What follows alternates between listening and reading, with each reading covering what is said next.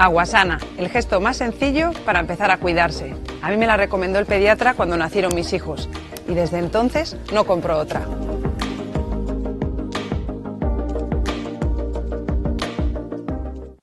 Aguasana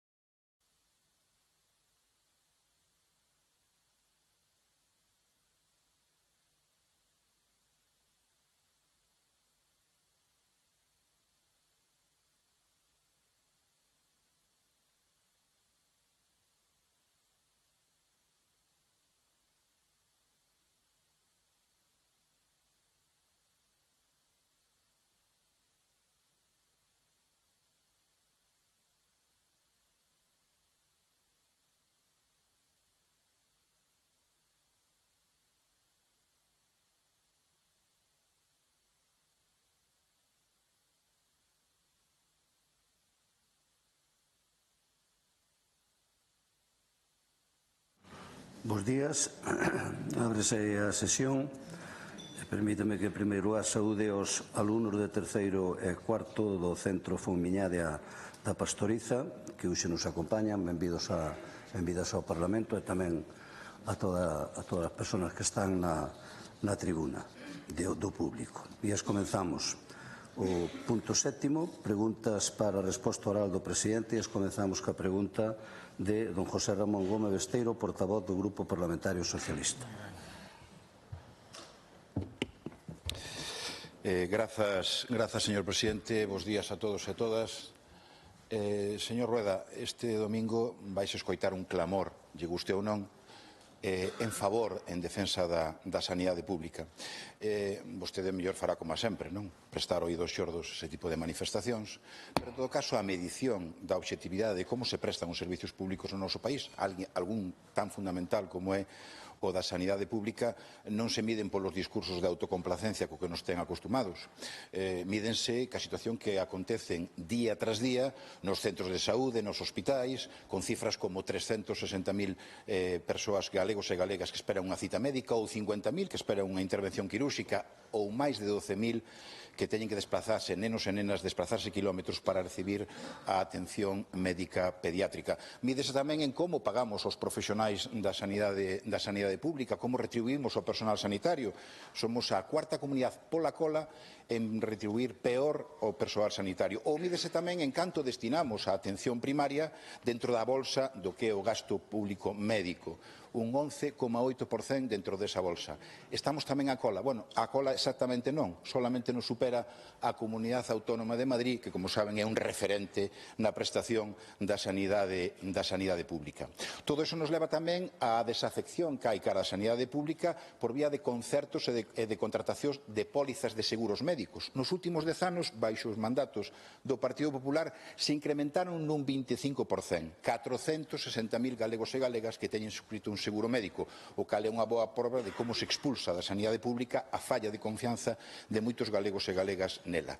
Falamos desa saída da sanidade pública, falamos de servicios públicos, falamos de sanidade, pero poderíamos falar tamén de vivenda, de dependencia, de servicios sociais, de ensinanza, en definitiva, da prestación de servicios públicos, esos servicios públicos que o Partido Popular, coa xunto ao fronte, vampirizan eses servicios que son ni máis ni menos o cumplimento de dereitos. E os dereitos, a través dos servicios públicos, se cumple con eles financiándoos máis e mellor. E agora estamos nun momento histórico onde se pode falar de financiación autonómica e onde se debe acordar a financiación económica. Tuvemos unha oportunidade onte, vostede tiña unha oportunidade de exhibir ese liderazgo político do que o Partido Popular, de que o presidente da Xunta desexaba para o noso país en financiación autonómico. Veo o conselleiro, tampouco nos aclarou nada, non? Pero en todo caso, si era un bon momento para que vostede, como líder político, como presidente da Xunta, dera a cara nesta Cámara para explicarnos cales son as liñas maestras e o cal é o seu modelo de financiamento. Fai apenas un ano, vostede falaba e cifraba a necesidade en 500 millóns de euros para a nosa comunidade autónoma, en ese novo horquilla de financiamento autonómico. 500. Hoxe hai unha proposta de 587. Podelle preguntar ao seu conselleiro se 587 é máis ou menos que 500 millóns que vostede decía que tiña que ser o obxectivo de Galicia. Un sistema que eu considero ben anclado a nivel federal, pero que pode mellorar e que se debe mellorar para Galicia. Mellorar os índices de dispersión, os índices de envellentamento e tamén ser tremendamente competitivos no fondo de compensación territorial. Aí o podemos facer. Nese fondo non vai estar nin Cataluña, nin Madrid, nin Baleares, creo eu. Por tanto, ten que dar a cara, explicar ese modelo que ten vostede de financiamento, sentarse a negociar como van a facer outras comunidades autónomas. Porque se non o fai, señor Rueda, se non o fai, non nos veña despois a dar leccións a decir que non valoramos as súas opinións, sino que o que fará é dar unha mostra de cobardía política. Unha cobardía política que lle costa a Galicia e os seus intereses. Unha cobardía basada única e exclusivamente no seguidismo que se fai das instruccións que lle dá o Partido Popular e Alberto Núñez Feijóo. Responda como presidente e actúe dunha forma valente, séntese a negociar, millore ese financiamento e millorará a vida de todos os galegos e galegas. Gracias.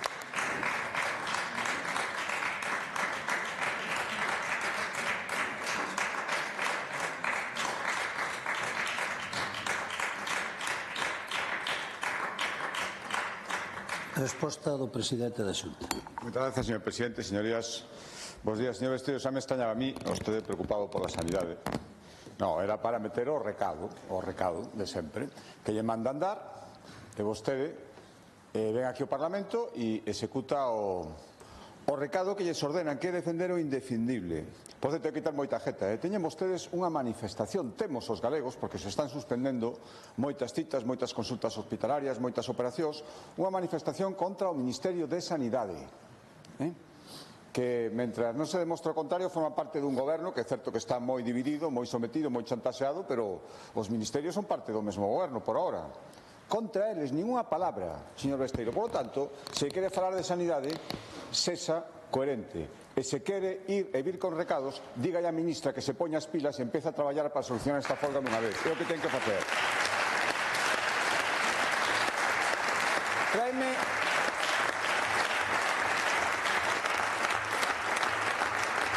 Traeme o recado, a orde, non sei moi ben, de que temos que aceptar a magnífica proposta que nos fan dende o goberno central, que nos pasa de estar por enriba da media en financiación autonómica a estar de penúltimos ou de últimos, según o queramos medir.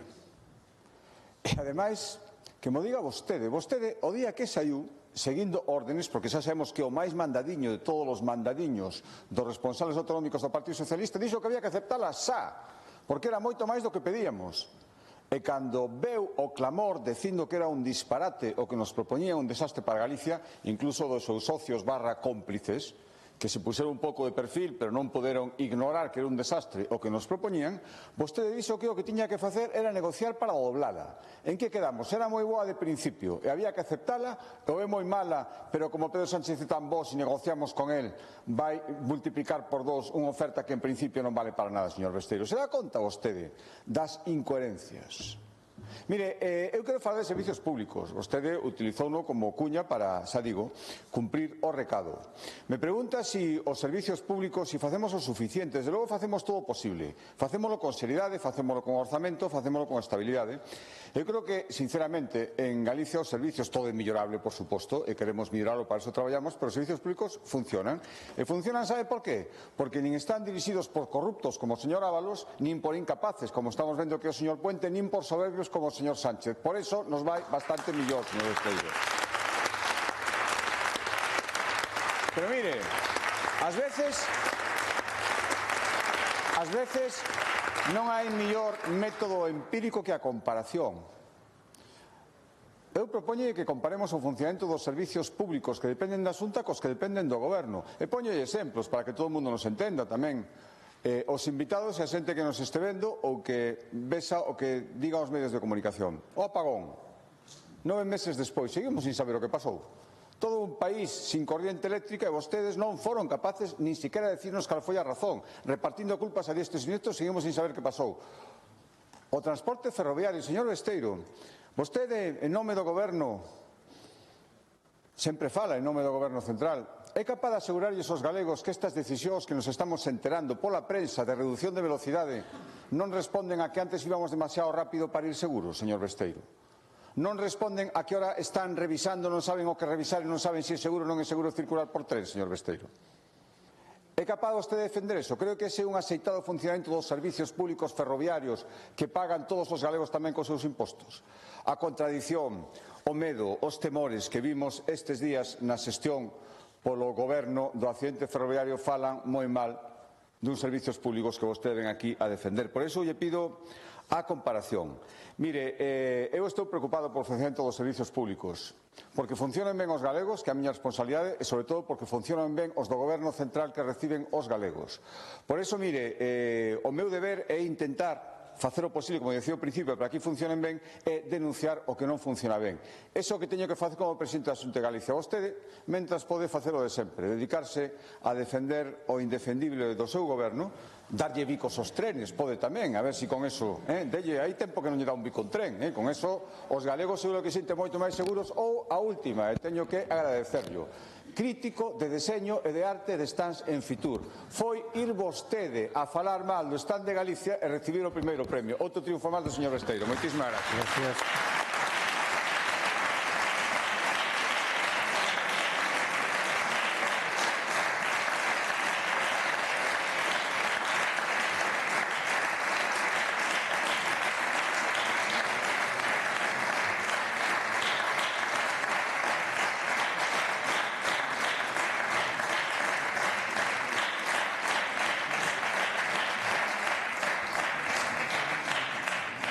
Réplica, señor Besteiro. Moi ben, a verdade é que vostede é absolutamente previsible, a verdade é que unha das súas características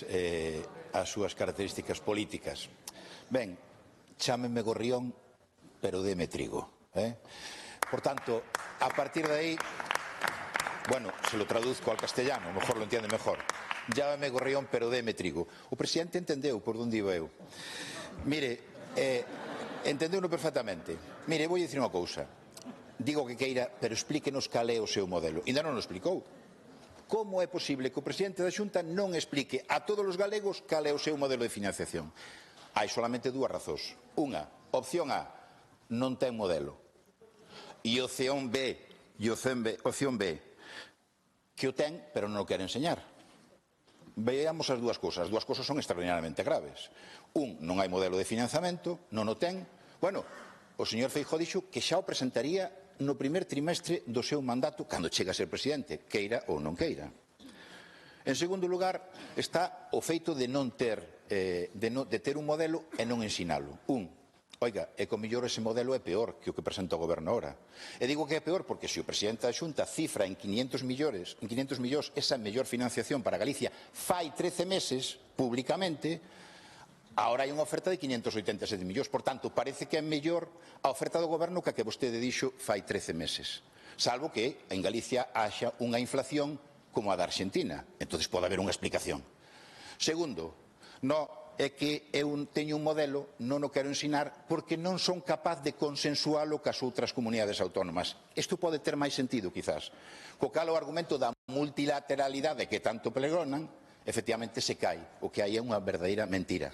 E terceira opción para ter un modelo e non ensinalo, que Feijóo non lle deixa. Esta é a realidade. Entrou nunha estrategia de seguidismo de decirlle Feijóo o que vostede ten que facer e xa lle dixen que non sempre, pero en moitas ocasións, eses intereses non coinciden cos intereses dos galegos e galegas.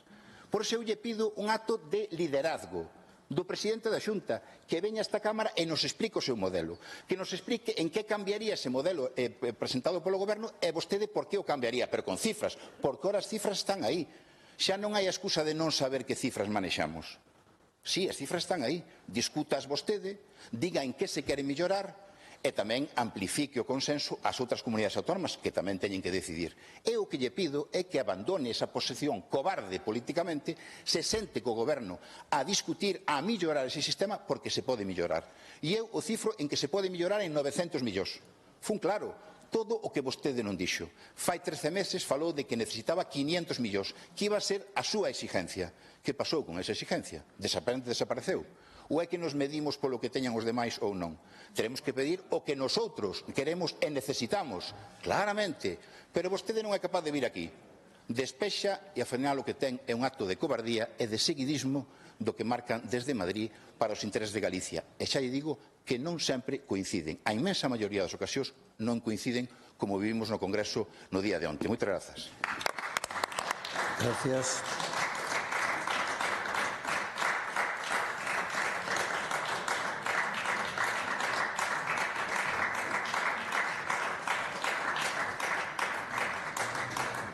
Peche da pregunta, señor presidente. Moitas gracias, señor presidente. A ver, señor Gorrión, imos falar de trigo, entonces, dito con todos os respetos. Mire, en primer lugar, non son casi 600 millóns, como digo ustedes, son ao redor de 400. Faga ben as contas. E iso é indiscutible. Ustedes 500, pues decían 587, ahora de 500, da igual. Si me dixo que tiña que aceptar a primeira oferta e ahora me di que negocie non por menos de 900. Imagínese que lle fago caso a primeira vez, señor Besteiro. Pero bueno, xa sei que o que vostede diga é o caso que lle fan a Moncloa, eso, en fin, é unha relación imposible. Xa non me fala dos 4.000 millóns, é que dá cifras con alegría. Acórdense aquí todos no Parlamento que nos decía que aceptábamos a condonación da que se esqueceu todo o mundo, empezando por Pedro Sánchez e por suporto por vostede. Eso supoñía 4.000 millóns directamente que íbamos ter para gastar no que fora. Preguntei e vostede me dixo que sí, que a condonación eran 4.000 millóns para o presuposto. Xa non se acorda, porque para acordarse destas cousas hai que ter un mínimo de rigor, señor Besteiro. E vostede non o ten, vostede fai de recadeiro. Das cousas que lle din que ten que decir aquí para intentar un desgaste, porque é imposible, pero saben que non van a facer. Oiga, sinceramente, si Vostede cree que, como dixemos, nun momento unha cantidade que, insisto, é moito menos, na realidade, nin siquiera esa, dá igual que, habendo, según Pedro Sánchez, moito máis que repartir, nós teñamos que conformarnos con unha cantidade pequena e os outros con moitísimo máis. Me dice, no, a usted, que lle importa o que leven os demais? Claro que me importa, porque o que é de todos se reparte entre todos, señor Besteiro. E vostede non entende. E se vostedes se queren deixar chantasear e aceptar que o independentismo catalán ten que ter 10, 15, 20 veces máis que os demais, eu digo en nome de Galicia que non. E é unha vergonza que vostede diga que sí, señor Besteiro. Unha vergonza que vostede diga que sí. Mire, sabe como se garante o funcionamento dos servizos públicos? Quere falar de cartos? Falemos do orzamento. Levamos un mes de execución do orzamento do 26, como todos os anos, como debe ser. En España, e por tanto tamén Galicia afectada, seguimos co do 22. E moito máis alá. Xa vimos onte un goberno chantaseado, sin punch, a merced dos que lle quitan unha cousa por un lado e por outra, non foi capaz de sacar nada adiante, señor Besteiro. A única cousa porque tuvo o apoio do Partido Popular, o apoio ao transporte público. Por tanto, así non se poden xestionar servizos públicos. Servizos públicos se xestionan cun orzamento sin déficit, cun endeudamento completamente acotado e sin deixarse chantasear. Mire, acabamos de aprobar ese orzamento, como lle decía, máis fondos que nunca para servizos sociais, para a sanidade, para a educación, para todo o importante, para que funcionen os servizos públicos.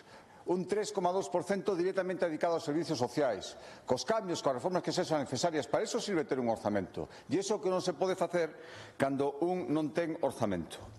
Si vostede me fai esta pregunta para decir que o modelo é o de Pedro Sánchez, xa digo absolutamente que non. Sabe por qué? Porque os servizos públicos se xestionan con orzamentos. E os orzamentos salen dos impostos dos galegos. E eu me tomo eso moi en serio. Cando hai un goberno que non se toma nada en serio, que todo lle dá igual, que está a aceptar a última chantaxe, que está a deixarse ser zarandeado, humillado por todo o mundo, ese é o seu modelo. O modelo de Galicia eu quero que sea completamente diferente. Mais nada, moitas gracias.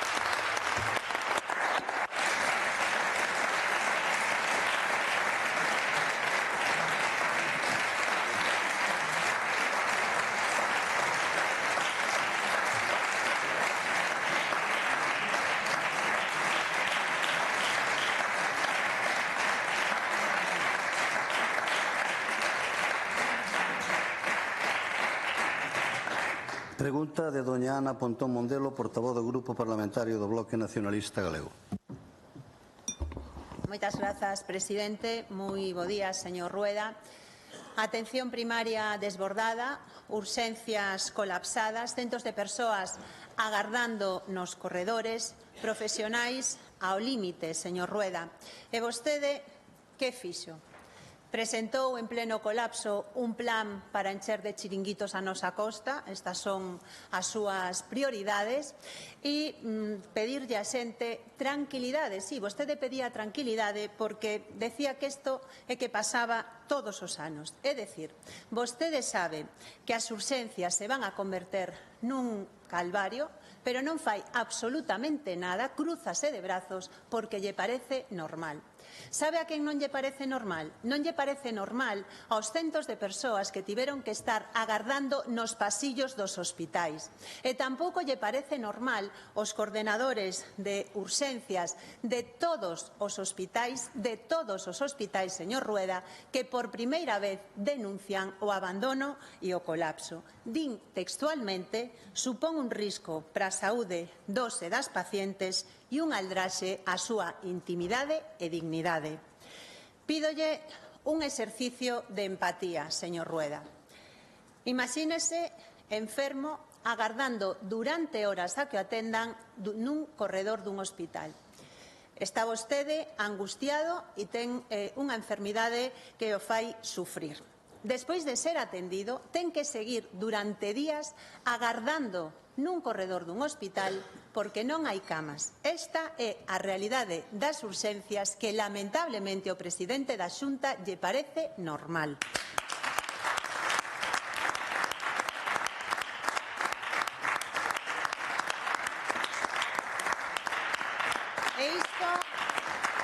Isto non pasa por casualidade, nin eso é incompetencia, é tamén ideoloxía, porque levan vostedes 17 anos deteriorando a sanidade pública para beneficiar a privada.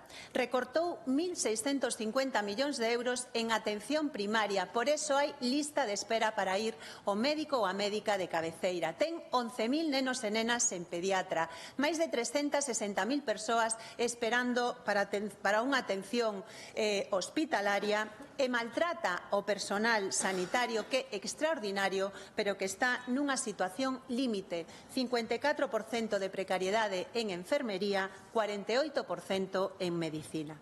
E por si isto fora pouco, o seu goberno cada ano dedica máis a financiar a sanidade privada. E voulle dar outro dato. Nos últimos 6 anos incrementáronse un 166% os seguros privados. Parabéns, señor Rueda.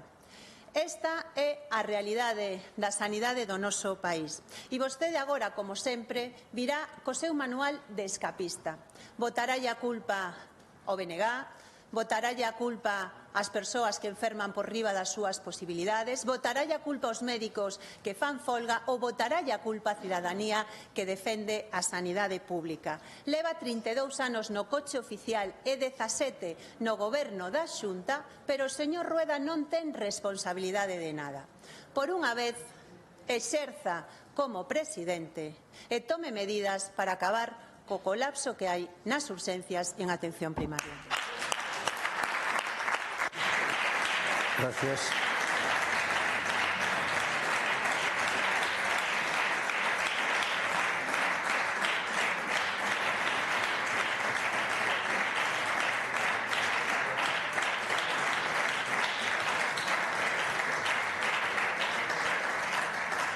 Resposta do presidente da Xunta. Moitas gracias, señor presidente. Señora Pontón, beso que lle fastidia que lle recordemos os anos que levo na oposición, moito máis do que eu pensaba que lle fastidiaba todavía.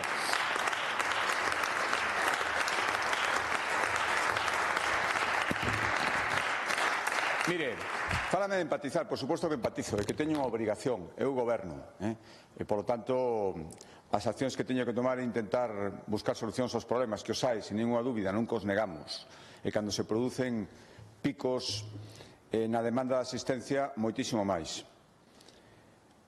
Pero eu falo de responsabilidade, e vostede non a ten, por iso non é creíble en todo isto que di. O día que foi vostede a denunciar todo isto que está dicindo agora, o Hospital Público Álvaro Cunqueiro había unha folga contra o Goberno Central, tamén os médicos de urxencia, non dixo ningunha palabra, o de sempre, tan bravos aquí, tan mansiños en Madrid, señora Pontón, tan mansiños en Madrid. Mire,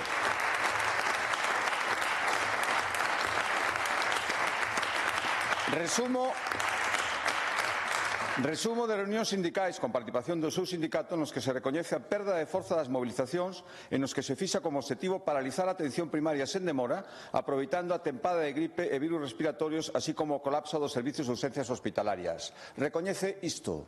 Recoñece isto? Non, non sabe quen dixo isto?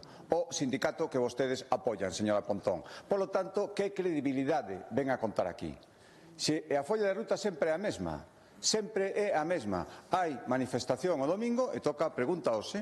Vostede empeza o ano igual que acabou o ano pasado, agarrada a pancarta. Fixo unha reunión do, como se chama, goberno paralelo, virtual, eso teñen vostedes, a segunda en 2 anos, vai a ritmo, que en habería de presidenta, vai a ritmo, señora Pontón, e despois o de sempre, a movilización, a algarada, o conflito. Eu non lle voto a culpa doutra cousa que promover o conflito por sistema e non dar ningunha solución. E utilizar a demagoxia, por suposto.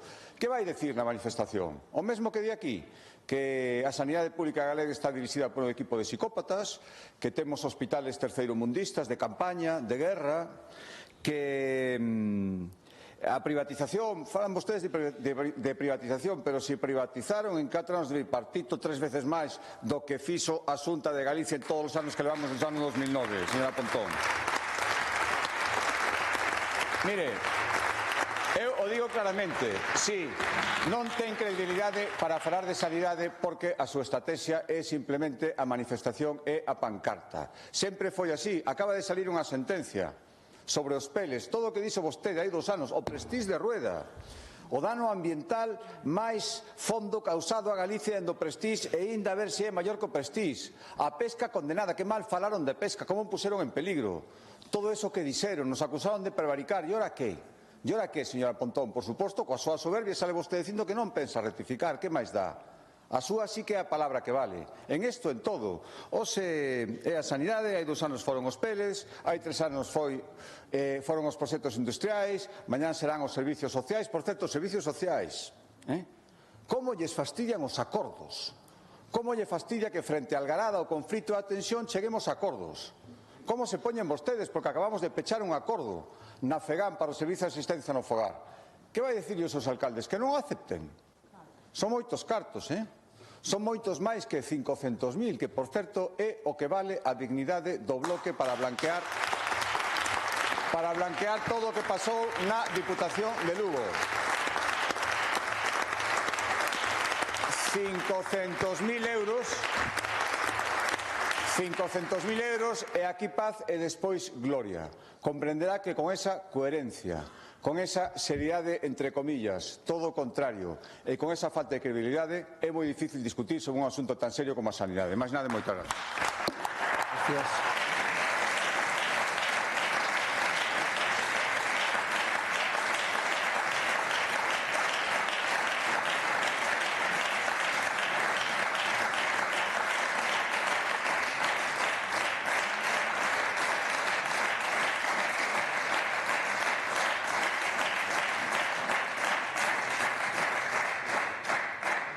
Réplica, señora Pontón.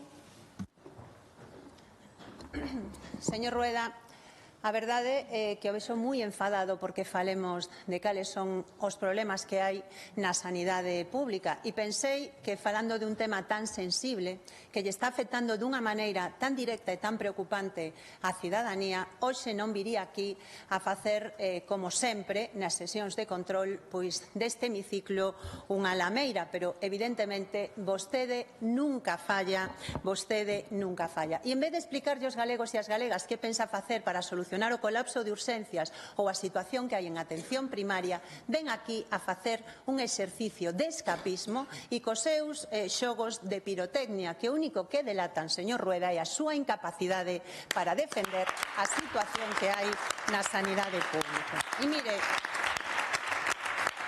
non sei se está moito vostede para falar de pancarta. Mire, nós, pois sí, preferimos estar nas rúas coa xente e cos profesionais que defenden a sanidade pública. A vostede gustalle máis estar nas pancartas coa extrema dereita en contra dos dereitos da maioría. É unha cuestión de prioridades, señor Rueda, efectivamente.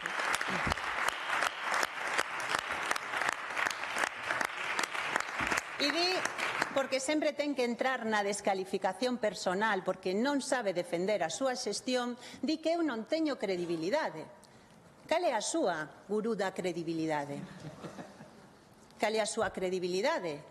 Crear lista de espera en atención primaria. Ter a 11.000 nenos e nenas en pediatra. Os que están aí sentados da Pastoriza só teñen pediatra 2 días a semana, señor Rueda. Cal é a súa credibilidade? Colapsar o noso sistema sanitario. Mire, eu, señor Rueda, non dou carnés de credibilidade, pero o que delata o que está pasando na sanidade é a súa incompetencia para xestionar a sanidade pública deste país. E é curioso a amnesia que vostede ten cada vez que cruza a porta deste Parlamento, porque se lle esquece que é presidente da Xunta. Díganos, señor Rueda, que lle impide a vostede mellorar as condicións dos médicos e das médicas deste país? Ten todas as competencias para facelo. O problema é, señor Rueda, que as súas prioridades son outras. As súas prioridades é seguir deteriorando a sanidade pública para beneficiar a sanidade privada. Sí, sabe quen ten o récord de destinar e derivar recursos para a sanidade privada? O seu goberno, señor Rueda, 341 millóns de euros neste ano que van á sanidade privada, mentres temos as urxencias colapsadas e os profesionais nunha situación límite. É que, señor Rueda, Escoite un pouco máis aos profesionais. Acaban de decirlle todos os coordenadores de urxencias que están nunha situación límite, que está convertendo as urxencias deste país en un lugar onde non teñen capacidade para atender a todo o mundo. Ese é o que lle están dicindo os propios profesionais. E vostede ven aquí cos seus exercicios de escapismo e coa súa pirotecnia barata, que ao que se dedica a vir as sesións de control. A nós preocúpanos a sanidade pública porque é o que garantiza a saúde dos galegos e das galegas. E claro que hai outra política sanitaria, pero hai que poñer no centro a defensa da sanidade pública. E por iso nos facemoslle propostas, porque hai que cambiar as prioridades do seu goberno, señor Rueda. A primeira é un plan de rescate de atención primaria para canto antes recuperar esos 1.650 millóns de euros que vostedes recortaron nestos 17 anos. A segunda é acabar coa precariedade que vostedes instalaron no noso sistema sanitario. Hai que tratar ben aos profesionais que son os que están mantendo neste momento a situación, acabando coa precariedade e contratando máis recursos humanos para os Sergas. E hai que poñer a funcionar a pleno rendemento todos os mecanismos e servicios que temos nos hospitais, que traballen de mañá, de tarde e de fin de semana, si fai falta para acabar coas listas de espera. Señor Rueda, si vostede non pode, non quere ou non sabe... Gracias.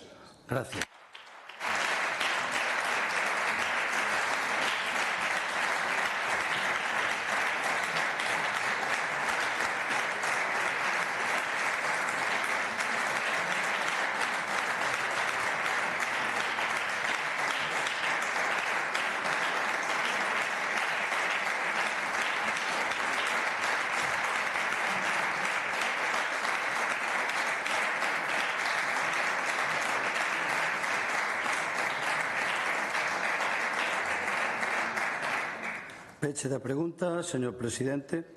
Señor presidente, señora Pontón, non estou enfadado, non se preocupe, estou,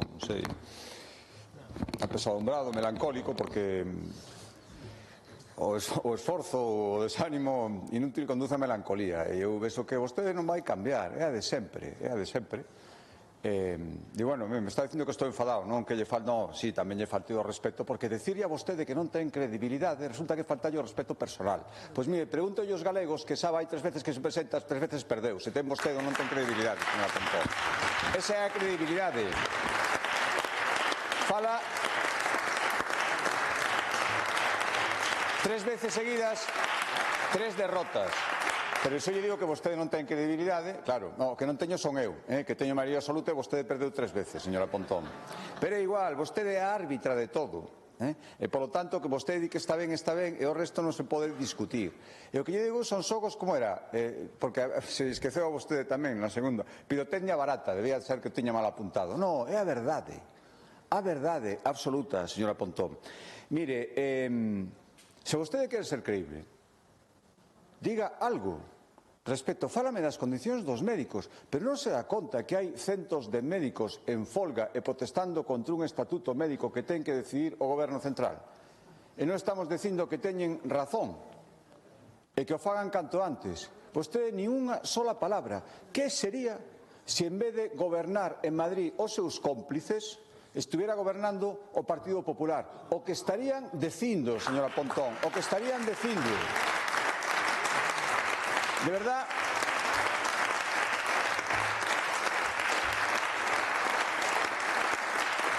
que é moi difícil de entender esa sumisión, o que lle digo sempre, o que lle dixen antes, mansiños cando miran a Madrid, e tan bravos aquí, o seu sindicato, vostede nestas sesións de control, pero despois as estreladas e as bandeiras do bloque, cando se trata de protestar contra o Goberno central, gardadiñas, procesión dos caladiños. Os médicos fan unha folga ao Goberno central e o bloque se manifesta contra o Goberno da Xunta. Ese é o resumen, E mire,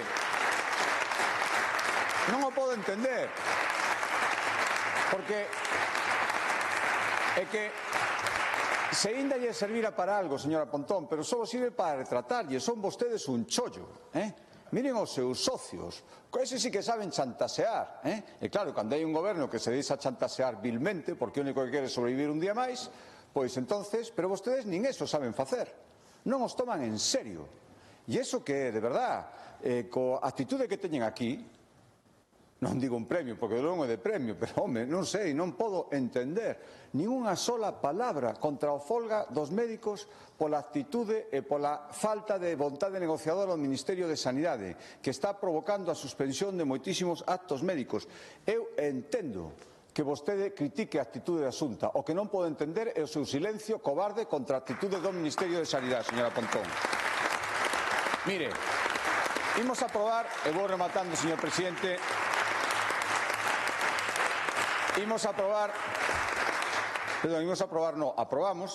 xa empezamos a aplicar o orzamento 2026, como decía o señor Besteiro.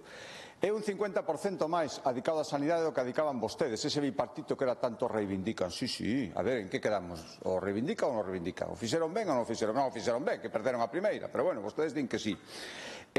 Un 28% máis de plazas. E, señora Pontón, sinceramente, mire, 46.200 persoas. Por certo, 163 novas plazas en primaria este ano, 90 de enfermería, 36 de médicos e médicas de PAC, 12 de PSX, 3 fisioterapeutas.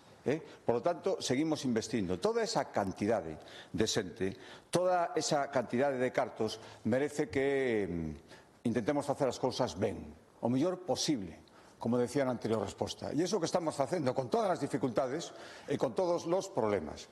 Por lo tanto, se vostede que seguir na algarada, na incoherencia, na cobardía para enfrentarse a uns, na suposta valentía, bravura para enfrentarse a outros, que non é tal, alá vostede. Eu, sinceramente, con todos os meus respetos, malgastar o tempo discutindo con quen sempre pone mal a sanidade, unha das mellores sanidades que temos en España, pois non sei se, sinceramente, vale a pena. Vostede siga coa pancarta, siga coa algarada, nos seguiremos gestionando para intentar mellorar. E, por certo, saludos ao Partido Comunista de Vietnam, que son amigos seus. Moitas gracias.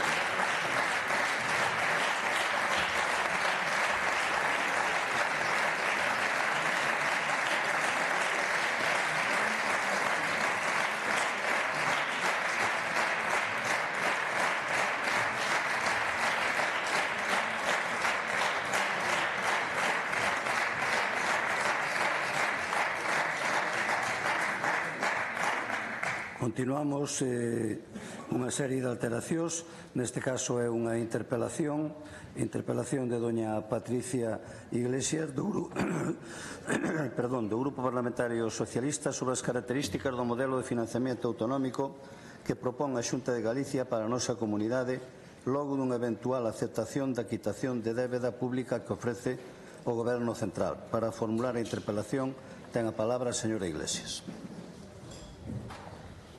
Grazas, presidente. Bos días a todos e a todas.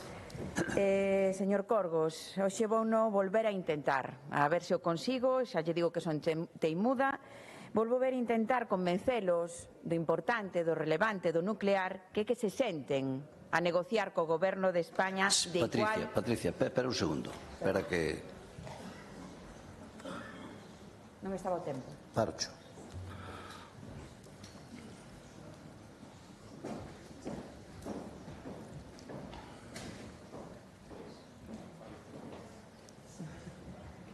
Volvo a empezar, presidente. Sí. Cando queiras. Veña, gracias. Señor conselleiro, dicíalle que vou non volver a intentar, a ver se o consigo, que son teimuda, xa lle digo, non que volver a convencelos do importante, do nuclear, que se senten a negociar co Goberno de España, de igual a igual, que negocien un bo financiamento que atenda as nosas singularidades do país por enriba dos intereses do partido. Non son iguais as necesidades de Valencia, Andalucía, que Galicia ou Castela e León. E dígollo sinceramente, señor Corgos, non estamos aquí para falar de consignas e de confrontacións, que son, ao final, estériles.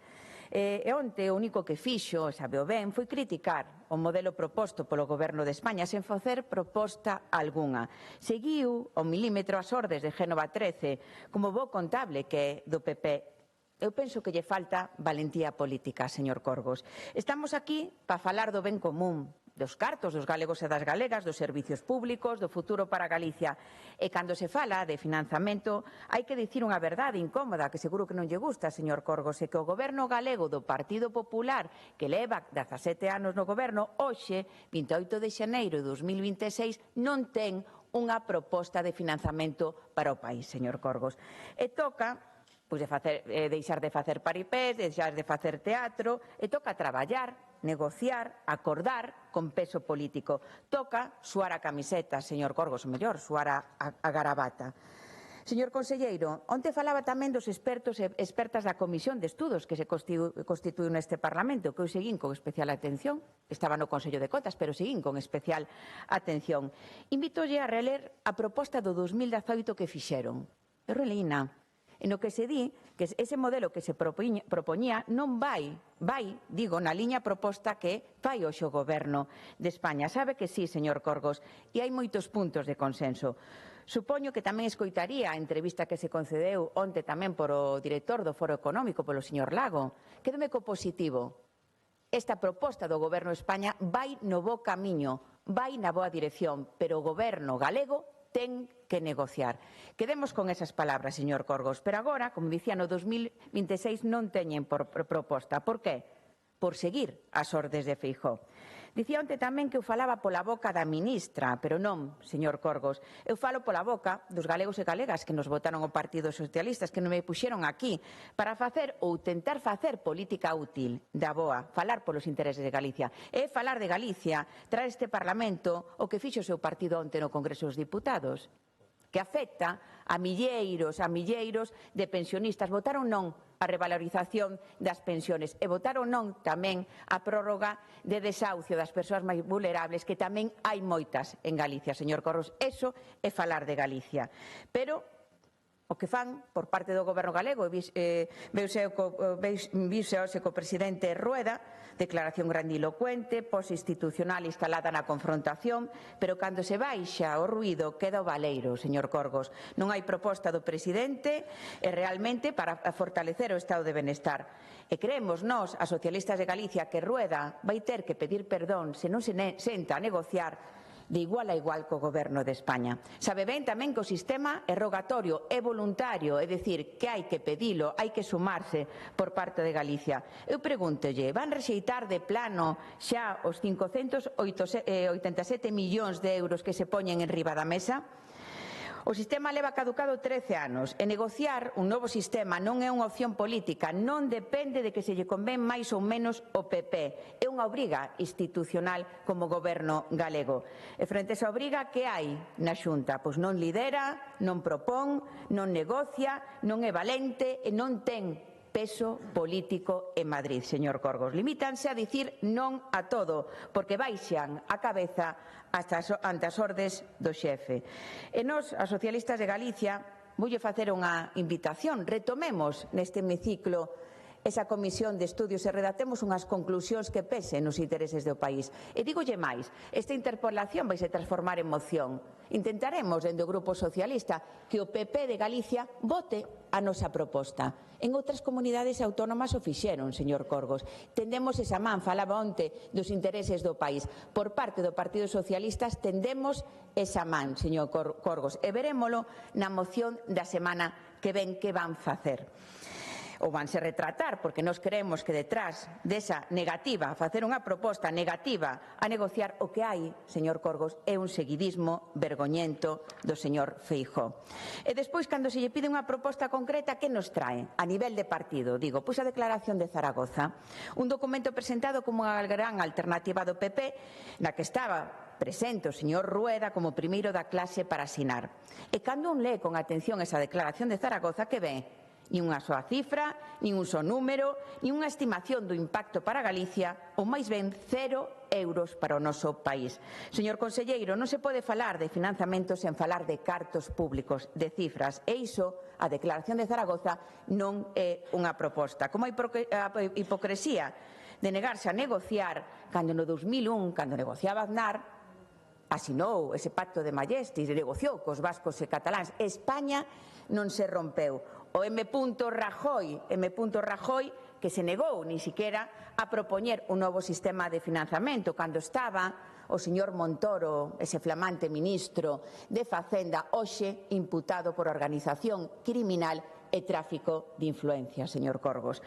Por certo, seguimos esperando que a Consellería de Facenda nos entregue os contratos menores a dedo que se lle otorgaron ao equipo económico. Seguimos esperando por ese artigo 9, señor Corgos, que se nos dé acceso a eses contratos menores adxudicados. Por tanto, a incoherencia é evidente. Despois, como dicía o noso voceiro José Ramón Gómez Besteiro, pedían fai uns meses 500 millóns de euros para o novo financiamento. Hoxe, en riba da mesa, hai máis, 587 millóns, e vostedes din non. E nós creemos, como dicía tamén o noso voceiro, que se pode negociar para mellorar pois esos criterios técnicos das variables da dispersión, do avellantamento, é un sistema, en definitiva, común e solidario que non foi feito para Cataluña, que acorta, como sabe, moito as diferencias de financiación entre as comunidades autónomas máis ricas e as que non o son tanto.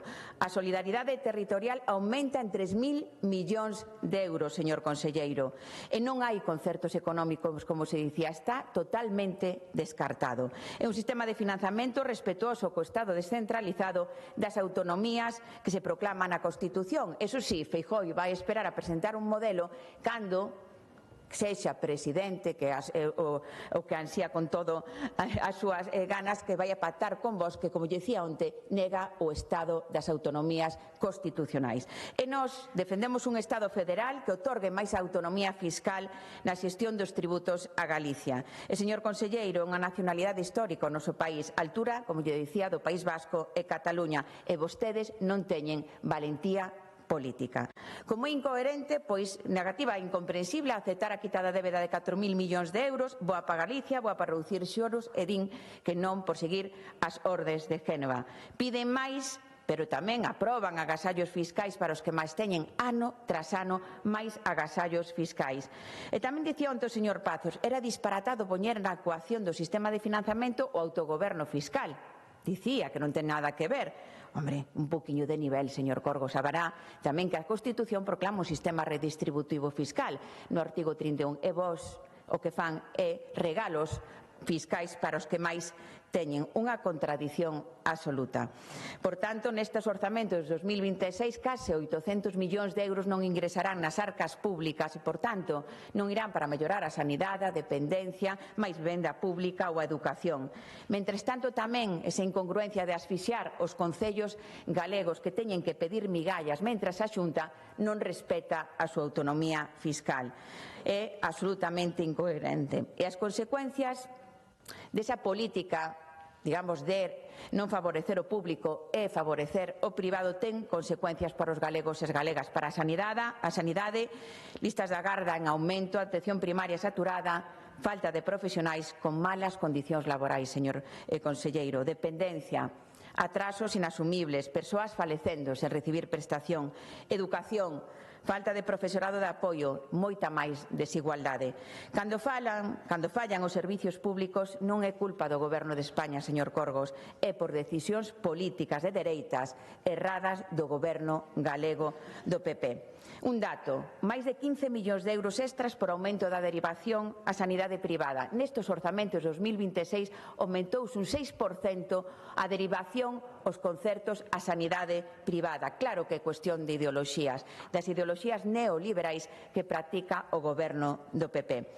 Nós, por tanto, somos claros, defendemos un bo e máis financiamento para Galicia, que negocien, que se senten a negociar e tendo de igual a igual co Goberno galego. A entrada en xogo, dicía tamén o noso voceiro do Fondo de Compensación Interterritorial, que vai a beneficiar moito a Galicia e disminuir as diferencias das provincias do Eixe Atlántico, das provincias de Lugo e Elsa, poñan esa ecuación no negociación do sistema de financiamento. E máis agora que sabe que se está negociando o novo marco financiero plurianual dos fondos europeos, que van a supoñer, tal e como está proposta, un recorte de máis dun 20% para os fondos que recibe a comunidade autónoma, os fondos FEADER, o Fondo da Pesca, en definitiva, os fondos da política de cohesión. Esa proposta ven pola Comisión Europea, que está presidido polo Partido Popular Europea, por Ursula von der Leyen. Por tanto, por favor, deixen de enredar. Por tanto, tendemos a man, señor Corgos, veño con esa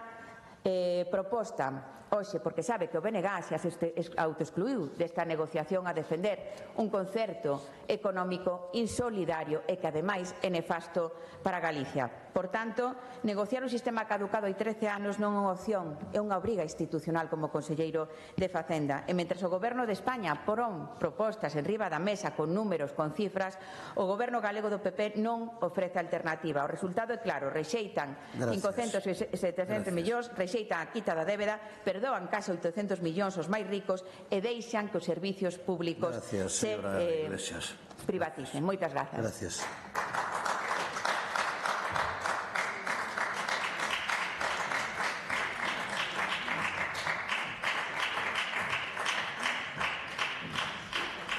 Resposta do conselleiro de Facenda e Administración Pública, don Miguel Corgos López Prado. Grazas, señor presidente. Pois, sí, efectivamente, señor Iglesias, voltamos a falar do tema sobre o que onte penso que esa de incumprir as explicacións e non vou mudar do que dixen onte, evidentemente, porque somos un goberno coherente. Vostede sí que falou outra vez de cousas que nada ten que ver co sistema de financiamento autonómico, como as votacións nas Cortes de onte ou da ideoloxía neoliberal que non sei que ten que ver co sistema de financiamento autonómico, ou mesmo de outros ingresos como os que atinxen a política fiscal autonómica ou o Fondo de Compensación Interterritorial, que non forman parte do sistema de financiamento autonómico. Por certo, lea a Constitución, o Fondo de Compensación Interterritorial non serve para financiar o gasto corrente sanitario nen o gasto corrente en política social, só serve para financiar investimentos. Por tanto, non enrede como adoita facer. Por certo, tamén fixo referencia, como dicía antes, a votación de onte. A votación de onte o que se dixo nas Cortes por parte do Partido Popular é actualización de pensións, sí, decreto ómnibus non. Iso foi o que se dixo no día de onte.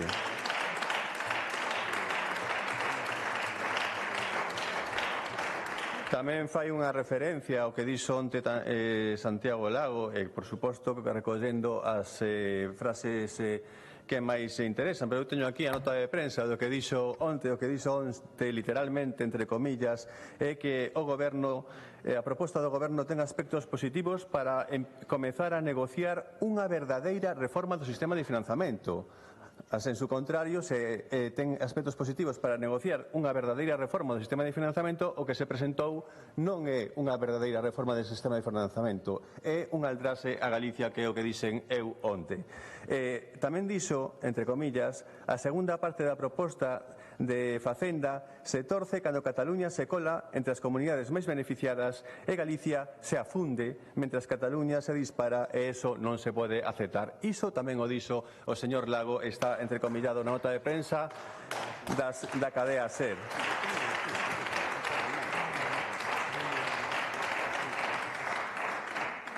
Ese que lle interesa tanto a opinión do señor Lago, a mí tamén, e de feito adoito falar con el do sistema de financiamento, rematou a súa intervención dicindo, e tamén o recolle a nota de prensa, finalmente o director do Foro Económico de Galicia sostén que o Goberno levará a súa proposta de reforma do modelo de financiamento directamente ao Congreso, sen negociar de forma bilateral nin multilateral. Isto tamén é o que dixo o señor Santiago Lago onte. Por lo tanto, porque dicir as verdades a medias, a saber, señoría, que son mentiras. Por tanto, diga toda a información a que nos estamos referindo sempre.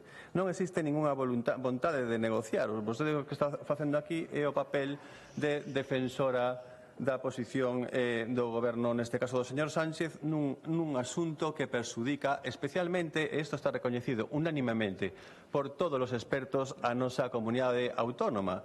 Non sei por que vostedes non teñen os arrestos que teñen os seus compañeros de Asturias ou de Castela e León, que están menos perxudicados aínda que Galicia, porque pasa a ocupar a última plaza en financiamento por habitante asustado, para opoñerse a este sistema de financiamento. Por que non defenden a Galicia e si o que defenden, como sempre, é ao señor Sánchez antes que Galicia?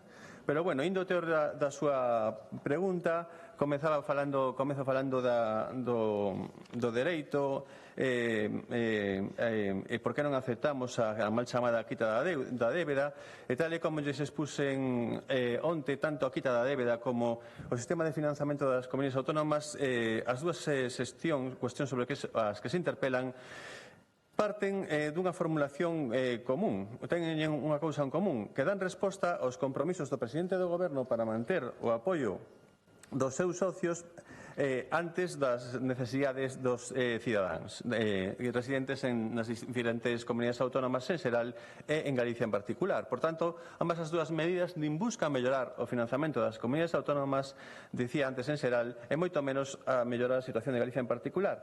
Tal como se expliquei na miña comparecencia, as dúas propostas repiten un mesmo esquema. Nun primeiro momento, o Goberno central asume de xeito bilateral con Esquerra Republicana de Cataluña os seus postulados, o seu plan de condonación e o seu plan de financiamento autonómico, para posteriormente tentar impor eses acordos no seo do Consello de Política Fiscal e Financeira, pedindo ás comunidades autónomas que acepten unha fórmula pechada, xa anunciada como acordada antes desa presentación no pleno do Consello, e facendo que a presentación no Consello de Política Fiscal e Financeira sexa un mero trámite sen capacidade real de negociación. As dúas formulacións teñen algo máis en común aparte do modus operandi. Son moi perxudiciais para Galicia.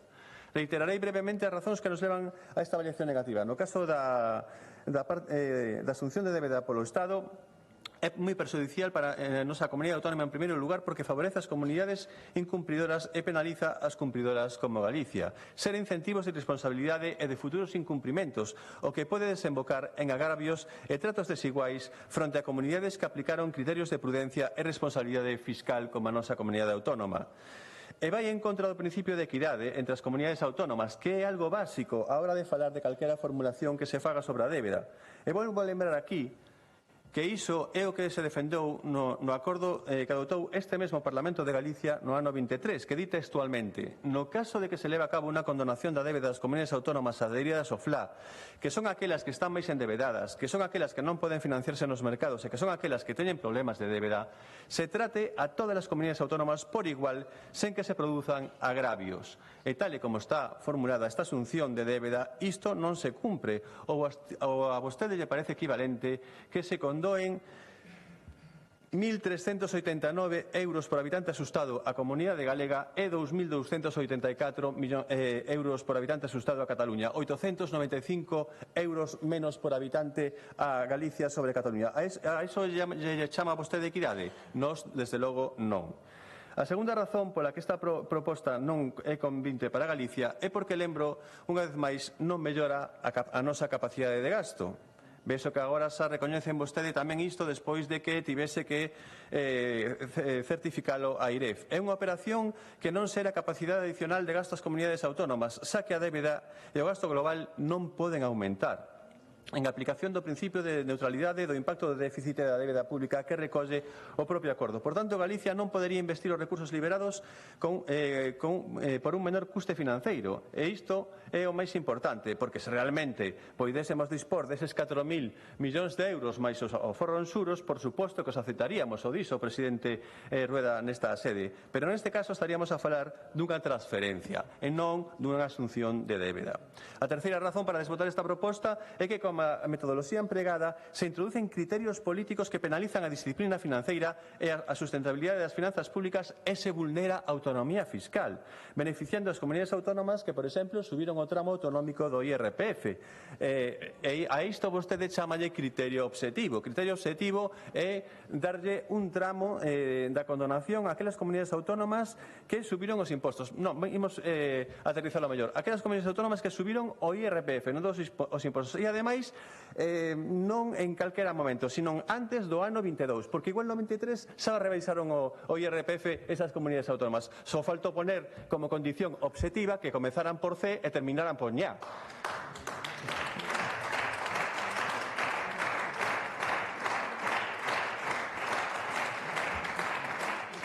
O Ministerio de Facenda incluiu isto por razóns políticas e non técnicas, forzando a inventarse unha serie de criterios para conseguir un resultado predeterminado de antemán para favorecer algunhas comunidades determinadas, en particular as encomendantes. De feito, se analizamos os datos, que aquí sí que había métrica, non como no sistema de financiamento na condonación, o 28% da débeda que o Goberno de España pretende asumir das comunidades autónomas, 23.000 millóns de euros, resulta asignado por estes criterios políticos. E sabe canto lle corresponde da asunción de débeda a Galicia deses 23.000 millóns de euros? 0 euros de condonación. A cuarta razón para recitar este acordo é que os galegos e as galegas veríamos incrementado o volumen global de endebedamento destes galegos e galegas. A razón disto é porque, como dicía antes, a débeda non muda, non desaparece, simplemente muda de mans. A débeda se traslada á bolsa común do Goberno central por parte das comunidades autónomas, pero maior contía polas que teñen un maior endebedamento. Por iso, como resultado desta mutualización, co reparto da mesma, os galegos terminarían asumindo máis débeda da que ceden, case 600 millóns de euros de débeda adicional. En concreto, cada galego e galega veríase incrementado en 220 euros. Esta maior cantidade daríase polo xogo de que o Goberno Central asume 1.477 euros por galego da débeda da Xunta, pero asumimos tamén da débeda das restantes comunidades autónomas a través da débeda do Tesouro 1.696 euros da débeda xeral. Este é o criterio que se aplica por igual a todos os cidadáns galegos, sen progresividade. Por que non aplican aquí o criterio de ordinalidade? E que as comunidades menos endebedadas se manteñan como menos endebedadas. Resulta que, gracias a esta xestión do Goberno Central, algunhas comunidades, sen facer ningún esforzo, pasan a estar con menor nivel de endebedamento que Galicia. Non ten ningún sentido. Isto non é tratar equitativamente as comunidades autónomas e moito menos a nosa, a Galicia, que é o que aquí nos interesa. Isto en canto a solución da débeda, nos quedaría por falar un pouco da reforma do sistema de financiamento, pero como xa dicía, partimos dun modo operandi semellante. A posible, pero querería falar, como xa falei onte, dos criterios que non podemos aceptar.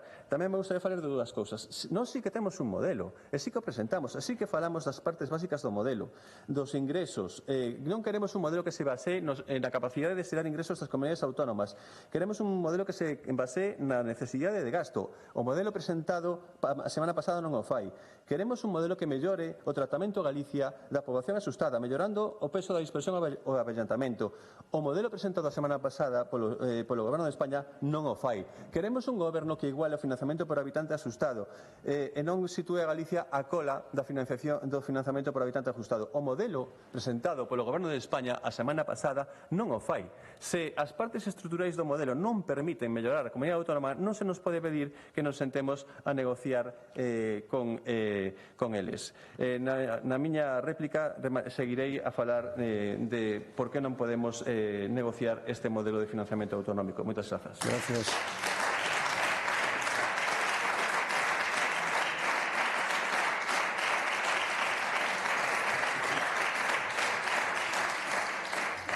Réplica, señora Iglesias.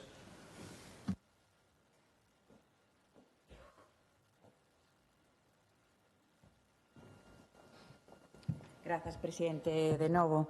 Bueno, perdíme un pouquiño coa súa explicación, señor Corgos. A verdade é que un pouquiño deslavazada sí que era. Simplemente quero lle dicir algo moi clariño.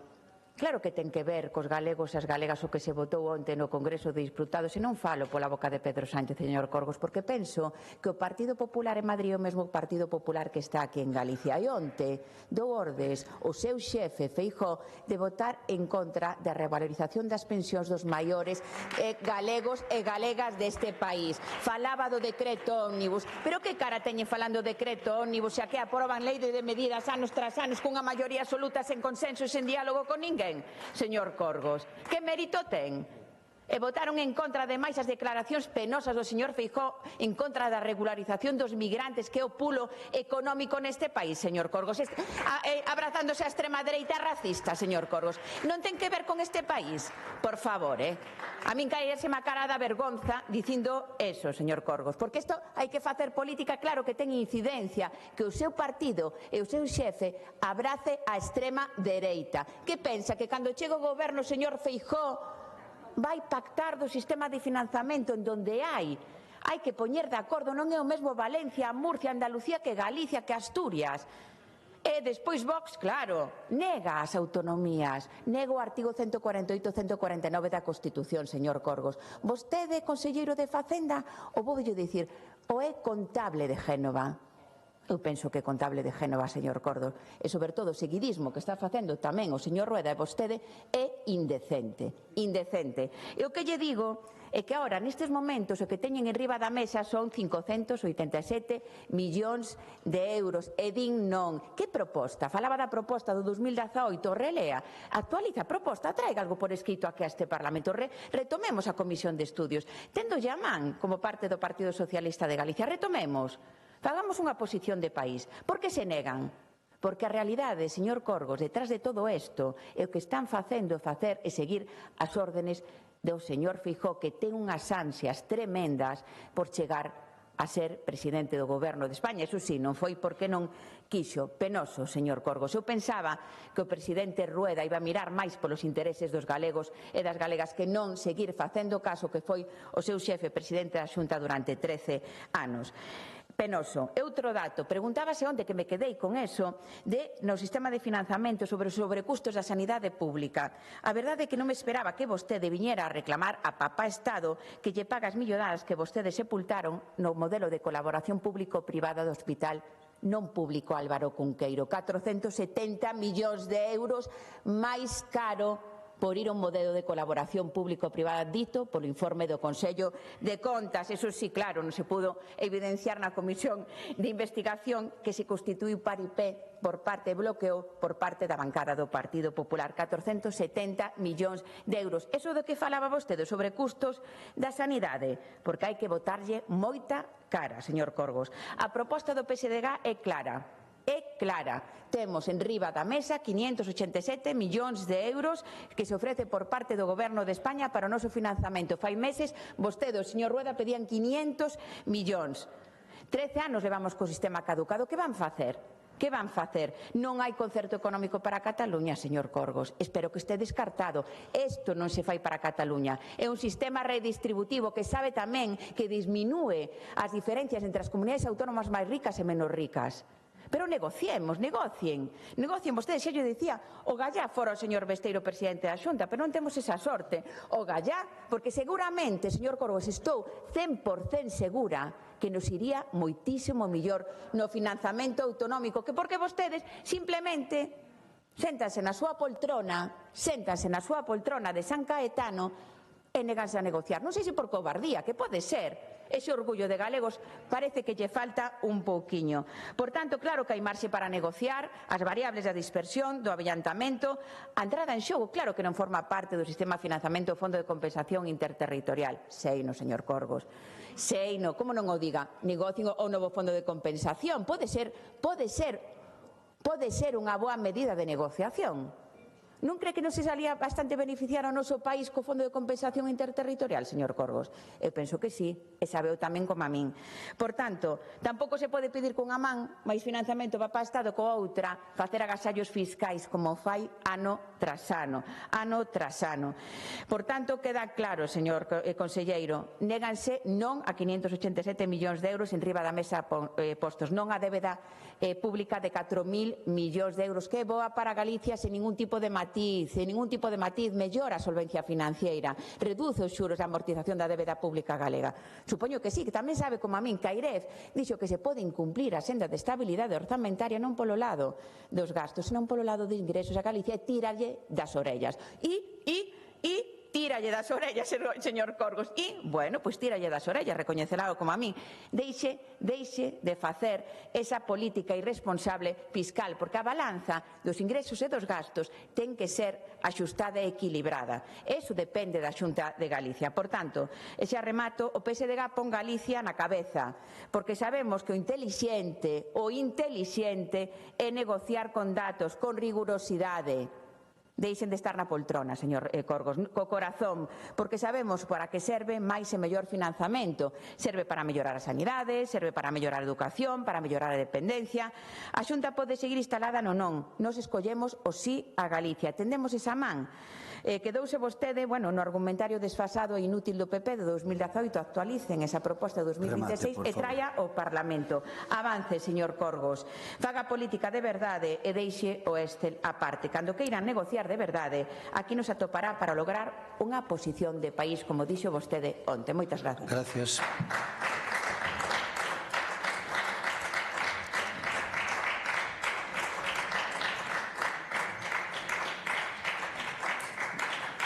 Peche da interpelación, conselleiro de Facenda e Administración Pública.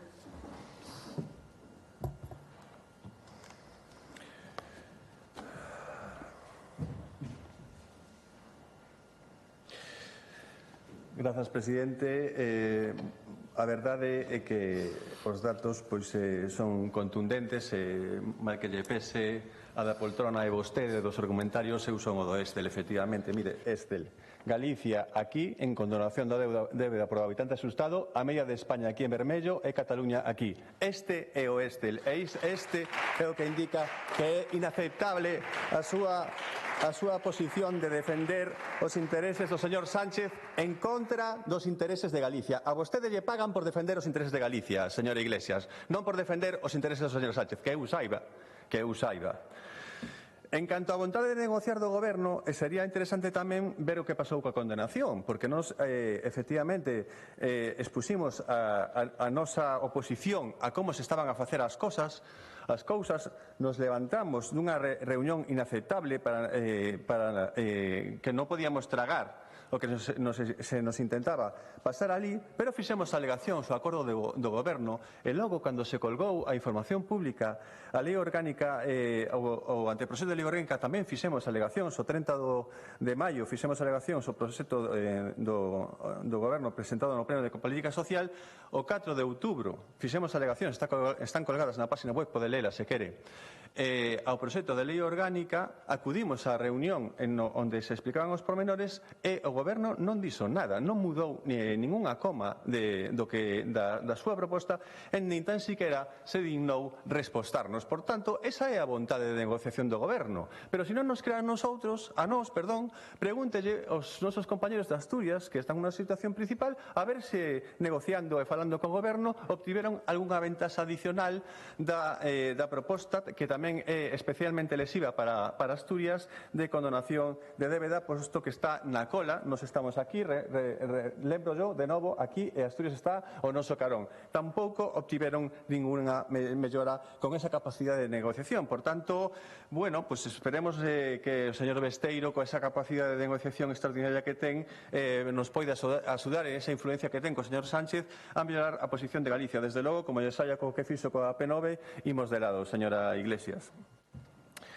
É incomprensible que a estas alturas os socialistas galegos poidan defender para a nosa terra propostas do Goberno central como a asunción da débeda ou o novo sistema de financiamento autonómico. Coido que da miña primeira intervención quedou claro o prexuízo que terían para Galicia as dúas formulacións de levarse á práctica. E por que serían tan lesivas para a nosa comunidade autónoma?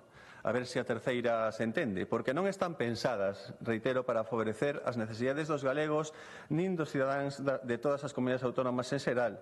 Simplemente están para cumprir as exixencias de que sentaron ao Goberno a asumir os dous plans, o plan de asunción de débeda e o plan de financiamento autonómico. Por eso os números son demoledores.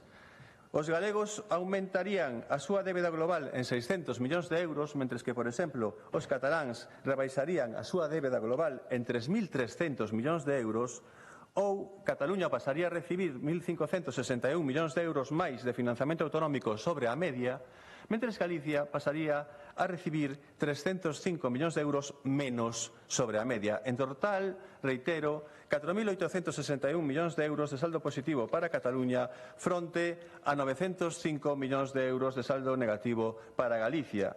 Como pode haber algún dirixente galego, señor Iglesias, que apoie este agravio? E por moita negociación que se faiga, vostede pensa que podemos cubrir esta brecha de 1.000 millóns de euros? É imposible, porque están mal formuladas desde o principio, están mal planteadas desde un principio ambas as dúas propostas. Por iso, agora o máis importante é a defensa dos intereses dos galegos e das galegas. Explicarei unha vez máis a posición da Xunta perante o escenario actual, que non muda. Fixemos o que tiñamos que facer. Eu mesmo acudín ao Consello de Política Fiscal e Financeira a expor a posición de Galicia en relación ao financiamento autonómico e defendín a posición de país aprobada neste Parlamento, a máis favorable para os intereses dos galegos e galegas. Trasladei que esa proposta é inaceptable para Galicia porque perxudica a evolución futura dos recursos para prestar en igualdade de condicións, en particular a nosa sanidade, a nosa adecuación ás nosas políticas sociais. Reclamei que se retire esta formulación prexudicial para Galicia porque empeora a ponderación dos factores diferenciais de custe da nosa comunidade, a dispersión e o avellantamento. Penso que está ben clariño, é moi sinxelo de entender. Baixa o peso no modelo que propón o seu goberno do avellantamento e da dispersión, e iso perxudica directamente a Galicia, porque nos sitúa entre as comunidades cun peor financiamento para o habitante asustado. Evidentemente, mudan as variables que nos perxudican e o resultado é catastrófico. O desexable sería que todos os grupos parlamentarios se unisen á Xunta de Galicia nesa reclamación de que o Goberno Central retire esta proposta, porque está mal deseñada na súa orixe. A propia estrutura da proposta que xira en torno á capacidade fiscal é lesiva para a nosa comunidade autónoma. E propor un novo escenario en que todas as comunidades autónomas teñamos capacidade de negociación para propoñer un novo sistema de financiamento e así, de xeito multilateral, entre todas, se acorde un financiamento máis equitativo para calquera cidadán con independencia da comunidade autónoma onde resida. Evidentemente, asumimos que haberá que ceder en algúns aspectos, pero non pode ser que se ignoren por completo todas as necesidades de Galicia, porque non hai un só aspecto favorable á nosa comunidade autónoma nesta proposta presentada polo Goberno. Galicia e o resto das comunidades autónomas precisamos un novo modelo de financiamento que teña máis recursos, pero que ten que nacer cun principio fundamental e irrenunciable, tendo presente que o que de todos, o dixo o presidente esta mañá, debe repartirse entre todos. O Goberno Central debe renunciar á bilateralidade e recuperar a multilateralidade. Debe retirar a ordinalidade e voltar á solidariedade interterritorial. E ten que recitar a chantaxe permanente dos seus socios independentistas e negociar con todas as comunidades autónomas, aínda que non estean gobernadas polo Partido Socialista. Ante este escenario, reitero o dito onte, pido a unión de todos os grupos parlamentarios para traballar xuntos para que esta formulación non saia adiante, porque levaría a incrementar os desequilibrios entre as comunidades autónomas en lugar de correxilos. A única forma de evitar unha España asimétrica, unha España de dúas velocidades que é pola que aposta este goberno, porque sitúa por enriba da media só as comunidades ricas, as comunidades que teñen máis capacidade de recadar tributos, a Cataluña, a Madrid e a Baleares. Non diga que non, que sí, sí que é así. E a todas as demais estamos por debaixo en financiamento para habitantes do Estado. Fago os números. Se quere deixo yo o meu Excel, señor Iglesias, que vostede non o ten.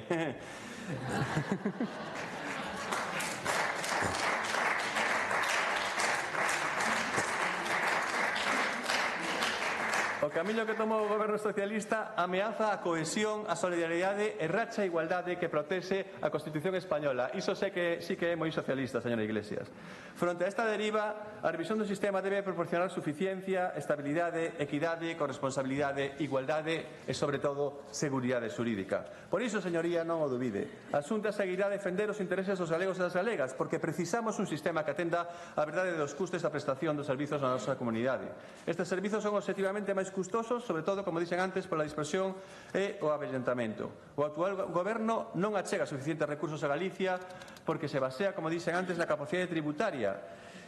e non na poboación asustada. Remate, por favor. E a proposta do Goberno Central reduce o peso desta poboación asustada da nosa comunidade autónoma e mesmo baixando, como dicía antes, a dispersión e o avillentamento. Esta tamén debería ser a posición que defendesen vostedes se defendesen realmente os intereses de Galicia en lugar de por, unha vez máis, a Pedro Sánchez sobre a nosa comunidade autónoma. Moitas gracias.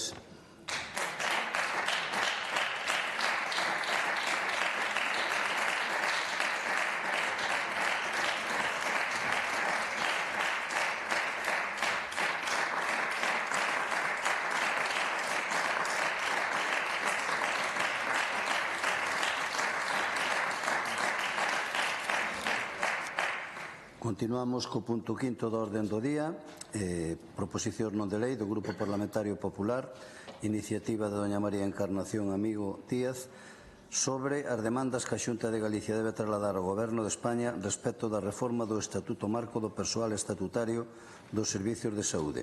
Hai unha emenda do Grupo Parlamentario Socialista e outra emenda do Grupo Parlamentario do Bloque Nacionalista Galego. Para formular a proposición non de lei, ten a palabra a señora Amigo.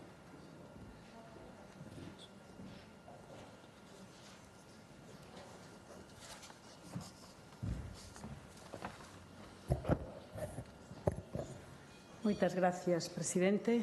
Bos días a todos. Esta mañá escoitamos falar moito de sanidade, pero os grupos de oposición obviaron cal é o problema fundamental que temos na sanidade. Non son Galicia, senón en todo o país. A falta de médicos. Non hai médicos. E sábeno perfectamente. Sabémolo nós que estamos no Goberno e loitamos todos os días porque ese problema sexa mínimo, e sábeno perfectamente os da oposición. Non é falta de información, señorías, é mala fe. Ten un nombre, mala fe. Vostedes saben que nós, en Galicia, ofértanse todas as plazas de formación e formamos todos os médicos que o Goberno Central nos permite. E falan de sensibilidade. Cal é a sensibilidade dunha oposición que o único que fai é alporizar a xente e meterlles medo? Hoxe traemos aquí unha iniciativa que vamos a ver se están de acordo con elas, a ver se somos capaces de chegar a acordo, xa que afecta dun modo directo á profesión médica e, por ende, á saúde da nosa población. Imagino que non teremos problemas en apoiar o que todos os médicos están reivindicando. É unha demanda maioritaria dos profesionales médicos en Galicia e tamén no conxunto de España. E esta mañá o BNG dixo unha verdad. Hai que tratar ben os profesionales. Pois a ver, espero que apoyen esta iniciativa. Este Estatuto Marco, que é a norma básica que regula desde o ano 2003 as condicións laborais do personal estatutario do Sistema Nacional de Saúde, regula a xornada, os dereitos, deberes, carreira profesional, réximen retributivo. Hai máis de 2 décadas que está en vigor e, claro, é necesario cambiala. Todos estamos de acordo en reformar ese Estatuto Marco, pero non na forma. O Ministerio do señor Sánchez, o que lle cedeu a Sumar, tivo a desgracia de poñer a todos os médicos do país en contra. Miren que sensibilidade ten o Goberno de España. Dende dito Ministerio abrirse un proceso que, lonxe de mellorar o sistema, provocou un dos maiores conflitos laborais da sanidade pública española. E non por exceso de ambición, senón por falta de diálogo. Ese diálogo que tantos pedimos aquí e tan escaso anda polo Goberno de España. Falta de consenso e falta hasta de respeto institucional.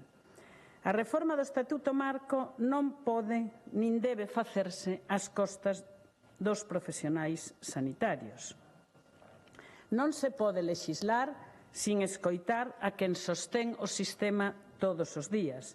Non se pode ignorar os médicos que asumen o maior nivel de responsabilidade do sistema sanitario, tanto no diagnóstico como no tratamento e no cuidado da saúde das persoas. Un texto que nace coa frontal oposición dos profesionales é un texto que inevitablemente está condenado ao fracaso. Da mesma maneira que non se pode reformar esta norma sen contar coas comunidades autónomas, que son as competentes na organización e prestación da asistencia sanitaria. Deixar ao margen as comunidades autónomas non só é unha falta de respeto, é tamén unha irresponsabilidade. Pero hai algo aínda máis grave. O Ministerio pretende avanzar nesta reforma sen memoria económica nin técnica, sin saber canto custa, sin explicar o impacto organizativo, sin garantir a súa viabilidade real. Gobernar así é improvisar. E improvisar na sanidade pública ten consecuencias. E esas consecuencias xa as estamos vendo. Levamos meses sufrindo paros e folgas continuas, movilizacións lexítimas, por suposto. Pero quen acaba pagando o precio non é o Ministerio, son os pacientes. E os galegos non merecen sufrir o froito de ter unha ministra incapaz de resolver un problema que ela mesma xerou. Os datos son incontestables. Son Galicia, a folga do mes de decembro provocou a cancelación de máis de 60.000 procesos asistenciais. E a isto hai que engadir os días 14 e 15 de xaneiro 472 cirurxías canceladas, 15.577 consultas hospitalarias, 9.152 consultas en atención primaria e 1.616 probas diagnósticas. En total, máis de 86.000 asistencias médicas que non se poideron realizar por culpa da incompetencia dunha ministra. E que non nos enganen, isto non é unha simple reprogramación. Detrás de cada consulta, señorías, detrás de cada proba, detrás de cada cirurxía suspendida, hai unha persona agardando. Hai unha familia preocupada, hai unha enfermedade que non entende de folgas nin de irresponsabilidades políticas. E isto, lonxe de rematar, vai a continuar. Xa sabemos que varios sindicatos médicos convocaron unha semana de folga ao mes a partir do 16 de febreiro en toda España. O conflito segue aberto porque o Ministerio segue sin escoitar. E chegamos a un punto no que a incapacidade dos responsables do Ministerio de Sanidade é tan patente que incluso intentaron derivar o problema nas comunidades autónomas. Unhas comunidades autónomas que deixaron en todo momento a marxe e que agora que veñen mal dadas, pois intentan empaquetarlle o problema. E fronte a isto hai dous modelos claros. O problema, o do Goberno de España. O primeiro, desprezar os profesionais discrepantes, minusvalorar o conflito, deixar medrar a confrontación e, cando a situación se volve insostible, pretender derivar o problema ás comunidades autónomas, esas que antes ignoraron. E o segundo modelo é o do Goberno da Xunta de Galicia. Aquí tamén tivemos folga, houbo folga, pero foi posible desconvocala porque a Consellería de Sanidade actuou con responsabilidade, con xenerosidade e con diálogo. Sentouse cos profesionais, buscou acordos e priorizou a asistencia aos pacientes. Así é como se resolve a conflitividade laboral na sanidade pública. Señorías, con esta forma de actuar do Ministerio do Goberno de España, desa falta de diálogo da ministra Mónica García, estamos sendo testemuño de como o Servicio Galego de Saúde está vendo resentida a súa actividade con cada paro, véndose obligado a reprogramar toda a actividade suspendida e co seguinte incremento en tempos de listas de agarda. Por iso, esta PNL que hoxe traemos aquí é tan clara e tan razonable. Pedimos consenso e participación real. Pedimos unha memoria económica e técnica. E pedimos que a reforma sirva para dar resposta ao déficit de profesionais, especialmente en atención primaria e nos postos de difícil cobertura. E aquí quero ser moi clara, especialmente ante o silencio que vemos de algúns grupos. Vemos que o BNG só lle interesan os problemas laborais cando son en contra da Xunta de Galicia. Cando teñen que ver co Goberno central, miran cada outro lado, evidentemente, claro, non morden a mau do amo. E o Partido Socialista Galego, vamos a ver como responde. Hoxe teñen a oportunidade de demostrar se están coa sanidade ou co silencio da súa ministra. Claro que igual ambos os dous grupos, ambos os dous partidos, van da mau como nese pacto indecente que tuveron na Diputación de Lugo, donde por 500.000 euros venderon silencio e venderon as mulleres. E remato xa cunha reflexión que define perfectamente esta situación. Señorías, é incomprensible non que os médicos pidan novos dereitos. Iso é lexítimo, estamos totalmente de acordo. O incomprensible é que unha ministra que ata onte marchaba con pancarta denunciando a precariedade, hoxe garde silencio desde o Ministerio. Antes denunciaba a precariedade como médico e hoxe normaliza, sí, señorías, normaliza como ministra, deixando desprotexidos os seus propios compañeiros. Esta situación non se pode soster por máis tempo. A responsabilidade é clara e as consecuencias están recaendo sobre os galegos. Por sentido común, señorías, por respeto aos profesionales, por respeto aos nosos pacientes, pedímoslle o voto favorable a esta proposición non de lei. Máis nada e moitas gracias. Gracias.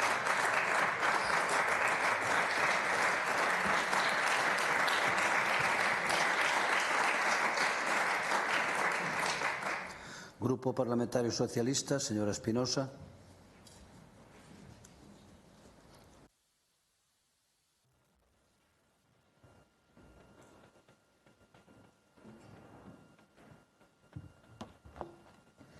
Bos días, presidente. Bos días a todos e a todas. Señora amigo, o problema de falta de médicos xa non cola. Esa mantra que ten sempre o PP e a Xunta de Galicia caducou fai bastante tempo. Pero mire, vostede no mes de marzo do pasado ano, na Comisión Quinta deste Parlamento, falaba do Estatuto Marco. En aquel momento, a única preocupación que vostede tiña era a dedicación exclusiva e a fidelización dos MIR. Agora cambia o paso. Pero todo parece indicar que sempre se arriman o sol que máis lle convén ao Partido Popular, pero non o sol que máis lle convén aos ciudadanos.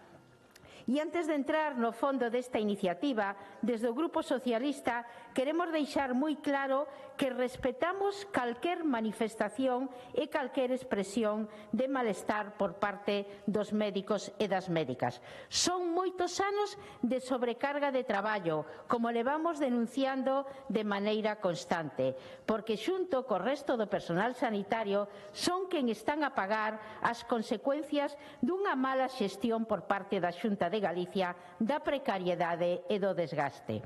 E ese enfado que en moitas ocasións se manifesta non nace da nada. E usted, como profesional, o sabe. O Ministerio escoitou e escoita ese malestar. Teño máis dúbidas que o faga a Xunta de Galicia, porque ás veces dá a impresión de que a Xunta o que fai é oír, pero non escoitar. Rexistra esta iniciativa na súa exposición de motivos falta verdade, fala de malestar unánime dos sindicatos e as principales asociacións dos médicos de país. E tamén chama poderosamente a atención que cando citan o malestar e cando fan a proposta resolutiva, na proposta resolutiva me refiero, non mencione para nada o estatuto propio. Aguasana, el gesto más sencillo para empezar a cuidarse. A mí me la recomendó el pediatra cuando nacieron mis hijos y desde entonces no compro otra. Hasta aquí llega su profecía.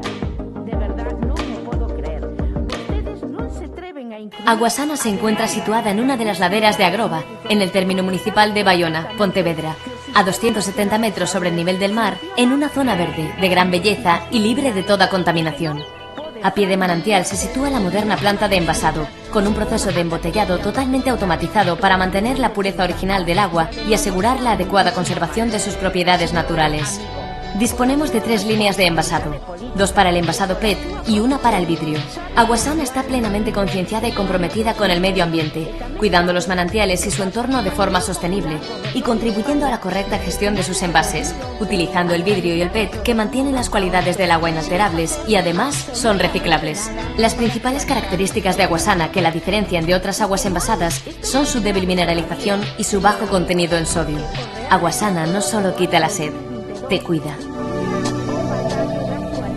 E foi apoiado polo Partido Popular e agora se votan fora. E, mire, vou aclarar unha cousa que sei que sabe, pero prefiero aclararla. Como calquer legislación laboral require método, negociación e participación representativa, e así se fixo. E hai ámbitos que teñen que ser respetados e non despreciados, e si foron respetados e non despreciados, como vostede dixo. Mire, o ámbito laboral cos sindicatos, o ámbito clínico cos comités técnicos asistenciales, o ámbito profesional cos colexios e organizacións profesionales e o ámbito autonómico sin invadir competencias. E cada un ca súa representatividade, cada un ca súa competencia e ca súa trascendencia sin subverter a orden nin suplantar funcións. Porque o Partido Popular non é exemplo desa participación que reclaman nesa iniciativa. Usted puxo un exemplo que lle conveu, pero eu poñolle outro bastante distinto, como foi o Plan de Saúde Mental de Galicia. Dígame con quen se negociou e con quen falaron. E o Ministerio de Sanidade sí que traballou desde o diálogo social e froito dese traballo alcanzouse un preacordo, agora acordo xa, firmado cos sindicatos que representan a maioría do personal sanitario. Por si non o sabe, yo recordo Comisións Obreiras, UGT, CESIF, SATSE, e se descolgou no último momento a CIGA Saúde. Pero si quero que teña moi claro que tamén se falou cas comunidades autónomas, inda que vostede diga que non. E se falou exactamente na Comisión de Recursos Humanos e no Foro Marco do Diálogo Social. E este novo estatuto, entre outras medidas, recolle moitas reivindicacións que levaban décadas e décadas bloqueadas. O fin das gardas de 24 horas, límites claros á xornada laboral, descansos obligatorios antes e despois das gardas sin xenerar débeda horaria, avances en conciliación, máis estabilidade, control da temporalidade, recoñecemento profesional e melloras en mobilidade, por citar algunha delas. Un dos aspectos máis relevantes deste acordo firmado onte é que afronta de maneira clara a precariedade e a inestabilidade no sistema sanitario. O que isto non lle convén ao Partido Popular, non lle convén que se arregle a inestabilidade no sistema sanitario. E fai, señor amigo, unha clara defensa da igualdade. E o que realmente é unha mágoa é non poder entrar hoxe no fondo deste debate, porque sería imposible por falta de tempo.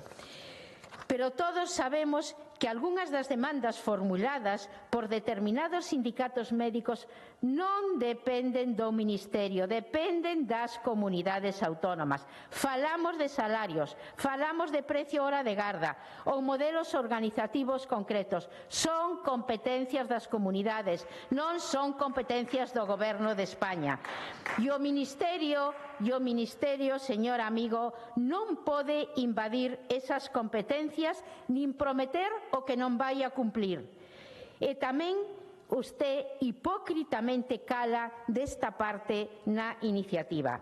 A Xunta ten a responsabilidade da xestión diaria e debe facer e poñer en marcha solucións aos problemas reales de cada día. Ademais, digolle outra cousa que seguramente sabe, pero quero que conste, que o Ministerio lle ofreceu aos médicos incluir unhas páxinas específicas dentro do Estatuto Marco que recolleran e tiveran que ver ca profesión médica exclusivamente pelas e rexeitaron esta oferta do Ministerio. Os e as socialistas estamos convencidos de que o Estatuto Marco é unha oportunidade histórica para deixar atrás unha norma do ano 2003 e mellorar de verdade as condicións laborales do Sistema Nacional de Salud. E o Goberno de Pedro Sánchez, mal que lle pese o Partido Popular, sempre vai defender o interés xeral do Servicio Nacional de Saúde e a ciudadanía. Pero como socialistas tamén insistimos en dúas cousas ao mesmo tempo: respeto, o direito de folga e defensa firme do diálogo social. E a nosa postura é clara: como decía, seguir avanzando neste período de alegacións que iniciarase cando se aprobe no Consello de Ministros inicialmente e sumar e non dividir o sistema sanitario, porque cuidar os profesionales é imprescindible, pero facelo afrontando uns con outros non é unha forma de fortalecer a sanidade pública. E remato xa reiterando que esta é unha iniciativa trampa ou, cando menos, profundamente hipócrita, que a disculpa dunha coordinación e unha participación que queren é coar posicionamentos concretos que nada teñen que ver co Estatuto Marco. E a emenda que presentamos pon as cousas no seu sitio. Instamos ao Goberno de España e a Xunta, pero cada un cas súas responsabilidades, non como fai o Partido Popular. E se o Partido Popular non acepta, quedará claro, unha vez máis, que están noutra cousa e non na defensa da sanidade pública.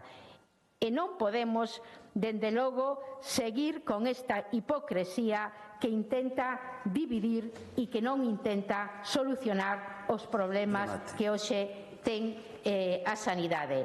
Aposte por estatuto e aposte por seguir e avanzar en benestar de todos os profesionales da sanidade. Nada máis, moitas gracias.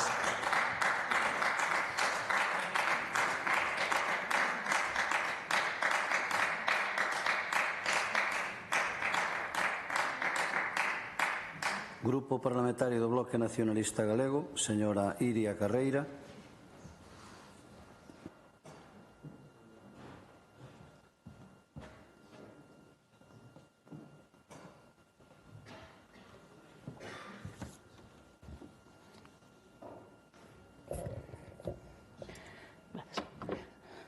Moi bo día, grazas, presidente.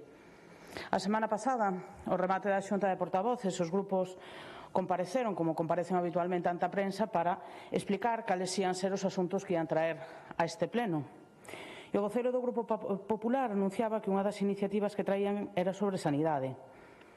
Calquera persoa que vise como foi o Nadal e este comezo de ano pensaría que estarían preocupadas vostedes polo estado das urxencias hospitalarias, polo persoal que traballa nelas e que está dicindo literalmente que non dan abasto, ou polas pacientes que agardan durante horas para poder seren atendidas. Pacientes que incluso chegan a agonizar nun corredor de urxencias con dor, sen atención e sen un mínimo de dignidade no final da súa vida.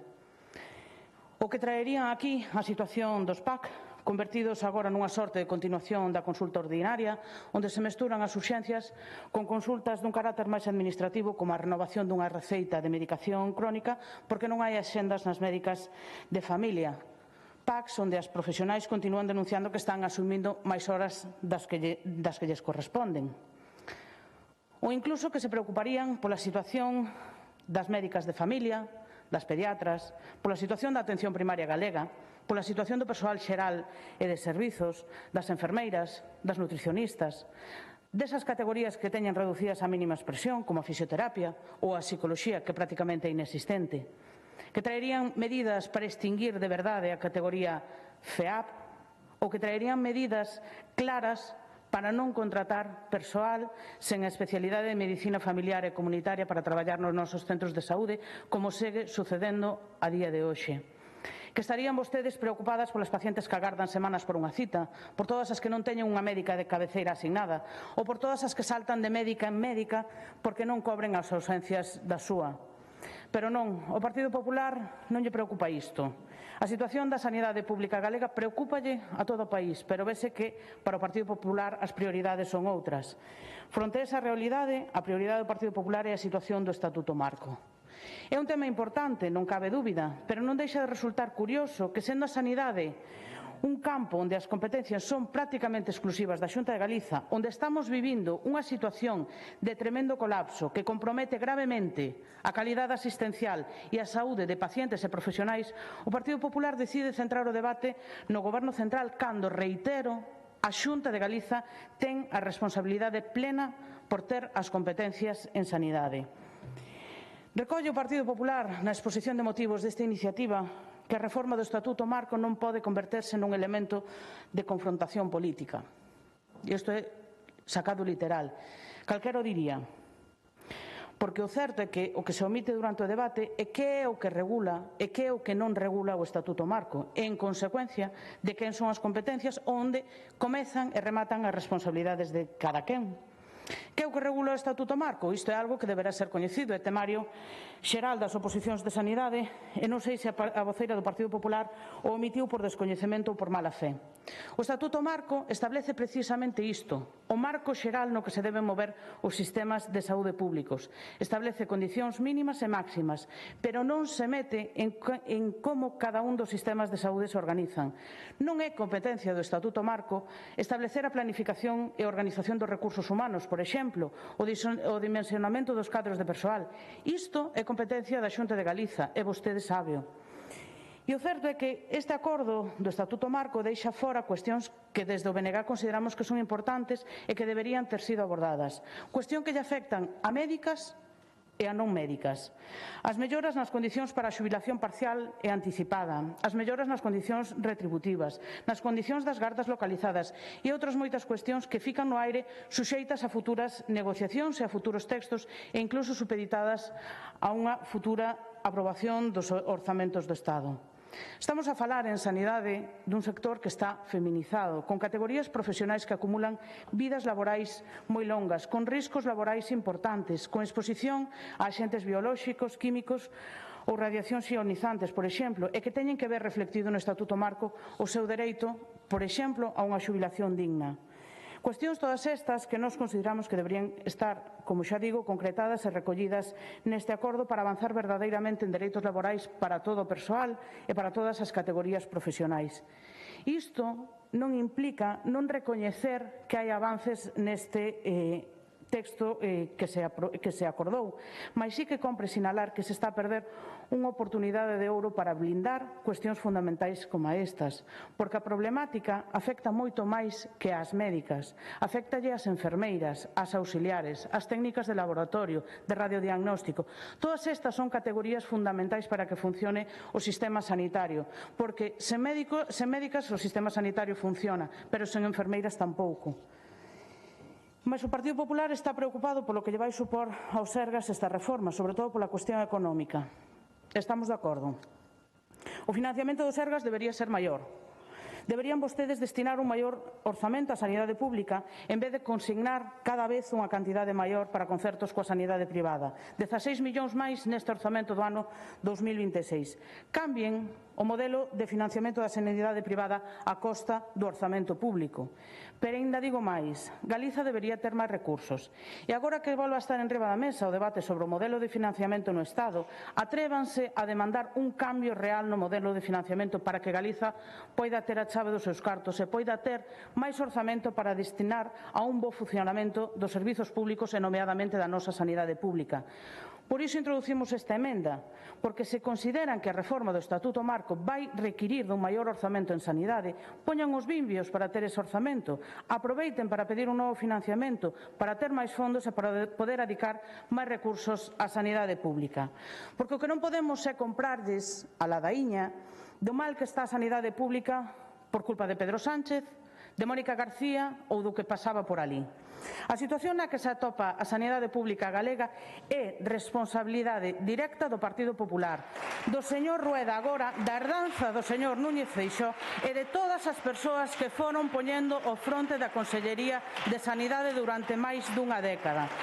De todas as políticas do Partido Popular que consolidaron unha política na que os recursos destinados á sanidade privada medran, mentres que os destinados á atención primaria minguan. É responsabilidade directa do Partido Popular a abrumadora temporalidade e eventualidade que existe a día de hoxe nos Sergas, no cal máis da metade das enfermeiras e case a metade das médicas non teñen unha praza fixa, no cal temos oncólogas, temos radiólogas, temos internistas que firman contratos mes a mes. E despois laiaranse vostedes de que non hai médicas, de que non hai especialistas, de que se extinguen, de que desaparecen, de que o problema, que malo é Pedro Sánchez, porque non temos médicos para solucionar o problema da sanidade pública galega.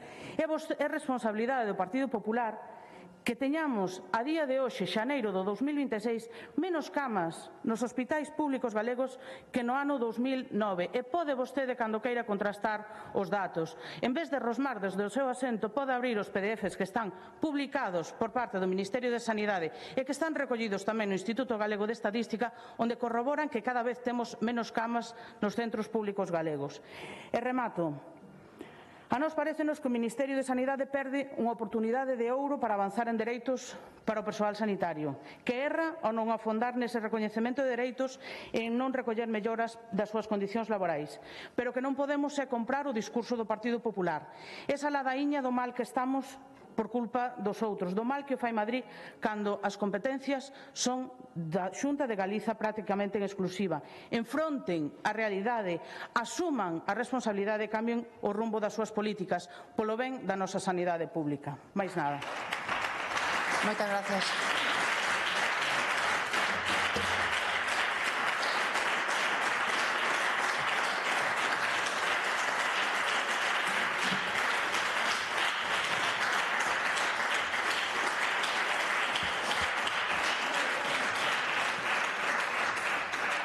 O Grupo Parlamentario Mixto renuncia a súa intervención. Peche para a autora da proposición non de lei. Ten a palabra novamente a señora Amigo. Gracias, presidenta. Bos días de novo a todos. Señorías, a nosa proposición que traemos hoxe aquí é unha proposición de apoio aos profesionais en uns momentos nos que se está negociando un estatuto vital e fundamental para todos os nosos profesionais. E o certo e verdade é que todos os profesionais de España están en contra desta forma de facer este estatuto. E unha vez máis, o que vemos é que a oposición non lle interesa o diálogo, nin lle interesan as verdadeiras reivindicacións do personal sanitario. Deixárono claro, uns por omisións, outros por cálculo político, pero o resultado é o mesmo, o abandono dos profesionais e a utilización partidista da sanidade pública. Señora Carreira, fala de menos camas que no 2009. Afortunadamente a sanidade cambiou. Vostede que é médica debía de conocer as CMAs. Hoxe fanse ciruxías que se van de alta no día. Claro, é que non podemos. Medicina avanza, señoría. Pero ningún galego está sin cama en ningún hospital da nosa comunidade. Ningún galego se queda sin atender na nosa comunidade. Temos unha das mellores sanidades do mundo. Señora Espinosa, falaba vostede de responsabilidade, de modelos asistenciais. Compáreme usted a sanidade de Ceuta e Melilla ou a sanidade dos centros penitenciarios con a sanidade que temos en Galicia. Pero, por Dios, todos... Claro, si, non faga. En Ceuta e Melilla están moito mellor que en Galicia. Claro, ven o BNG, porque non pode morder a man que lle dan de comer a defender o Partido Socialista. Vamos, é que o que hai que escuitar, desde logo. Mire, desde o Partido Popular estamos de acordo e ao lado dos médicos.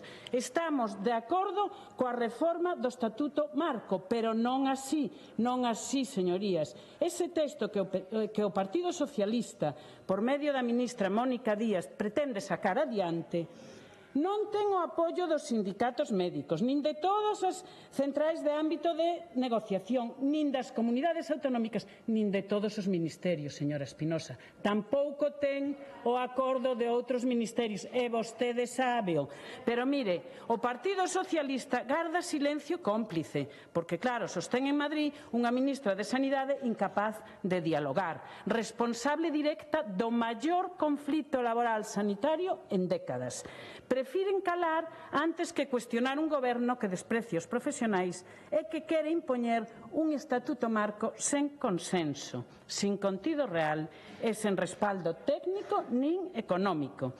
E o BNG cala por estrategia. Cando hai que elexir entre Galicia e os intereses de Pedro Sánchez, sempre escolle a obediencia. E o vimos claramente, dixo esta mañá o presidente, no Hospital Álvaro Cunqueiro de Vigo. Mentres todos os médicos estaban de folga en contra do Estatuto Marco, ali estaba a señora Pontón, para alporizar, para o que fai antes, prefieren atacar a Xunta e ignorar deliberadamente as reivindicacións dos profesionais.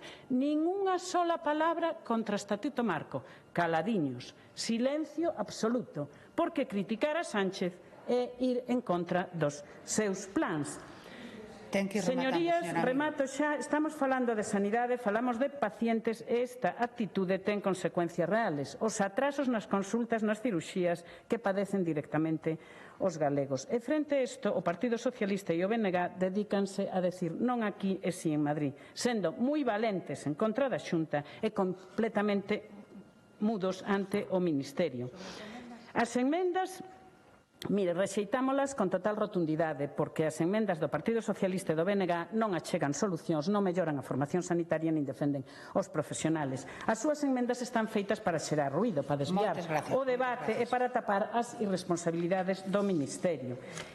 En Galicia, os ciudadanos levan tempo falando e desde 2009 levan apostando por gobernos do Partido Popular. Vostedes tuveron ocasión en varias oportunidades nas urnas de estar gobernando e, mire, uns están dese lado e outros estamos deste apoiando o goberno. Mais nada de moito. Moitas gracias.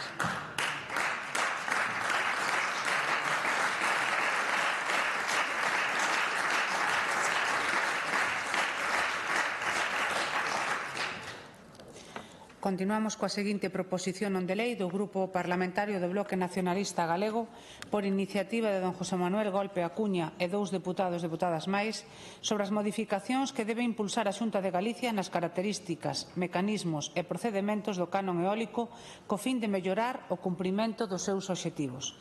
A esta proposición non de lei presentouse unha autoemenda.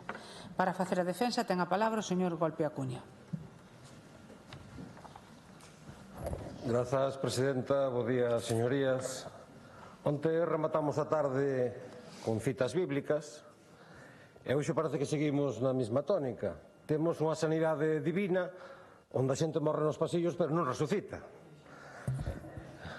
E se quere vostede comprobar o milagre dos pans e os peixes, veñase o domingo a manifestación e podrá ver cal é a resposta na rúa. En fin. Dende o 1 de xaneiro temos en marcha un novo canon eólico, temos en vigor un novo canon eólico. En só 3 semanas de aplicación, 8 concellos galegos descubriron que van perder máis de 1.600.000 euros anuais. É unha reforma que xa está a sangrar as arcas municipais, unha reforma froito da improvisación, da falta de planificación e da desidia a que xa nos ten acostumados a Xunta do Partido Popular. A reforma do canon eólico de hoxe que debatemos é máis que un fracaso técnico. É un síntoma visible dunha administración que lexisla sen estudar, que lexisla sen calcular, que cambia as reglas de xogo, co xogo empezado. Esta reforma é unha aposta de casino, unha aposta que vai castigar ao país para beneficiar os de sempre, os do abrazo do Obradoiro. O erro fundamental está en que a Xunta modificou a cota tributaria do canon eólico que pasou de gravar o número de rexeneradores que conforman un parque eólico a gravar a altura destes equipos.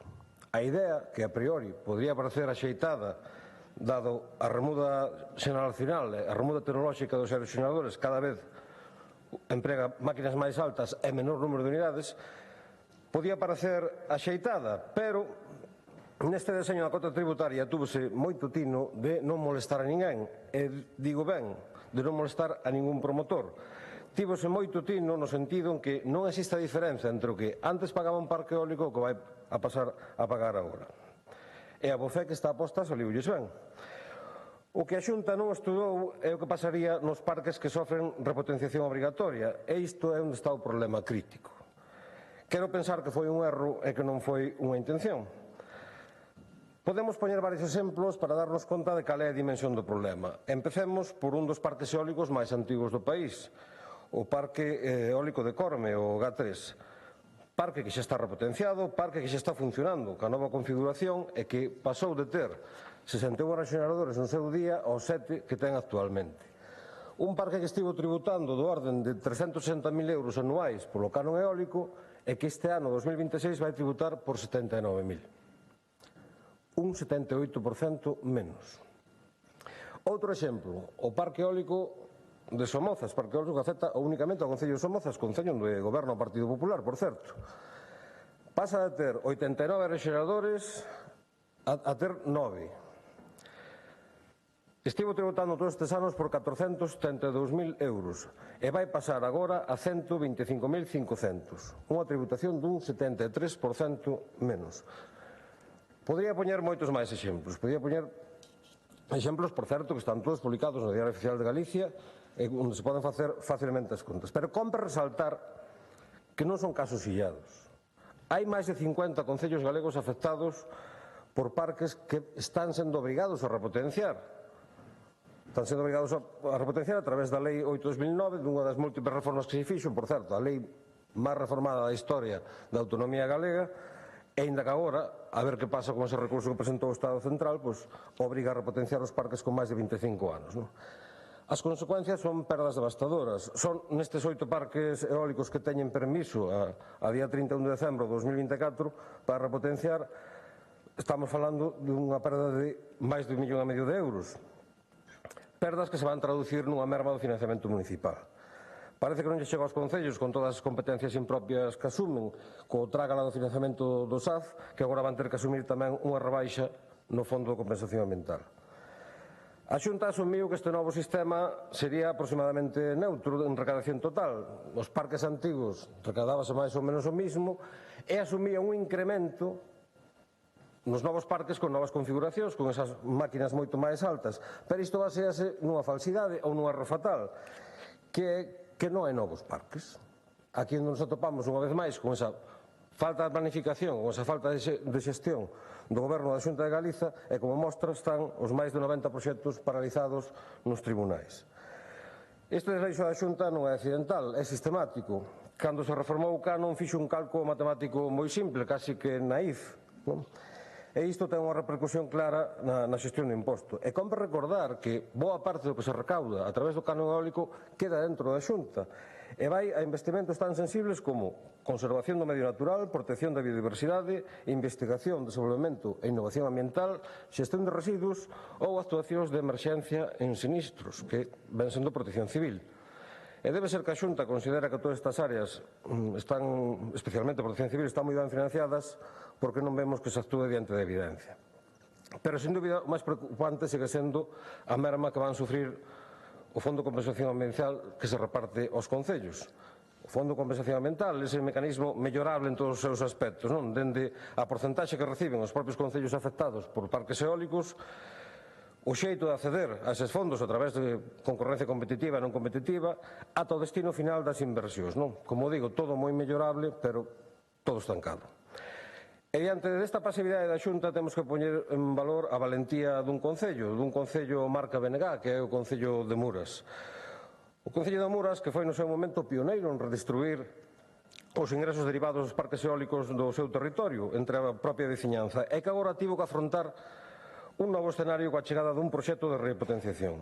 Muras negociou directamente durante 2 longos anos coa promotora e acadou un acordo, 125.000 euros anuais fixos indexados ao IPC, máis o 2,5% do valor da produción anual, cun mínimo de 200.000 euros. O que a Xunta non fixo tivo que facelo un concello con menos de 600 habitantes. O que a Xunta provocou cunha reforma naif do canon eólico tivo que amañualo Manuel Requeijo e todo o seu equipo. Por certo, aproveito para saludar o alcalde, benvido a este Parlamento. Muras conseguiu reverter o que a Xunta provocou esta reforma do canon eólico e achegar certeza, cuantía xusta e beneficios reais para a xente. O Bloque Nacionalista Galego propón reverter este modelo do espolio territorial que a Xunta implantou e, como dixo antes a nosa compañeira Noa Presas, non é o noso modelo, pero son os bimbios que temos para ir tecendo un cesto. Non nos imos resignar a seguir exercendo o seu papel de terra de sacrificio que nos teñen asignado. Por tanto, na nosa proposta propoñemos unha reforma integral do canon eólico que non dependa das innovacións tecnolóxicas.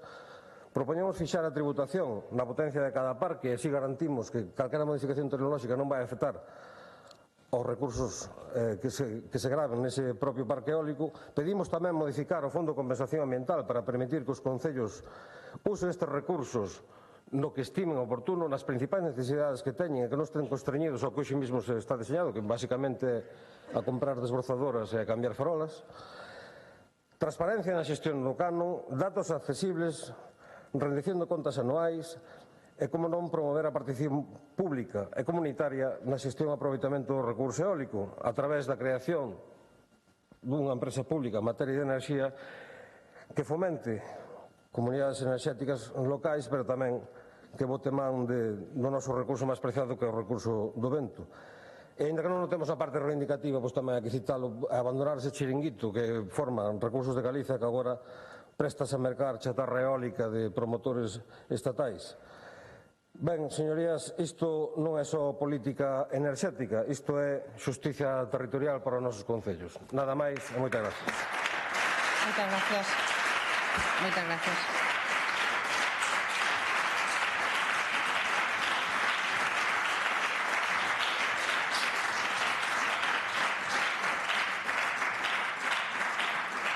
Quenda do Grupo Parlamentario Socialista, señora Iglesias.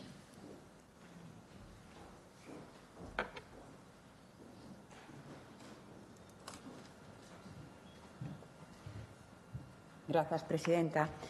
Señorías, antes de entrar no debate concreto desta iniciativa da modificación do canon eólico, compre situar o contexto real que estamos a vivir en Galicia, no noso país. Galicia vive unha situación de auténtico caos no sector eólico, cunha perda continuada de produción eléctrica e cun goberno galego absolutamente incapaz de planificar o futuro enerxético do noso país.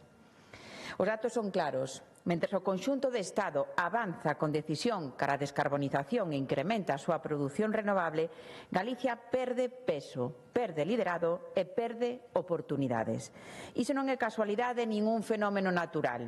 É o resultado de 16 anos do goberno do PP, primeiro con Feijóo e agora con Rueda, que bloquearon o desenvolvemento ordenado da nosa enerxía eólica. Iso sí, apostan por privatizar a política de transición ecolóxica no país, que a Constitución da esas sociedades híbridas de colaboración público-privada, agora Recursos de Galicia, e antes esa sociedade Impulsa, disolta en agosto de 2025 con nocturnidade e alevosía, que estaba chamada a ser a sociedade estrela para traer proxectos industriais a Galicia. Por certo, hoxe sae publicado nos medios de comunicación que ese pacto secreto que a sociedade Impulsa firmou con Altri, a Consellería de Economía e Industria non sabe o que contén ese pacto, cando o presidente de Impulsa era o conselleiro de Economía e Industria, o señor Conde. Isto é, de verdad, que xa non ten absolutamente ningún tipo de freo a falta de transparencia e opacidade do goberno galego. Seguimos reclamando o expediente, eu creo que xa levo 7 ou 8 peticións por vía do artigo 9 do expediente da Constitución das Sociedades Impulsa e da disolución, que ten que haber un expediente administrativo na Consellería de Facenda. Pero iso é o que lle preocupa ao goberno galego. Claro, non coñecen ese pacto secreto. E por outra parte, nós, as socialistas de Galicia, para nós é moi relevante non perder de vista tampouco nesta transición ecolóxica o obxectivo estratégico que temos, que é descarbonizar a nosa industria, a descarbonizar nesa transición enerxética, de soberanía enerxética que temos que ter tamén no país. Pero non vale calquera modelo, nin calquera tallo, nin facer pagar aos territorios rurais a incompetencia da Xunta de Galicia. Despois está o falso remedio do PP, que, como decía o compañeiro señor Golpe do BNG, pois non contaban co tema das repotenciacións, non contaban con todas as suspensións dos parques eólicos previstas nas novas autorizacións. Por tanto, estaba o remedio da repotenciación eólica. O que está facendo o goberno do PP non é corrixir o seu fracaso, senón tentar tapalo a presa mediante repotenciacións eólicas impostas, sen planificación, sen diálogo e sen garantías. A Xunta pretende vender a repotenciación como a solución máxica ao caos que eles mesmo crearon. 90 parques eólicos suspendidos polo Tribunal Superior de Xustiza de Galicia, moitos por motivos medioambientais. Ningunha soa sentencia do Supremo se pronuncia sobre a suspensión por afectación ambientais dos parques eólicos. Ni unha soa sentencia.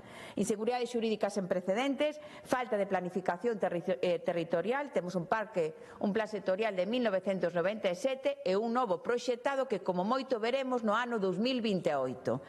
Pero repotenciar non pode ser obrigar, señorías, nin ameazar coa perda de autorizacións, nin modificar a lei do sector eólico. Xa levamos 14 modificacións pola porta de atrás a través da lei de medidas, sen diálogo, sen consenso co sector, sen escoitar as comunidades que soportan esas repotenciacións. De feito, a maior parte das repotenciacións que están a iniciar neste país son apoiadas por investimentos do Goberno de España, porque é unha directiva europea que nos obriga a repotenciar os parques eólicos. Máis de 54 millóns de euros que viñeron do Goberno de España a través dos fondos NES para repotenciar parques eólicos aquí en Galicia. E aquí convén facer un contraste político claro, e xa mellor xa mediante o que dirá o deputado do Partido Popular, porque o Goberno de España aposta no Real Decreto de repotenciacións que se aprobou no Consello de Ministros por repotenciacións, por incentivar, por planificar, por dialogar co sector. Vai se abrir unha folla de ruta no plazo de 9 meses para ver como se van a repotenciar os parques eólicos en todo o territorio nacional, porque hai que cumplilo conforme a Directiva Europea de Renovables. Non copiou a Xunta o Goberno de España. Menuda falacia. A Xunta do PP que fixo? Impor, improvisar e xerar máis conflito e máis inseguridade xurídica, que é o cerne do gran problema. Imposición, señorías, fronte á planificación. E despois está o impacto oculto, que é a iniciativa que ahora nos trae aquí do Bloque Nacionalista, que é a perda de recaudación e o prexuízo directo aos concellos. Pero algo máis grave, o PP intenta ocultar, como dicía, ese fracaso do cauce eólico coas repotenciacións, coa perda brutal de recaudación do cano eólico. Menos aeroxeneradores, maior potencia, máis beneficios para as empresas, menos ingresos para o Fondo de Compensación Ambiental do canon. A través dunha autoemenda que fixou o PP na Lei de Acompañamento dos Orzamentos de 2025, o PP modificou o canon eólico sen debate parlamentario, nin diálogo cos concellos ni co sector. Pasouse de gravar o número de aeroxeneradores a gravar a súa altura, cun tipo fixo de 75 euros por metro, medidos dende a base ata a punta da aspa na súa posición máis elevada. O resultado é demoledor, como decía o deputado do BNG, e fíome dos cálculos que fixo o señor Golpe. A simulación amosa unha caída de recaudación do canon de preto de 70% de ingresos que deixarán de ingresar nas arcas públicas e, por tanto, tamén repercutirán no Fondo de Compensación Ambiental e no reparto desa recaudación do canon que vai directamente aos concellos, sobre todo aos concellos rurais, que son os que máis soportan, digamos, os parques eólicos e que van soportar, evidentemente, esas repotenciacións. Unha nova máis, non, para a asfixia financiera que ten sometido o Goberno galego aos concellos, que cada ano, cunha lei de medidas, pois se lle impón unha nova competencia sen financiación. A última é esa autorizacións do patrimonio cultural, pero un suma sigue. Temos o mantemento dos colexios, dos centros de saúde, das escolas infantís, dos AP, por tanto, esa falta de respeto pola autonomía local. Pero este modelo de PP implica, por tanto, menos recursos para o rural e un mecanismo que non temos garantido de como se vai repartir o Fondo de Compensación Ambiental. E quen paga a factura? Pois os de sempre, os municipios que levan décadas soportando o impacto paisaxístico, ambiental e territorial dos parques eólicos e usos desos fondos para manter servicios básicos, infraestructuras, proxectos, comunidades enerxéticas e infraestructuras de eficiencia enerxética que estaban destinadas ao Fondo de Compensación Ambiental. O que lle di a Xunta aos concellos é hai que repotenciar, pero ingresaredes menos. Iso non é unha transición xusta, é unha injusticia, queremos nós, territorial. Por tanto, adiantamos o noso apoio á iniciativa do BNG, defendemos eólica sí, pero con planificación, defendemos a repotenciación, pero con regras xustas, con retorno económico e con participación dos territorios afectados. Por tanto, permítame, señor Golpe, que sabe que lle teño moito aprecio, unha reflexión política necesaria. Imos apoiar, como lle dicía, esta iniciativa, pero o BNG levanos unha posición profundamente contradictoria e ambivalente coa transición enerxética. E non presentan un modelo alternativo viable. A transición enerxética require decisións valentes, planificación, propostas serias, rigurosas e solventes que o Goberno do PP non ten, elevada 17 anos no Goberno. Por tanto, remato xa. A repotenciación eólica só será unha oportunidade se vai acompañada dunha planificación e dunha reforma xusta do canon eólico que agora se presenta por parte da iniciativa do BNG. Moitas grazas. Gracias.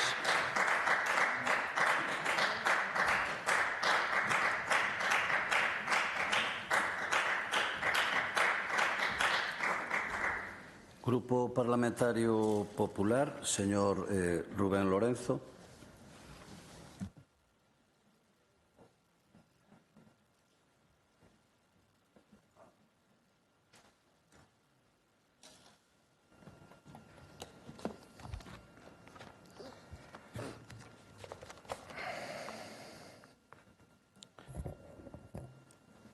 Gracias, presidente. Señorías, benvido, señor Requeijo, alcalde de Muras.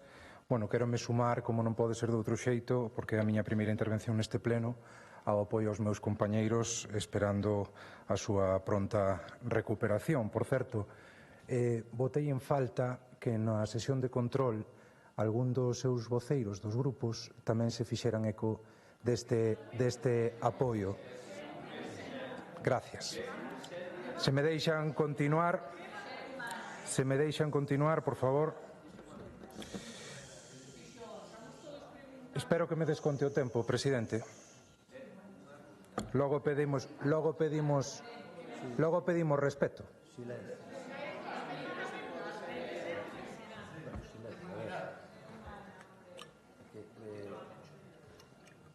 Non sei moi ben o que se quixo dicir, non sei. Manifestou o interés por... Vamos a ver. Pois que a señora Pontón... Está parado o tempo. Vamos a pôr as cousas no seu sitio adecuado.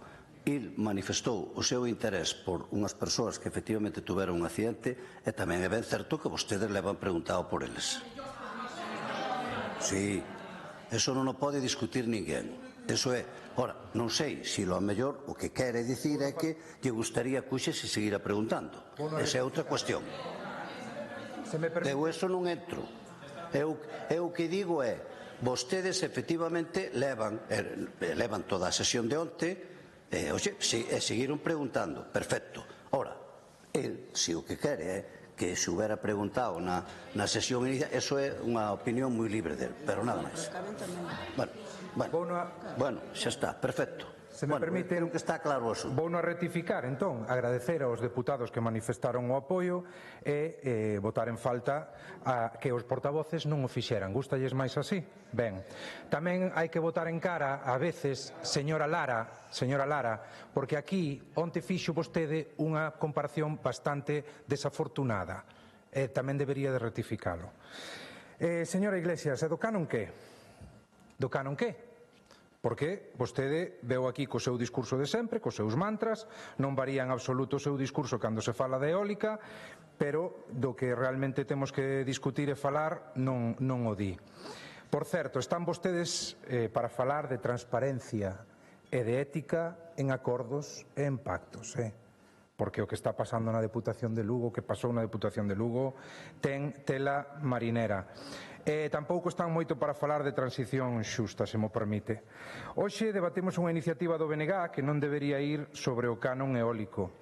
Debería ir sobre un canon en coherencia do BNG, porque cada vez que falan de eólica, din unha cousa, fan a contraria e acaban pedindo o imposible. Nada novo. O BNG leva anos instalado na mesma contradición. Opóñense á implantación de parques eólicos, opóñense ás repotenciacións que reducen impacto ambiental. Iso sí, logo piden solucións para que non se peche a industria electrointensiva. E agora veñen a pedir que avancemos máis rápido na implantación do eólico e que recademos máis co seu canon. Señorías, a día de hoxe é-nos imposible ter claro que se o BNG quere a eólica ou non. Porque cada vez que aparece un proxecto en riba da mesa, un proxecto real, esfúmase o apoio. Esfúmase o apoio e aparecen as pancartas. Porque lles encantan as pancartas.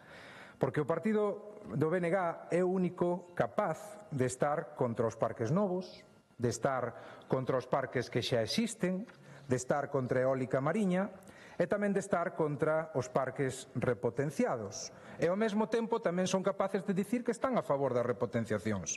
E todo isto, mentres aquí no Parlamento, como digo, piden máis eólica, máis canon e máis recadación. Señorías, iso non é un modelo enerxético. Iso é puro postureo político.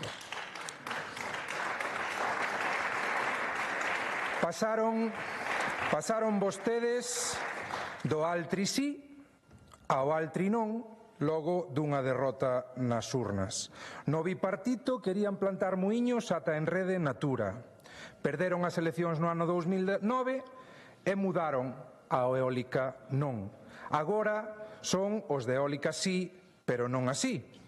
Eu creo que a realidade é que non hai un só proxecto que lles parezca ben. Ningún. Eu pregúntolles algo moi simple. Pregúntollo tamén vostede, señor Golpe.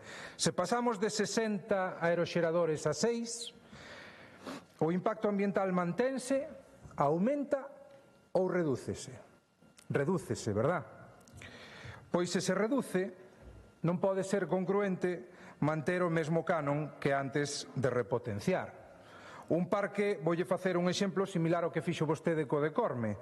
Parque con 60 muiños pagaba 354.000 euros, repotenciado pasaría a ter 6 muiños, e co canon antigo pagaría 13.800 frente a esos 354.000. Co novo canon vai a pagar 90.000, e son 7 veces máis do que pagaría se non se modificase o canon. E vostedes din que a reforma baixa a recadación, falan de regalo fiscal, de regalo millonario ás eléctricas, e iso, señorías, é unha verdade a medias, e sábeno. E sábeno porque se non houbera reforma, por certo, unha reforma a que vostedes votaron en contra, a recadación sería moitísimo menor. A súa proposta é legalmente imposible e políticamente incoherente. Pretenden que o canon se calcule pola potencia total do parque, e vostedes saben que iso non se pode facer. O Tribunal Supremo dixo que o canon é ambiental, non un imposto á enerxía. O Tribunal de Xustiza da Unión Europea dixo que non pode haber vínculo coa produción. A Triga advertiu que sería ilegal. E a Consellería de Economía e Industria explicou que vulnera a LOFCA. Esa LOFCA que outros, estando inhabilitados, conseguen modificar para o seu propio beneficio. Unha vez máis, vemos que vostedes, no BNG, son os socios que máis lle rentan ao señor Sánchez, porque o seguen apoiando sempre a cambio de nada, e incluso seguen a apoiar a pesares dos agravios constantes aos que somete a Galicia. Pero mire, é que, señora Iglesias, ata vostede recoñeceu en comisión que non se podía modificar o canon atendendo a potencia. E agora, en esta tribuna, acaba de anunciar que vai apoiar esta iniciativa. Pura coherencia a súa, señora Iglesias. Pura coherencia. E aínda así, insisten, e isto non é rigor técnico. Isto que fan é traer propostas sabendo que non se poden aplicar. E isto non deixa de ser outra cousa que postureo parlamentario. Ese do de fai o que eu digo, non o que eu fago. Algo parecido ao que dicía pasou na Deputación de Lugo. E vostede, señor Golpe, lamentablemente, é sempre o encargado de exercelo. Compénsalle, de verdad. Que dicir do PSDG? Aquí piden máis eólica, máis repotenciación e máis seguridade xurídica, pero o seu goberno, o que defende vostede a ultranza, señora Iglesias, en Madrid fixo algo moi distinto. Recorreu ao Tribunal Constitucional a norma galega que precisamente regula as repotenciacións e aquí critican que non se repotencie. En Madrid recorren a lei, como lle digo, e o mellor de todo é que semanas despois de presentar ese recurso á norma galega, o propio Goberno Central aprobou un decreto estatal, saben como? Copiando o modelo galego. Iso sí, vostedes presentan axudas públicas ás promotoras. Fala dunha folla de ruta, pero eu digolle que vai ser unha folla de ruta para non facer nada. Como todo, absolutamente todo, o que nos leva intentando vender o seu goberno sanchista. Moita folla de ruta, moito plan e moito anuncio, pero despois non fan absolutamente nada. O que fan vostedes aquí, señora Iglesias, é puro cinismo político. Hai algo máis que o BNG non conta porque non lles interesa que se saiba.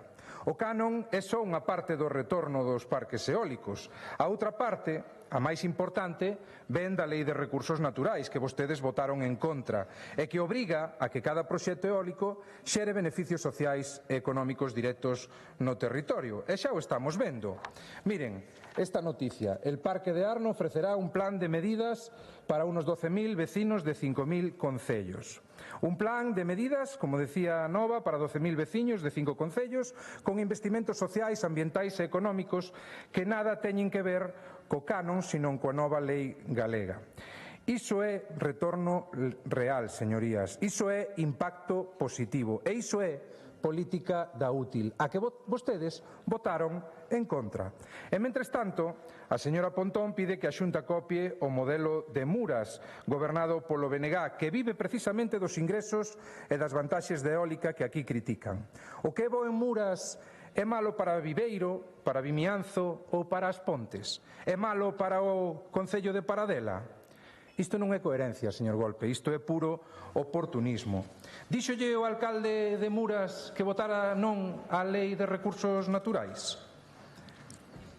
E cando un partido presume dun modelo nos concellos que goberna e o combate en todos os demais, non estamos ante unha proposta política, estamos, señorías, ante un exercicio de teatro, dese no que o guión cambia segundo quen sexa o alcalde. O que non se pode facer, e o BNG sábeo, é converter o canon nun imposto local para gastar en calquera cousa. Iso sería ilegal e rompería o principio de fiscalidade verde.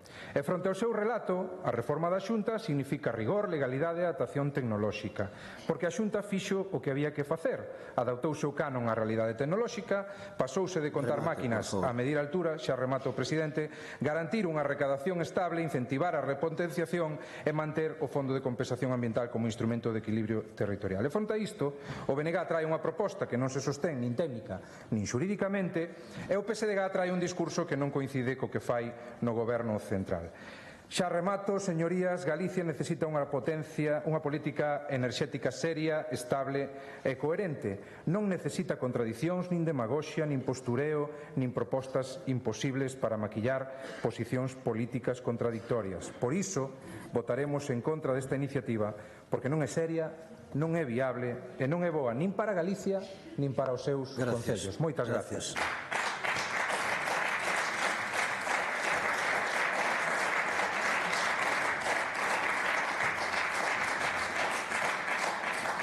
Grupo autor da proposición non de lei, señor Golpe.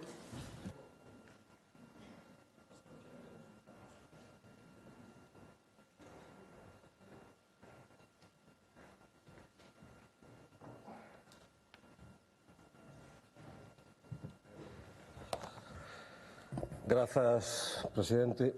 Antes de nada, agradecer o voto do Grupo Socialista a nosa iniciativa. Señor Lorenzo, vostede preguntábame agora se me compensaba ser o voceiro destas medidas que vostedes ven tan ilóxicas, xurídica e técnicamente. Eu non sei se me compensa se non, pero o que nunca faría é o que acaba de facer vostede agora aquí, utilizar unha desgraza personal para traer bifa a este Parlamento, cando sabe que hai unanimidade total no apoio e no recordo na desgracia que sufriron os dous compañeiros do Partido Popular. Eu nunca pensei que fora usted a caer tan baixo, de verdade. Nunca o pensei.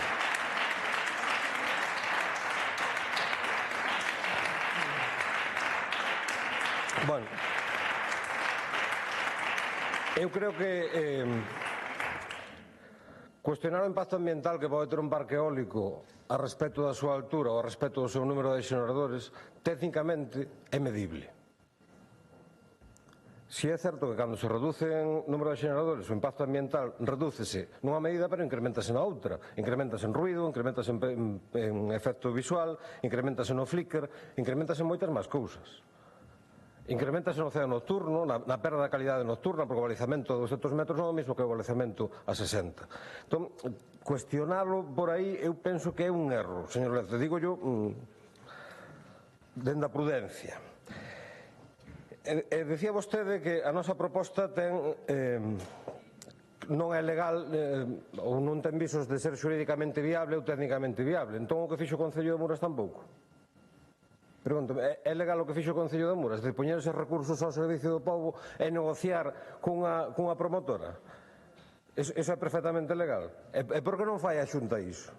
E, por certo, agora que estamos na era da inteligencia artificial e das ITs, eu creo que cada vez que intervén alguén do Partido Popular nesta tribuna debería ter aquí abaixo un rótulo que poña calquer parecido ca realidade é mera coincidencia, isto é unha intervención ficcionada. Porque dá igual o que se diga, dá igual o que se vote, dá igual que se fale do acordo da Unión Europea con Mercosur. A culpa é do BNG. Dá igual que se fale da normativa europea da pesca. A culpa é do BNG que votou non sei que. Dá igual que se fale do saneamento da ría de Ferrol. A culpa é súa porque están mirando para a merda que hai na ría.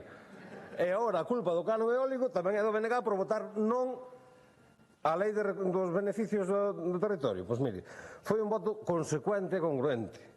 E, por certo, a reforma do cano eólico non está nesa lei.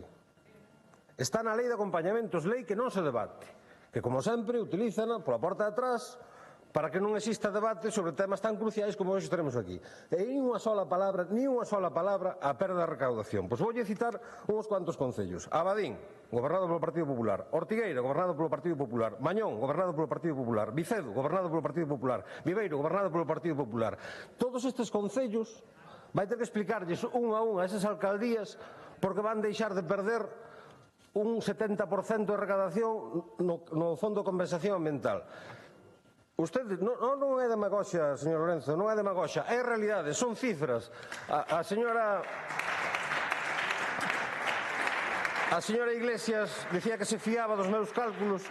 Eu, se me dá o tempo, repaso os cálculos, todos están feitos. Xa digo, isto sácase do Diario Oficial de Galicia, non os estou inventando eu. Corme G3 pasa de 359.000 euros a 108.050. Parque Eólico Somozas, 432.000 euros a 125.500. Serra da Panda pasa de 141.000 a 69.000. Coriscada pasa de 236.000 a 60.000. Muras pasa de 436.000 a 117.000. Monte Redondo pasa de 389.000 a 180.000. E Castelo, que pasa de 147.000 a 45.000. Estes son datos do Diario Oficial de Galicia, non os estou inventando eu. Pois vai vostede explicarlle isto aos alcaldes e alcaldesas. Onde está a demagoxia aquí? A demagoxia está en vir aquí e botarlle a culpa a todos menos aos que están gobernando. Non gobernamos porque non queremos, señor Lorenzo. Non gobernamos porque non queremos. Remate, por favor. Remato, señor presidente. Agradecer unha vez máis os votos do resto dos grupos da Cámara a esta iniciativa. Nada máis e moitas gracias. Gracias.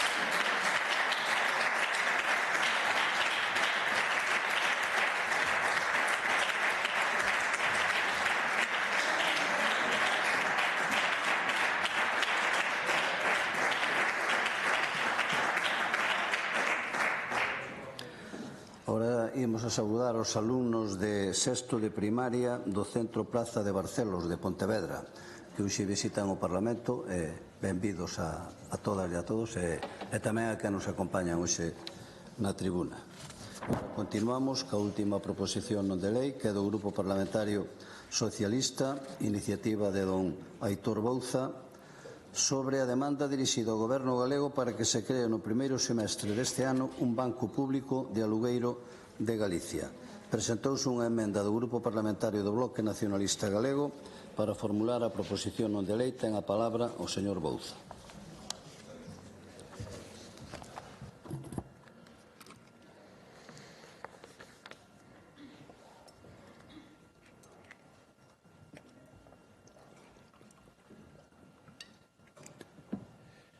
Grazas, presidente. Moi bo día a todos e a todas. E benvidos tamén os alumnos que hoxe nos acompañan nesta sesión plenaria na que imos a falar dun tema trascendental e moi importante como é o dereito á vivenda. Un dereito que non só se garante na Constitución e tamén se desenvolve no Estatuto de Autonomía, como xa temos debatido neste Parlamento en moitas ocasións, sino que hoxe traemos aquí unha ferramenta que para o Partido Socialista é algo básico, algo que xa votamos aquí tamén, que non só debatimos, sino que o Partido Popular reflectiu a súa propia proposta, que era o programa Fogar Vivo. Xa me vou anticipar eu ao que nos vai a trasladar o Partido Popular, porque hoxe, a parte da nosa proposta en particular, imos a falar do programa Fogar Vivo. É unha proposta a nosa en propositivo que pretende, como xa é coñecido por todas e todos, facer un banco público de aluguer no que se incorporen todas esas vivendas baleiras. Aquí en Galicia, a día de hoxe, máis de 500.000 vivendas, e si digo ben, máis de 500.000 vivendas que están catalogadas como vivendas baleiras. É un dato xa que creo que a propia Xunta de Galicia recoñece. Por lo tanto, empreguemos os datos para o bo.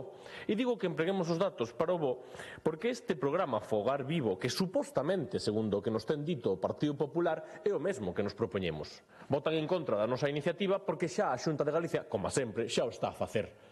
Pero xa o está a facer fronte ás 506.000 vivendas baleiras que hai en Galicia. O programa Fogar Vivo. Esta é unha publicación da Xunta de Galicia, recente. Hai escasos días, 17 de xaneiro.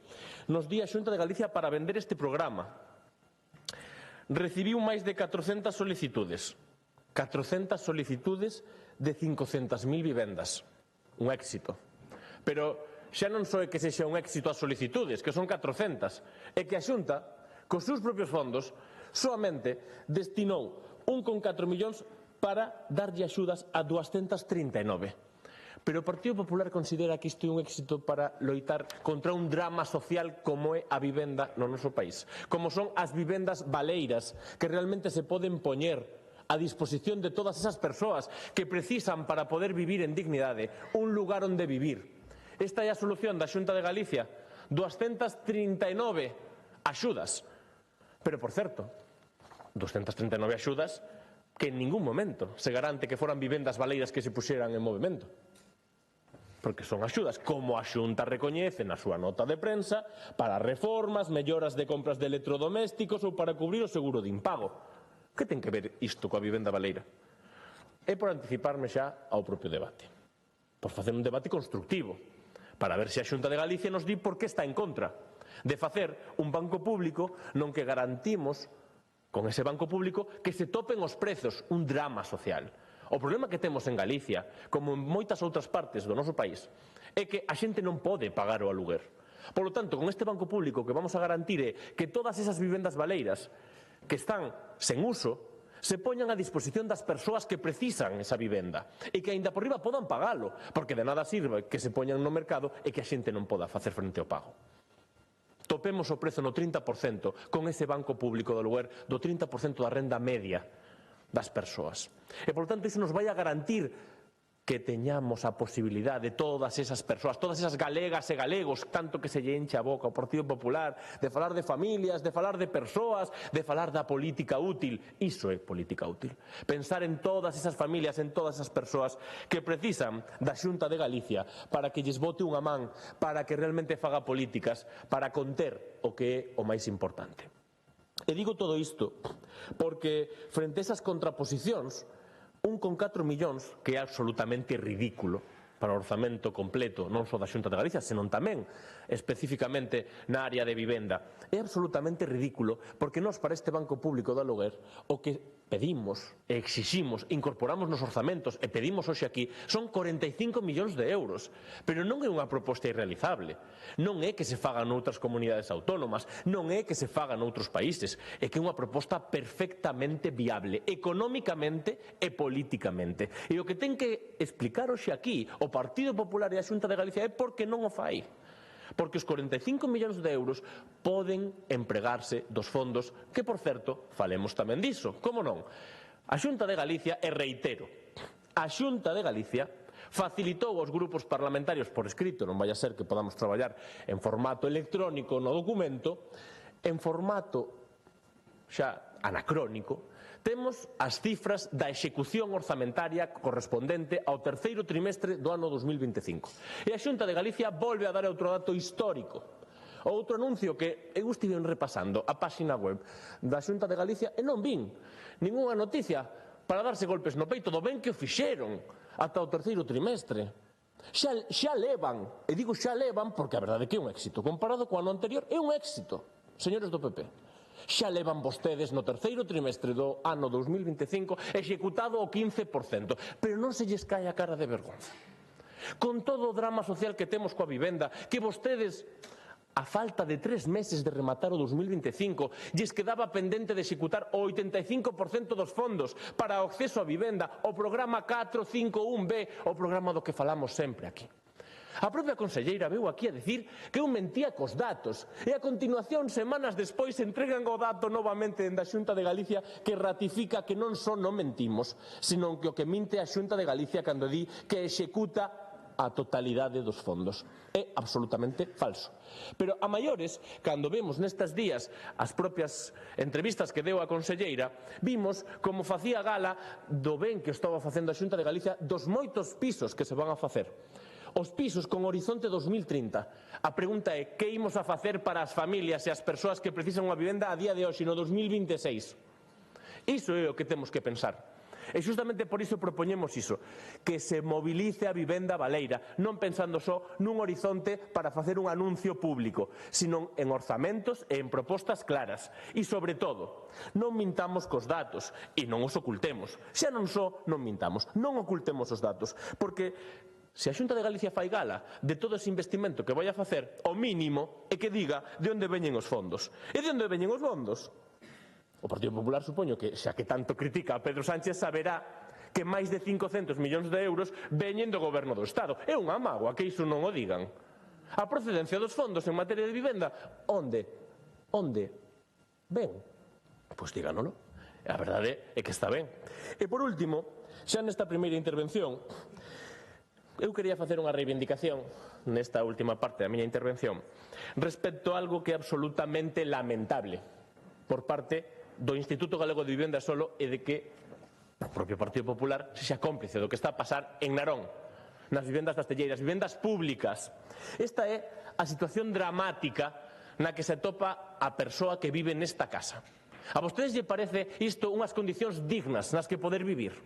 Leva 13 anos con esta situación que coñece a Xunta de Galicia. E que fixo? Nada, absolutamente nada. E por iso hoxe queremos chamar a atención de que estas non poden ser as vivendas públicas que oferta, que protexe a Xunta de Galicia.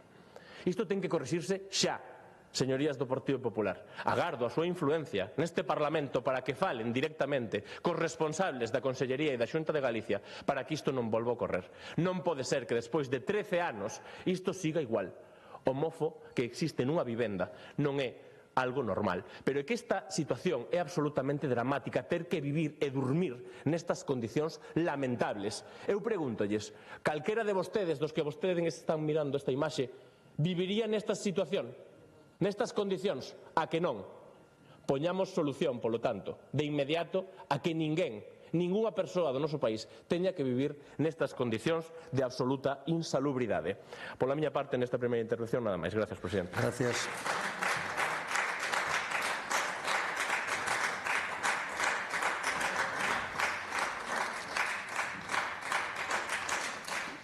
Grupo Parlamentario do Bloque Nacionalista Galego, señora Chao.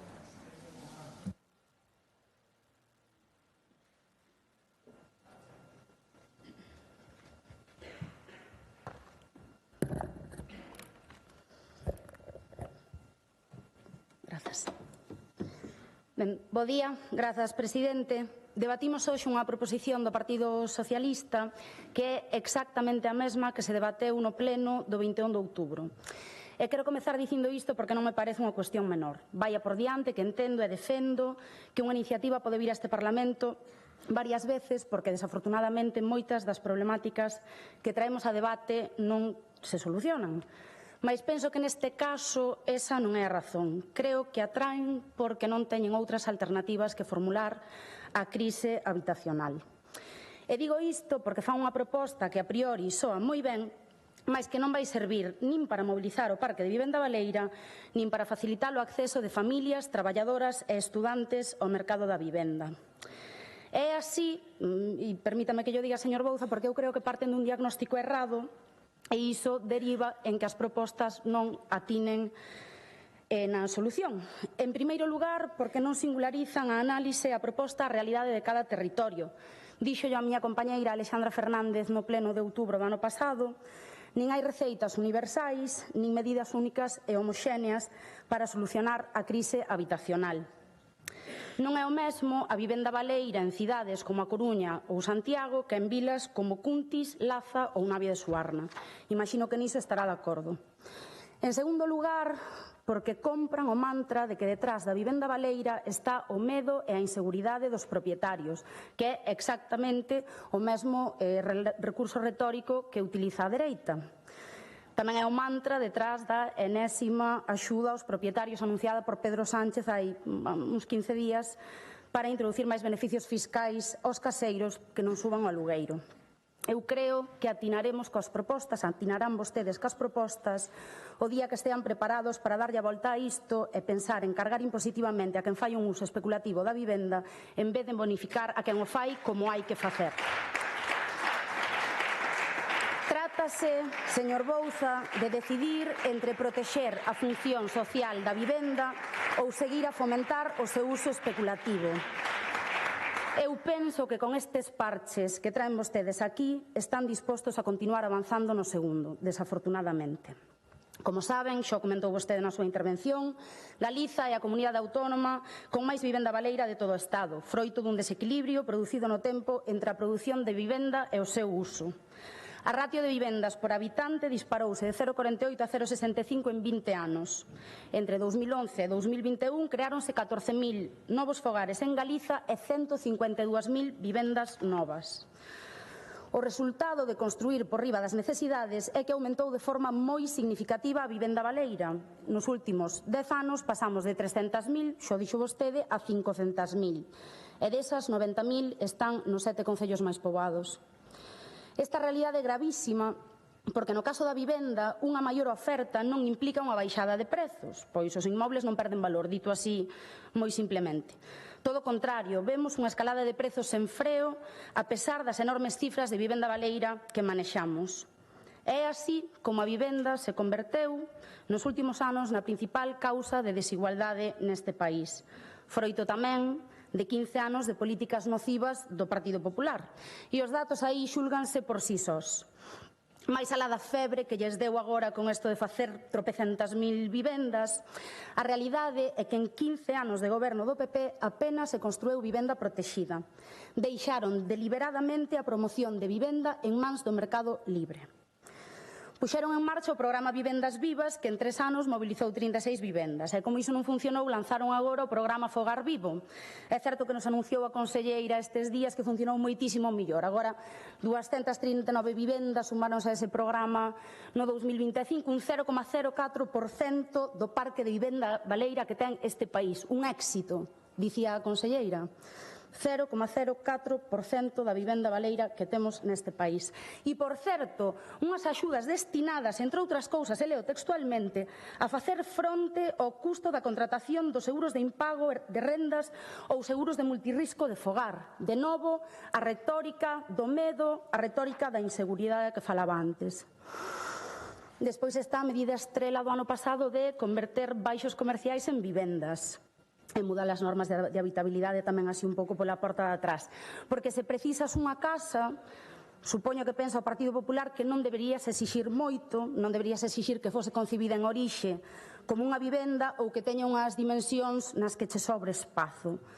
E o máis grave, eu creo, con moita seriedade, é a renuncia a exercer as competencias en materia de vivenda e a despregar todos os mecanismos que habilita a lei para reverter a gravísima situación que estamos a vivir. E refírome, entre outras cousas, ao bloqueo das declaracións de zonas de mercado residencial tensionado que sí son unha medida efectiva para axudar a conter o prezo do alugueiro. E fronte a isto, señor Bouza, non chega con propoñer parches e, desde logo, tampouco chega con facelo como fan vostedes, que falan de crear un banco público de alugueiro, mas, bueno, desta vez sí que concretou algunha cousa sobre como farían. Eu non acabei de entendelo. Algo dixo, non? 45 millóns de euros, topar os prezos. Como se materializa iso, señor Bouza? Porque eu, falando cas miñas compañeiras, nos dixemos, pois igual se inspiraron no Banco Público de Alugueiro de Euskadi. Pode ser, confírmame por favor na súa seguinte intervención. Mais, volvendo ao inicio por onde comecei, nin hai solucións universais, nin medidas únicas e homoxéneas para solucionar este problema. E o caso de Euskadi é singularmente diferente ao caso galego. Primeiro, porque teño unha política de vivenda completamente diferente a que ten a Xunta de Galiza e tamén unha dotación orzamentaria moi distinta. Con todo, o seu Banco Público de Alugueiro implica que a Administración vasca custea máis da metade das rendas e fai un desembolso anual de 40 millóns de euros, supoño que de aí calcularon vostedes os seus 45 millóns, para sufragar o pagamento de alugueiros de ata 900 euros. Iso non é topar os prezos, señor Bouza. Iso é asumir que os prezos sigan sendo elevadísimos e inalcanzables para a maioría da xente, pero que a diferencia sufrague o sector público. É así como propón vostede que se paguen eses alugueiros? Pode aclaralo na súa seguinte intervención? Porque a min o que me preocupa é que no canto de ir a medidas que muden este modelo de raíz e que nos axuden efectivamente a desincentivar ou a controlar os prezos do alugueiro, vostedes o que propoñen é máis unha medida de transferencia de capital, ben de fondos públicos, ben das familias, aos rentistas, sen intervir realmente en solucionar o problema do encarecemento da vivenda. Nós presentamos unha emenda que espero que acepten, porque cremos que é preciso abordar isto de forma integral. Nos propoñemos intervención pública para a adquisición e incorporación ao parque público de vivenda, exercendo o dereito de tanteo e retracto que ten o IGU sobre as vivendas protegidas que se poñan á venta.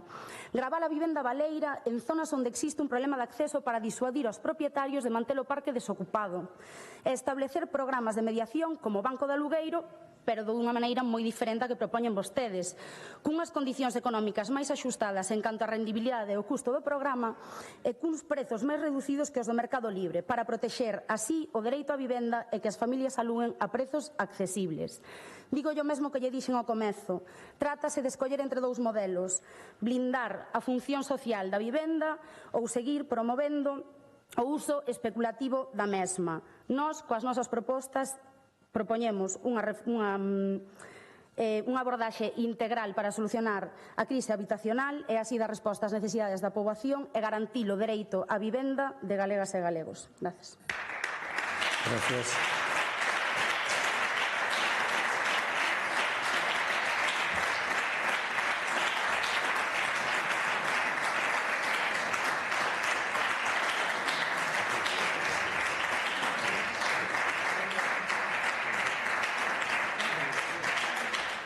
Grupo Parlamentario Popular, señor Rodríguez Pérez.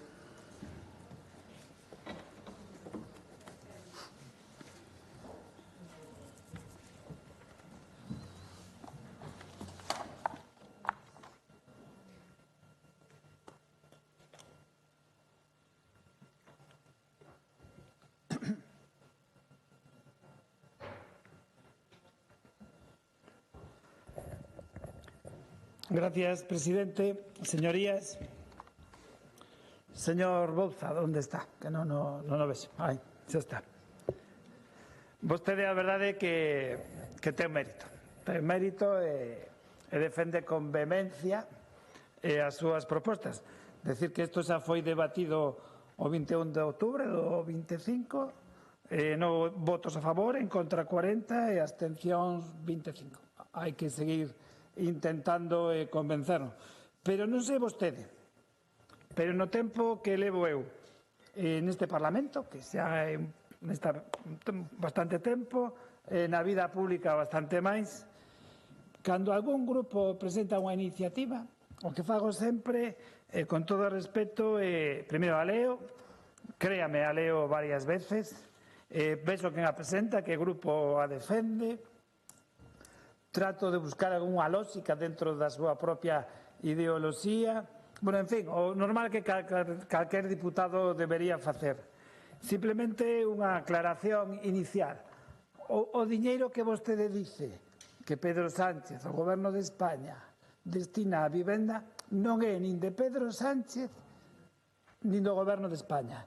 É diñeiro que ven de Europa. Vamos a aclarar ese concepto, que é importante que todos o teñamos claro. Non é un regalo que fai Pedro Sánchez aos galegos e as galegas.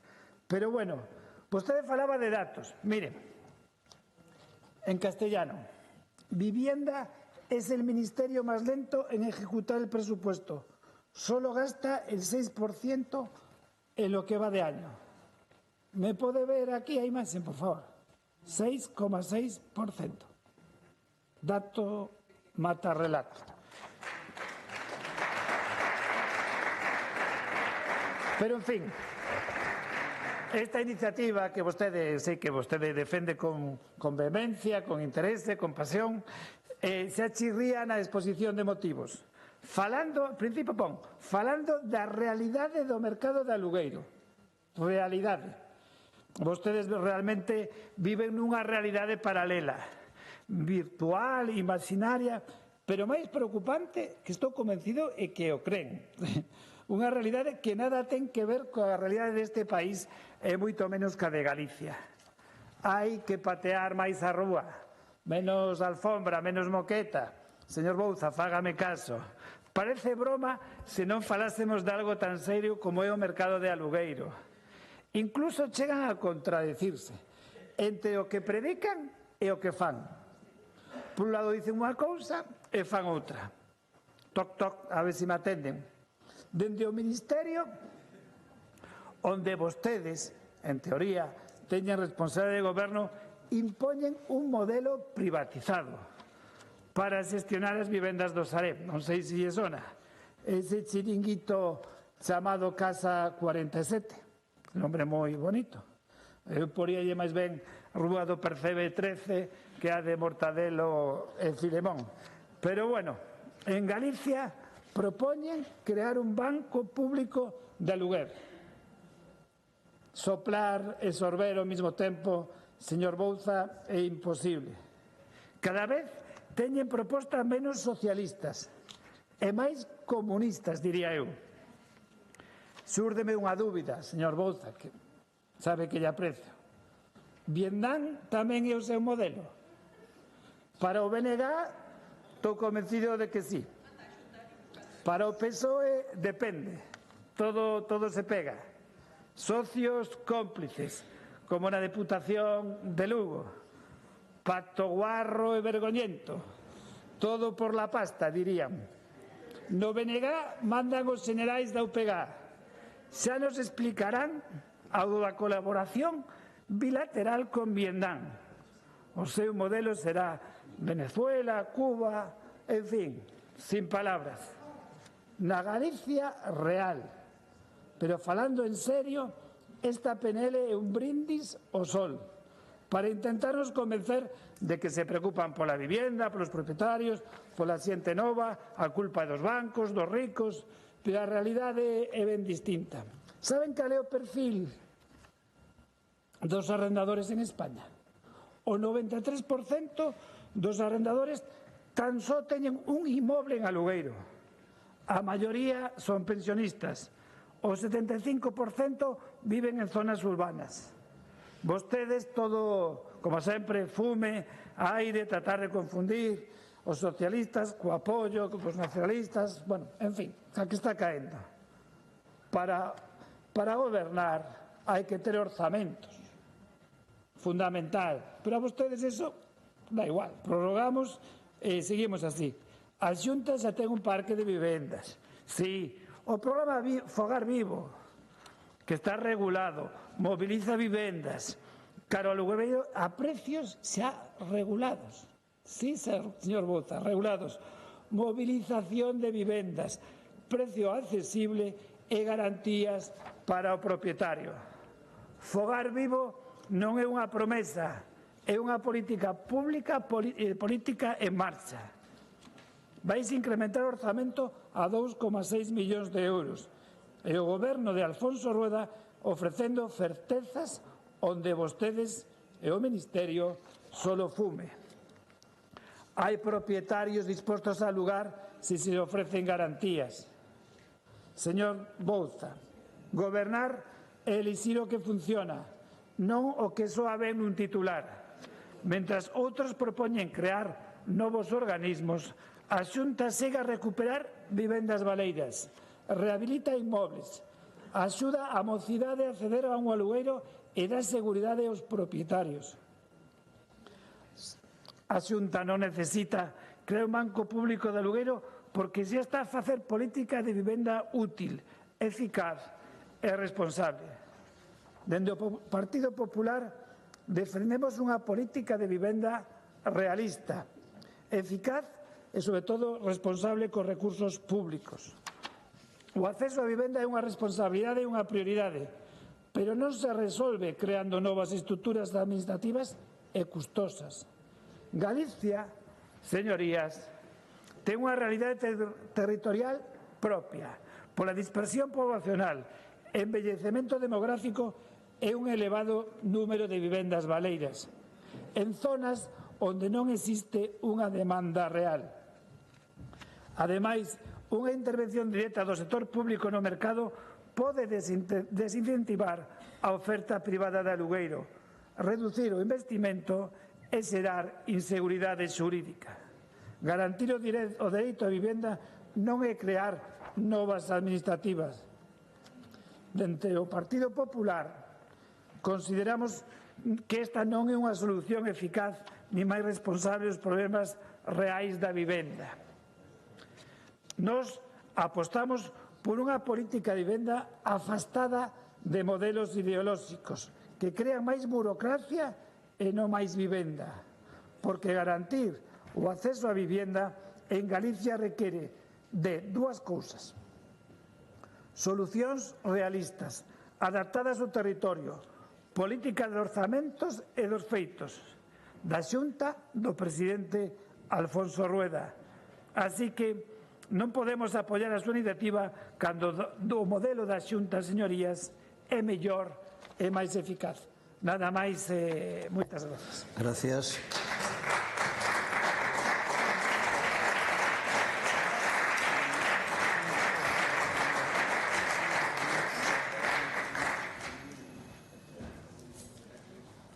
Grupo autor da proposición,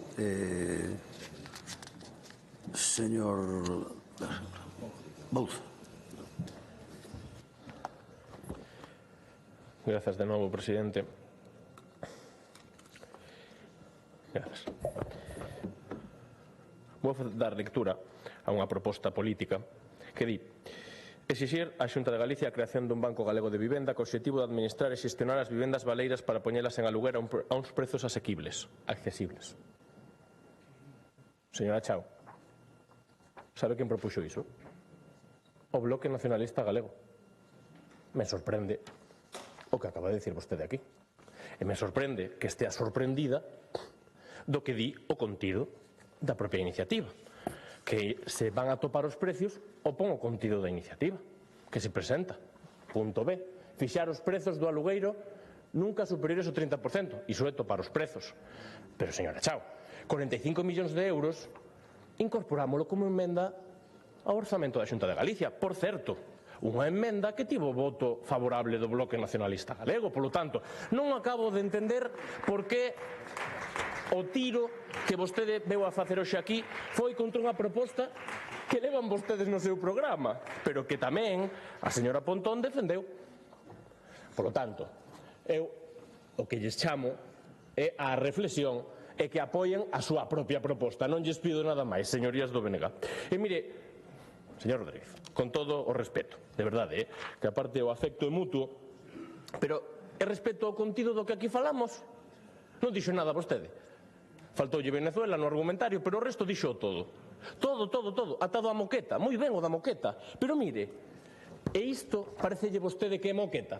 Isto é a realidade que viven os veciños e veciñas das Telleiras en Narón. Esta é a realidade, non é pisar moqueta. É a realidade que vostedes, e vostede en particular, non condenou nin dixo nada ao respecto.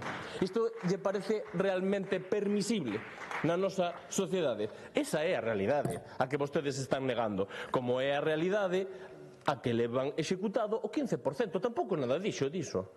E a solución non lle convence do Banco Público de Aluguer, pero hoxe xa non dixo que Fogar Vivo fora para mobilizar vivendas baleiras. Alégrome que vayamos rectificando o marco, que vayamos dicindo realmente que os datos son os datos. Pero agora a Xunta de Galicia, e hoxe xa non sacou peito do programa Fogar Vivo, entendo xa por qué, porque despois desta nota de prensa que fixo a Xunta de Galicia dicindo o número real de axudas que se dan no programa Fogar Vivo. Non me extraña que o Partido Popular non teña nada que decir. 238 de 500.000 vivendas. É normal que non haxa nada que sacar a peito. Pero eu volvo a incidir. A proposta que nos facemos é unha proposta en positivo, que realmente pode solucionar un problema dramático na nosa sociedade, como é o acceso á vivenda. Por lo tanto, chamo a reflexión, pero tamén nunha exixencia máxima, que non pode ser outra, que se executen os fondos, xa que nos propoñemos os 45 millóns de euros, polo menos, xa que se quedan todos eses millóns e millóns sen executar, collan a nosa proposta. Se vostedes non teñen como executar eses fondos, nos estamos propoñendo cuestións en positivo. E sí, atraeremos aquí a defendela as veces que faga falla. Porque moitas veces, como xa pasou coa gratuidade das matrículas, o Partido Popular a veces ata por cansancio acaba aceptando propostas da oposición. Malo será que, aínda que isto sexa por iso, ao final, por un anuncio grandilocuente do señor Rueda, malo será que non consigamos que o Banco Público de Aluguer e, sobre todo, as garantías que iso implica para tantas persoas e a mobilización da vivenda baleira, que o problema que temos na nosa comunidade autónoma, sexa unha realidade. Sobre a emenda? Sobre a emenda, señor presidente, non a imos aceptar. Gracias, presidente. Gracias.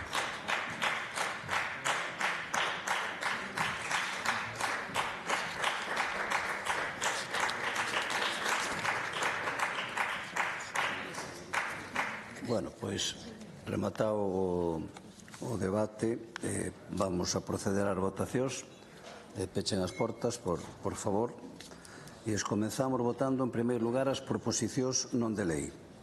En concreto, a primeira é do Grupo Parlamentario Socialista, iniciativa de doña Lara Méndez sobre a demanda ao Goberno Central, ao Goberno Galego, dun acordo coa FEGAN co fin de incrementar o financiamento local. Non se acepta a emenda do Grupo Parlamentario do Bloque Nacionalista Galego. Votamos.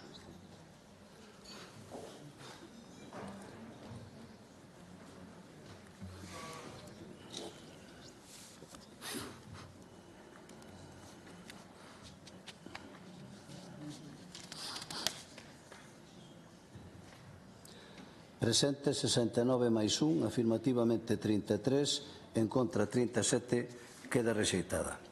Votamos agora do Grupo Parlamentario Popular, iniciativa de Miguel Ángel Viso, sobre a demanda que a Xunta debe dirixir ao Goberno Central para que adopte as medidas necesarias para defender os intereses do sector agrogandeiro na negociación do novo marco financiero europeo. Non se aceptan as emendas do Grupo Socialista e do Bloque Nacionalista Galego. Votamos. Perdón? Sí.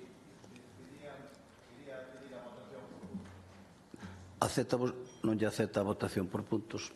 Nada. Votamos. Perdón? Non, vamos a ver. Estamos nela, dixen.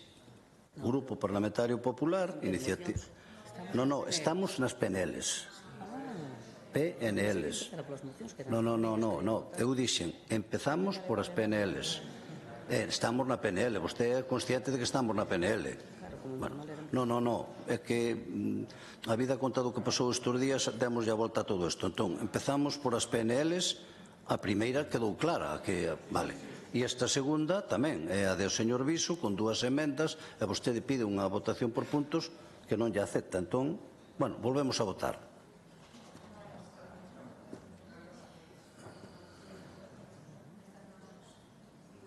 Votamos. Ahora a ver, non ves.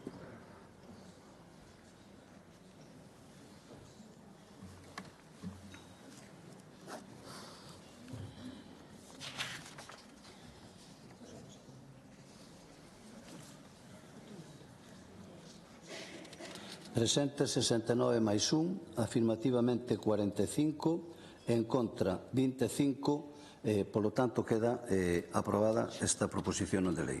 Votamos a do Grupo Parlamentario do Bloque Nacionalista Galego, iniciativa de don Secundino Fernández, sobre a proposta de resolución que se presenta co fin de rexeitar as palabras do Ministro de Agricultura a prol da ratificación urxente do Acordo de Libre Comercio Unión Europea-Mercosur e máis a demanda dirixida ao Goberno galego para que se opoña a este tratado. Votamos.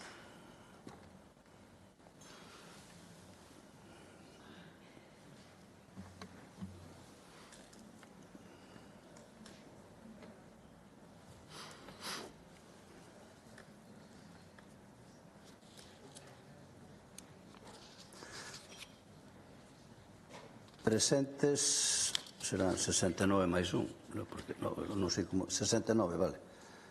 Afirmativamente 26, en contra 44, polo tanto queda rexeitada. Votamos agora a do Grupo Parlamentario Popular, iniciativa de doña María Encarnación Amigo, sobre as demandas que a Xunta de Galicia debe trasladar ao Goberno de España respecto da reforma do Estatuto Marco do persoal estatutario dos servicios de saúde. Non se aceptan as emendas do Grupo Socialista e Bloque Nacionalista Galego. Votamos.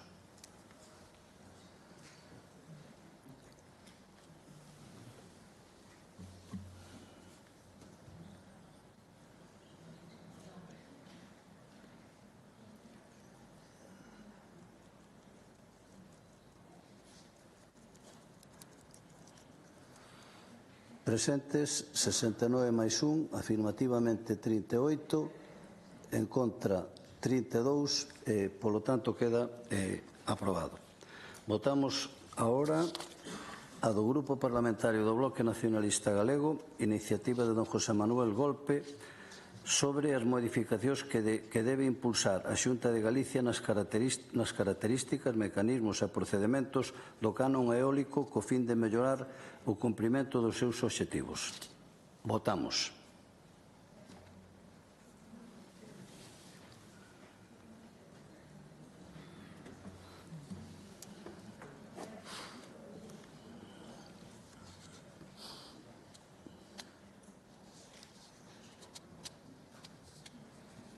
Presente 69 máis 1, afirmativamente 33, en contra 37, polo tanto queda rexeitada. E por último, votamos a do Grupo Parlamentario Socialista de Galicia, por iniciativa de don Heitor Bouza, sobre a demanda dirixida ao Goberno galego para que cree no primeiro semestre deste ano un banco público de alugueiro de Galicia. Hai unha emenda do Grupo Parlamentario do Bloque Nacionalista Galego que non se acepta. Votamos.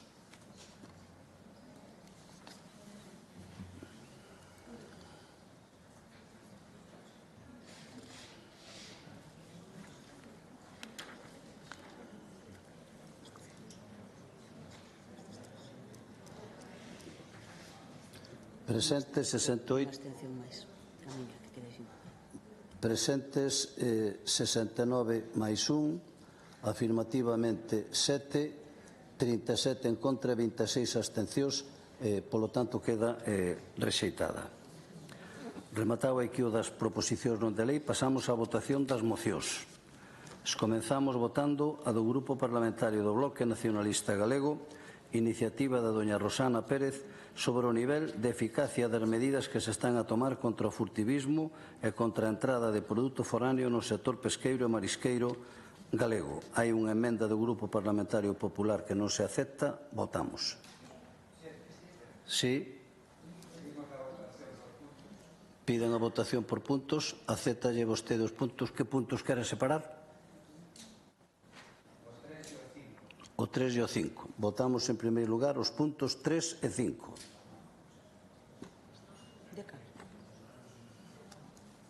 Da moción de Rosana.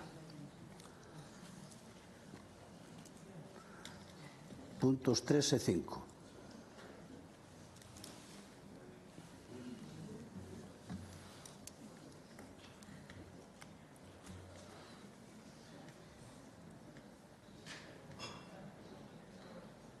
Presente 69 máis 1, afirmativamente 32, en contra 38, quedan rexeitados. Votamos agora o resto dos puntos da moción. Votamos.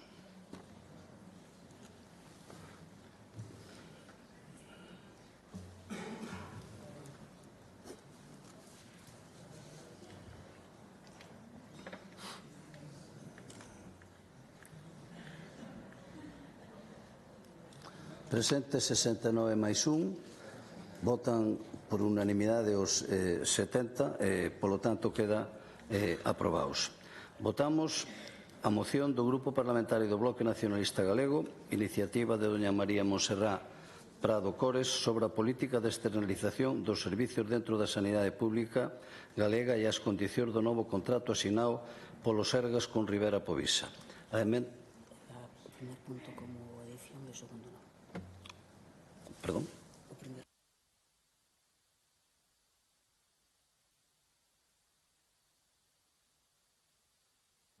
comunícame a autora desta moción que a emenda do Grupo Socialista acepta o primeiro punto como engádega e o segundo non. Entonces, votamos esa... Perdón?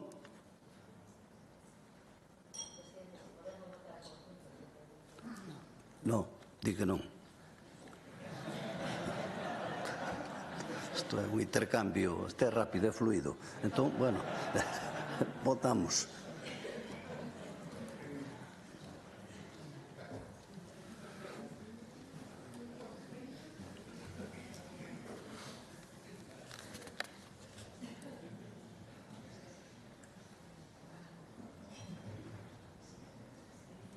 Presente 68 máis 1, afirmativamente 24, en contra 37, hai 8 abstencións, queda rexeitada. E por último votamos a do Grupo Parlamentario Socialista sobre o grao de adaptación da normativa autonómica en materia de prevención e extinción de incendios forestais ao marco legal estatal e ao seu cumprimento. Non se presentaron emendas, votamos.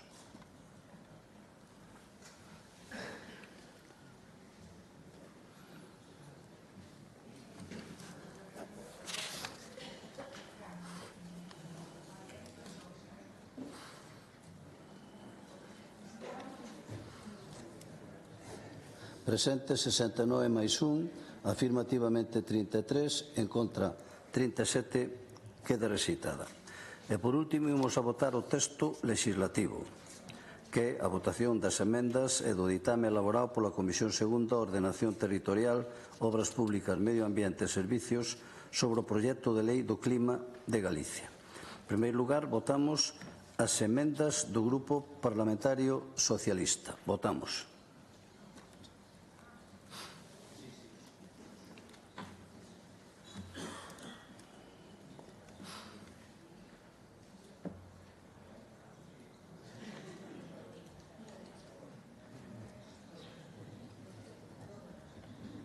Presente 69 máis 1, afirmativamente 32, en contra 37, hai unha abstención, quedan rexeitadas.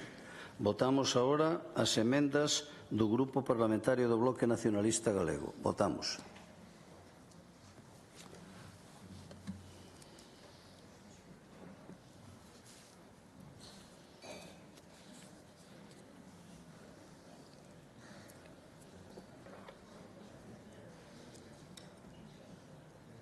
Presente 69 máis 1, afirmativamente 32, en contra 37, hai unha abstención, queda, polo tanto, rexeitada. E, por último, votamos o ditame da Comisión, coas emendas incorporadas, se for o caso, neste caso, pois, votamos.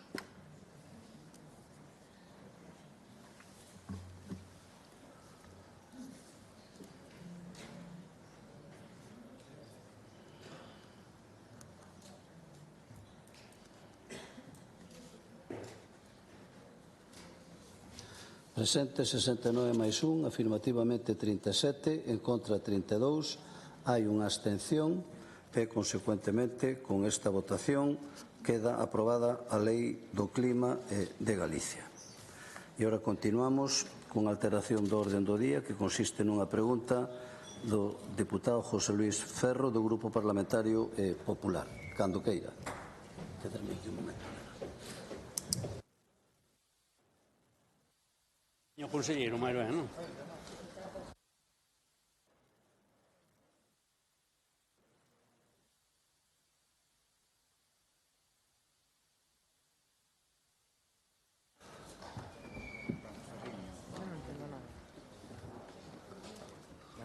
Señor conselleiro, ven hoxe vostede para dar conta dun dos compromisos máis relevantes asumidos pola súa consellería nesta legislatura. Avanzar cara a un gran pacto pola lingua, entendido non como un exercicio retórico nin como un acordo de mínimos, senón como unha aposta colectiva, ampla e duradeira polo futuro do galego. Compre lembrar que foi vostede que en unha comparecencia a petición propia nesta Cámara anunciou a vontade clara e inequívoca de impulsar ese pacto. Un anuncio que non quedou nun titular nin nunha declaración de intencións, senón que se traduciu en feitos concretos e verificables. Desde aquel momento a Xunta puxo en marcha unha folla de ruta baseada no diálogo, na participación e no consenso, consciente de que a política lingüística só pode ser eficaz construíndoa coa sociedade e evitando a confrontación. Nese marco sitúase a decisión de abordar a renovación do Plan Xeral de Normalización da Lingua Galega, aprobado por unanimidade neste Parlamento na sexta legislatura. Falamos dun instrumento fundamental que marcou durante anos a acción pública na materia lingüística, pero que precisaba ser actualizado para responder aos cambios sociais, culturais, demográficos e tecnolóxicos da Galicia de hoxe. Para renovar ese plan, a Xunta convocou a máis de 100 profesionais de ámbitos moi diversos: ensino, cultura, medios de comunicación, mundo digital, economía, ámbito social e institucional. Profesionais que traballan organizados en distintos grupos achegando coñecemento, experiencia e visión de futuro, co obxectivo común de adaptar o plan á realidade actual e facelo útil para as próximas décadas. Ademais, este proceso compleméntase cunha rolda de contactos políticos e sociais sen precedentes recentes, reunións con todas as forzas políticas con representación parlamentaria e consultas cos sectores que participan activamente na promoción e difusión da nosa lingua. Un exercicio de escoita activa que demostra unha forma de gobernar baseada no respeto institucional e na procura de amplos acordos. Por iso, señor conselleiro, desde este grupo parlamentario queremos coñecer con detalle como está a desenvolverse este proceso. Queremos saber cal é o balance que fai o Goberno galego dos traballos que se están levando a cabo para a renovación do Plan Xeral de Normalización da Lingua Galega. Cales son os principais avances acadados ata o de agora e que horizonte temporal manexa a Xunta de Galicia para culminar este traballo tan relevante e importante para o futuro do galego.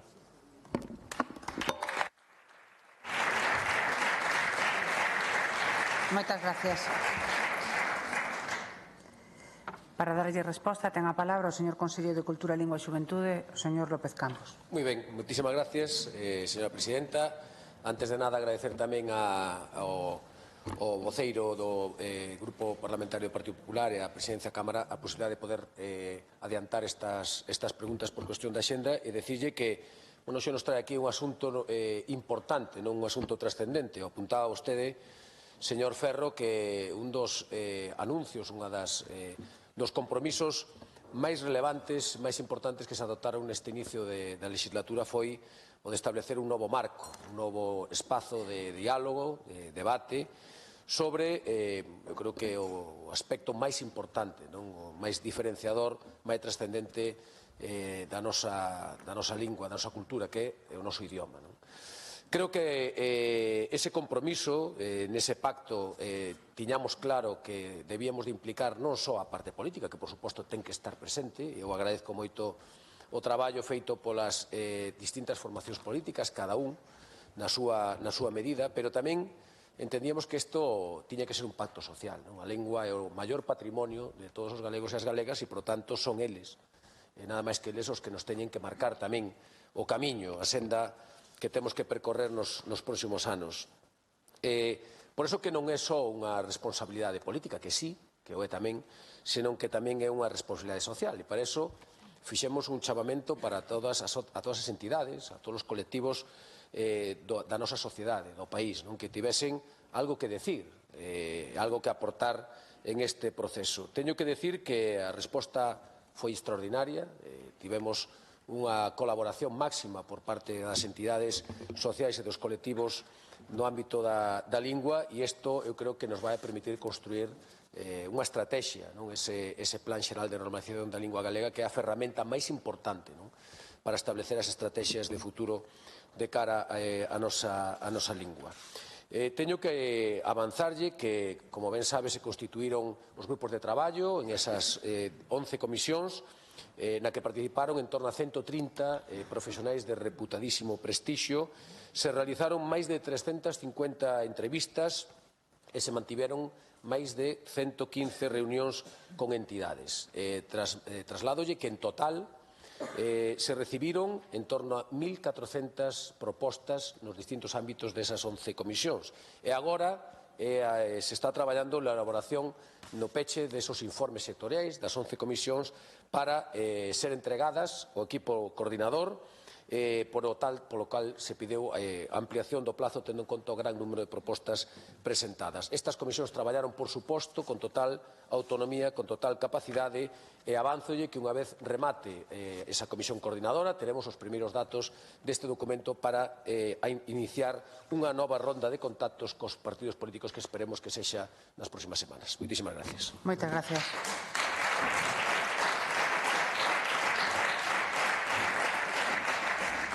Réplica, señor Ferro.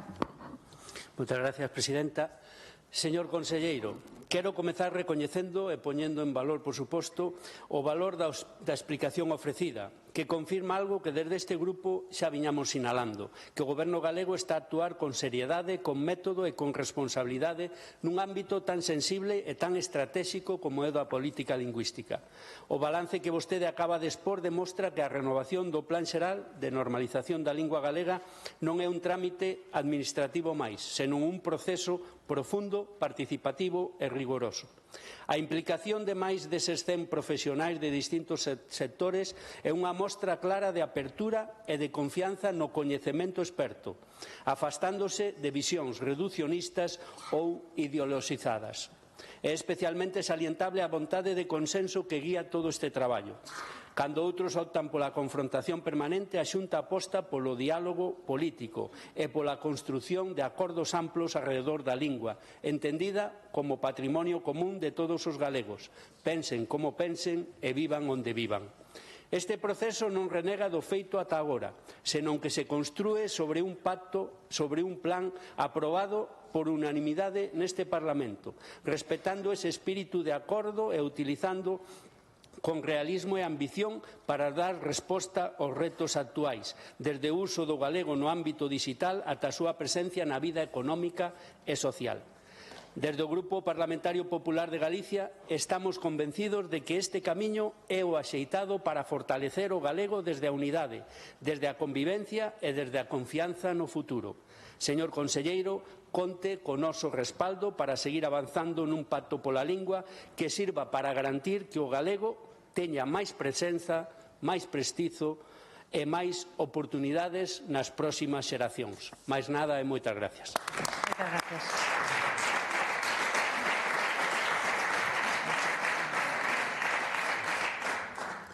Réplica do Goberno, señor conselleiro. Moitísimas gracias, señora presidenta. Agradezcolle moito, señor Ferro, de verdade a oportunidade desta pregunta e a posibilidade de poder dar as correspondentes explicacións. Eu estou convencido que este ano 2026 vai a ser o ano do gran pacto pola lingua en Galicia. Non me cabe ningunha dúbida. E o digo porque se vai a intentar facer co maior consenso posible, non debe de ser como debe de ser. Creo que esa parte do consenso político ten que levar aparellado tamén ese consenso social. E o digo tamén desde a sensación de que este proceso participativo que se desenrolou durante o ano 2025 pois creo que superou con creces as expectativas creadas. Creo que a resposta social, a implicación, a sensibilidade que houve por parte da sociedade galega foi máxima. Cúmplese o que viñamos aportando, viñamos dicindo que toda a sociedade galega ten unha sensibilidade moi marcada en relación á importancia do noso maior patrimonio, que é a nosa lingua, e por eso entendíamos que era importante testear, non ver cal era o respaldo, cal era a implicación da sociedade galega. E esta foi, como decía antes, superando as expectativas, con esas máis de 1.400 aportacións, máis de 300 reunións que se mantuveron durante estes últimos meses. Creo que eso afianza todavía máis a realidade, a necesidade deste novo acordo, un acordo que, como ben apuntaba vostede, non parte de cero, un acordo que ven arrastrado desa primeira aprobación da Lei de Normalización Lingüística, da Lei de Normalización da Lingua, e ademais que parte despois dese acordo no 2004 do Plan Xeral de Normalización da Lingua Galega. Temos moito traballo feito, temos moito camiño andado, pero nos enfrentamos a un novo reto que temos que avanzar xuntos.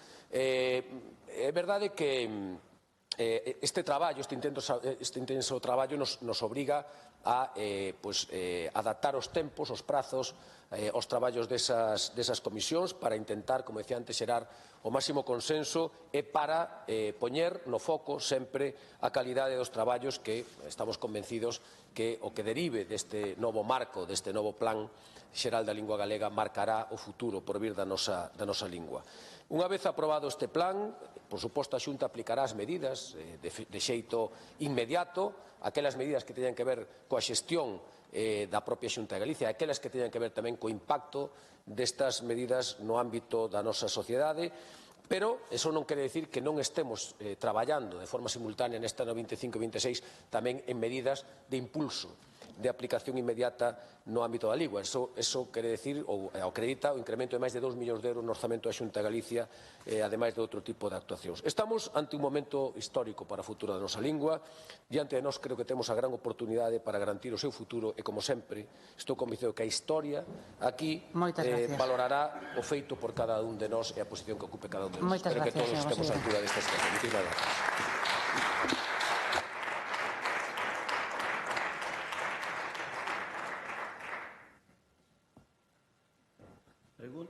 Pregunta de doña Mercedes Queixas, do Grupo Parlamentario do Bloque Nacionalista Galego.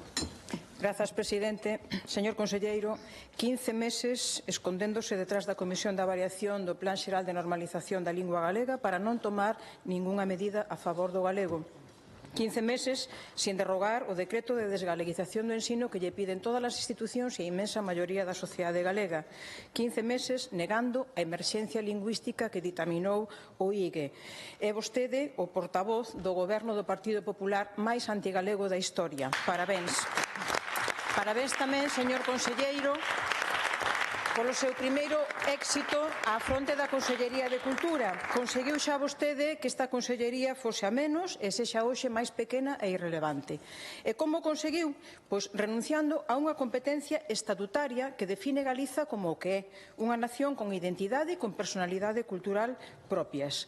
Unha renuncia cobarde, sen debate parlamentario, aprobada pola porta de atrás, que iso é o que é a lei de acompañamento, cun obxectivo: legalizar o abandono do patrimonio e baleirar o autogoberno de Galiza.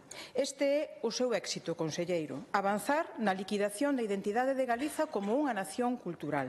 E a custa de quen o conseguiu? A custa dos concellos, afogados xa pola Xunta con competencias impropias e cada vez con menos recursos. Vostede cárgalles agora ao lombo a responsabilidade sobre a protección do patrimonio, cando sabe perfectamente que a inmensa maioría dos concellos galegos non teñen nin capacidade económica nin recursos técnicos e profesionais para asumilo. Porque, señor conselleiro, sen profesionais, sen técnicos, como se van responsabilizar os concellos da xestión e da protección do patrimonio?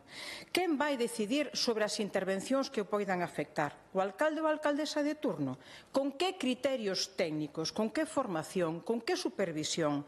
Vostede sabe perfectamente que está a abrir a porta á arbitrariedade e ao expolio do patrimonio cultural que é de todos os galegos e de todas as galegas. Iso si, díxolle vostede aos concellos. Quen precise recursos, que llos pida á Xunta. Desde o BNG preguntámoslle: a que Xunta? A mesma Xunta que creou o problema colapsando os servizos de patrimonio cultural por falta de persoal? A mesma Xunta que converteu a Dirección Xeral de Patrimonio Cultural nun ente irrelevante e asfixiado económicamente e que para 2026 vai ter os mesmos 22 millóns de euros que tiña no 2009? A mesma Xunta que foi incapaz de elaborar un catálogo de patrimonio unificado en 16 anos, ou que foi incapaz de crear ou renunciou a crear un servizo de inspección do patrimonio? Unha última pregunta, conselleiro: con quen consultou vostede esta nova tempada de rebaixas outono-inverno para a protección patrimonial? Porque a FEGAM xa lle dixo que está en contra, o Consello da Cultura Galega xa lle dixo que está en contra, igual que a Facultade de Xeografía e Historia da Universidade de Santiago, a Real Academia Galega de Belas Artes, os profesionais técnicos da arqueoloxía, a Asociación para a Defensa do Patrimonio Cultural Galego, etc. A quen beneficia esta renuncia das competencias do Partido Popular?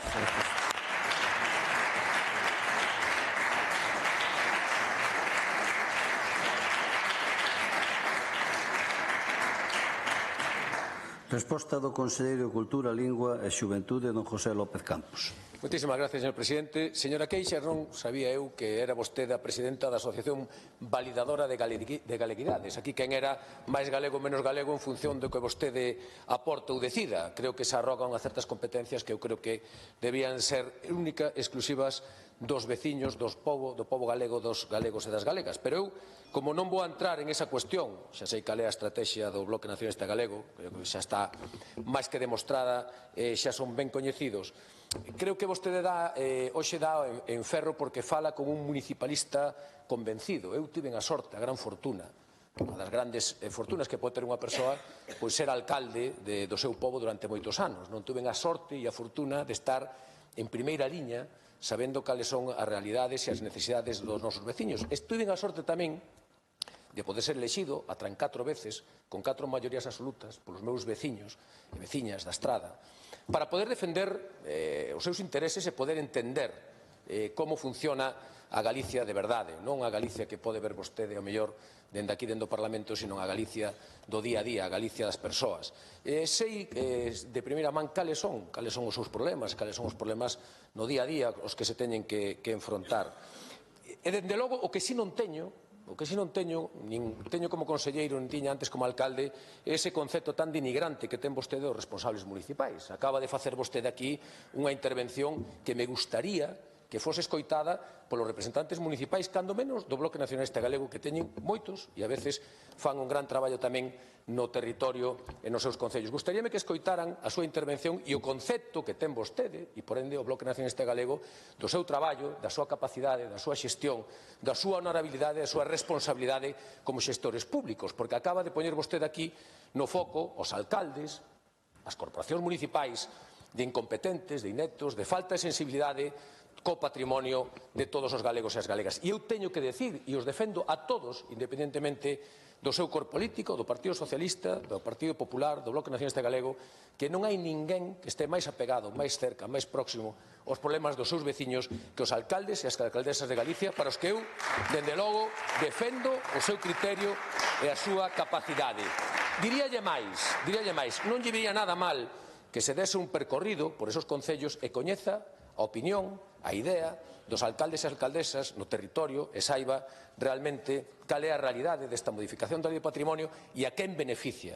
E só e única exclusivamente esta modificación da lei ven a dar cumprida resposta ás demandas exixidas polos alcaldes e as alcaldesas de Galicia, polos veciños e veciñas, polos galegos e as galegas, de permitir unha administración máis áxil, máis eficaz e, ademais, por suposto, como comprenderá vostede, en de que sempre o neguen, estes cambios, estas modificacións veñen avaladas polos informes técnicos correspondentes que dan e acreditan que esta modificación é legal, é axustada e, dende logo, era necesaria para que os concellos galegos poidan seguir traballando en autonomía.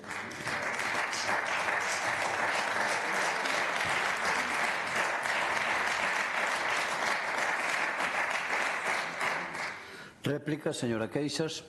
Grazas, presidente. Señor conselleiro, vexo que segue vostede instalado no pacto do silencio do Partido Popular. Hoxe non responde ás preguntas que lle facemos desde o BNG despois de que o Grupo Parlamentario do Partido Popular teña vetado até en 2 ocasións a solicitude de comparecencia do Director Xeral de Patrimonio Cultural na Comisión de Cultura que fixemos desde o BNG. Que é o que teñen que agochar? Por que non falan claramente do que lle preguntamos? E mire, efectivamente, vostede non é un recén chegado á xestión política e lembrará, polo tanto, que non hai moito tempo vostede fixo crítica pública precisamente das exixencias de patrimonio da Xunta para restaurar, por exemplo, a Ponte Vella de Liñares do seu concello, unha ponte medieval protexida no catálogo de bens do Pexón. É dicir, que vostede, entre respetar os criterios de restauración de patrimonio da Xunta ou deixar arruinar a ponte medieval, vostede como alcalde efectivamente escolleu deixala arruinar e aí está con problemas cada vez máis graves estruturais e comesta polas silvas. Ese é o resultado da súa capacidade de xestión. Efectivamente, A quen pretende tomarlle o pelo, señor conselleiro? Os cambios que está a impoñer, que lles está a impoñer ás alcaldías, son para rebaixar as exixencias na protección do patrimonio, para que non haxa criterios técnicos unificados e ir facilitando así a desprotección do patrimonio. O patrimonio cultural, como acabamos de ver, foi para vostede un estorbo como alcalde da Estrada. Non hai máis que ver a situación na que está a Torre de Guimarães.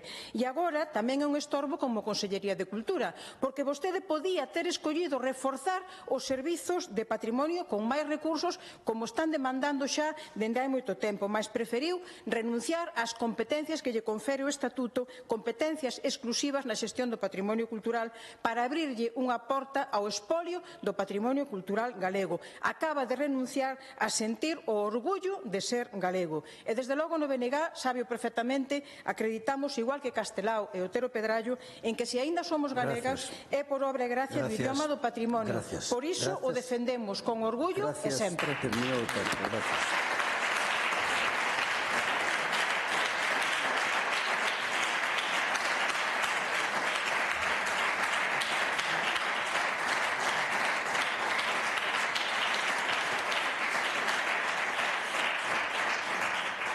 Peche da pregunta, conselleiro Cultura, Lingua e Xuventude. Moitísimas gracias, señor presidente. Bueno, vexo que, señora Queixas, non cambian a estrategia. Primeiro disparan e despois preguntan. Eu lle vou a recomendar, non sei se tivo vostede a oportunidade, non vou ser tan ousado como vostede cando a veces comete ese atrevimento de preguntarme se leo moito ou leo pouco. Eu non vou a ser tan ousado en esta cuestión con vostede, pero si lle vou a deixar unhas copias deste documento, que espero que ao mellor non tuvo tempo suficiente para poder lelo, que se lle achegou a todos os alcaldes. Lle deixarei unha copia despois para que lea en profundidade e vexa realmente a quen vai a beneficiar esta modificación da Lei de Patrimonio, que está consensuada, que está pensada, que está validada, que está avaliada técnicamente, por suposto. Isto non foi unha ocurrencia deste conselleiro, nin dende logo teño nin a capacidade nin a estrategia de poder desvirtuar ou devaluar o patrimonio de todos os galegos.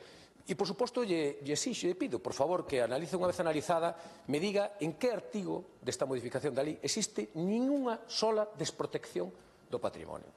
Fan vostedes sempre a mesma estrategia, non intentan confundir, intentan enganar a ciudadanía e intentan, equiparar o que significa axilización co que vostedes entenden por desprotección. Esta é unha cuestión que ven seguramente derivada da súa falta de xestión. Vostedes nunca tiveron en moitos casos que xestionar nin que tomar decisións e, por lo tanto, lles custa entender que un proceso de axilización administrativa non necesariamente ten que ser un proceso de desprotección do patrimonio. De feito, é que lle insto, e de verdade que arreto, a que me diga en algunha destas modificacións que establece esta modificación de patrimonio en un só sitio donde exista unha medida que signifique desprotección do patrimonio. En ningunha, só do seu articulado. De feito, dígolle máis, no único sitio donde existe algunha modificación en relación a este tema é para protexer todo e además o patrimonio.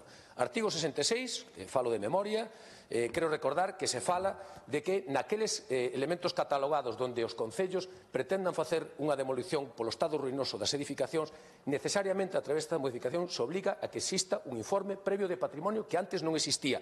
Un criterio que vai directamente á protección do noso patrimonio, non a desprotección. É a única modificación no nivel de protección que existe en toda a lei. O resto é aclaración de competencias, o resto é detallar escrupulosamente cales son as accións que se poden acometer no patrimonio, que ademais están estudiadas, están validadas técnicamente para facilitar a xestión e o mantemento, e ademais está pensada para que a protección non leve aparellado seguramente o descuido do noso patrimonio, porque o que estábamos facendo é que moitas veces o exceso de protección, o exceso de burocracia impedía moitas veces a preservación axeitada do noso patrimonio. Por eso, eu creo que para rematar lle recomendaría unha vez máis que o lesen en profundidade, que o debatisen, e lle reto que me diga en algún articulado, en un só punto donde existe algún criterio, algún motivo que significa desprotección do patrimonio. Queda o reto feito. E aquí lle deixo tamén... Gracias.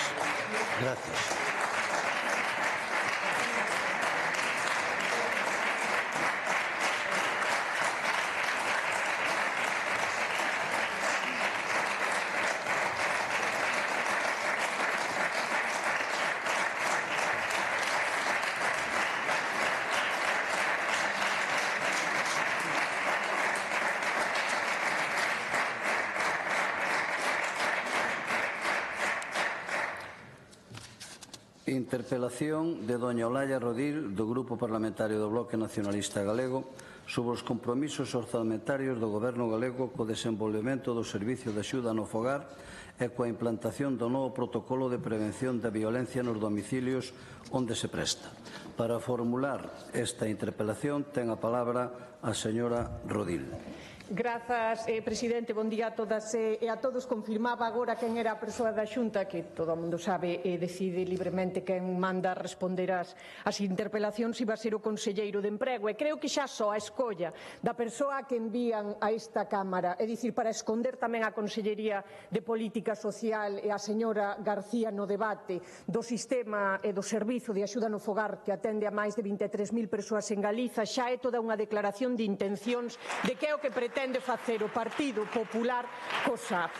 E digo isto porque hoxe desde o BNG traemos esta cuestión, esta interpelación sobre o servizo de axuda no fogar, sobre os dereitos das persoas dependentes, as persoas usuarias do servizo e tamén os dereitos das traballadoras que sosteñen co seu lombo o SAF en máis de 23.000 casas de galegas e galegos dependentes en Galiza e que o facemos ademais no contexto no que se produce estes días o debate a respecto do financiamento do propio servizo, coa proposta que formulou a Xunta de Galiza de ir a 18 euros a hora en 2028 a achega que fan a Xunta e o Estado para o financiamento deste servizo esencial de atención á dependencia. Unha proposta que o Bloque Nacionalista Galego non apoiamos por insuficiente, porque non cubre o custe real da prestación, nin se achega tan sequera a ela, e non resolve os problemas estruturais que arrastra o servizo de axuda no fogar desde hai anos.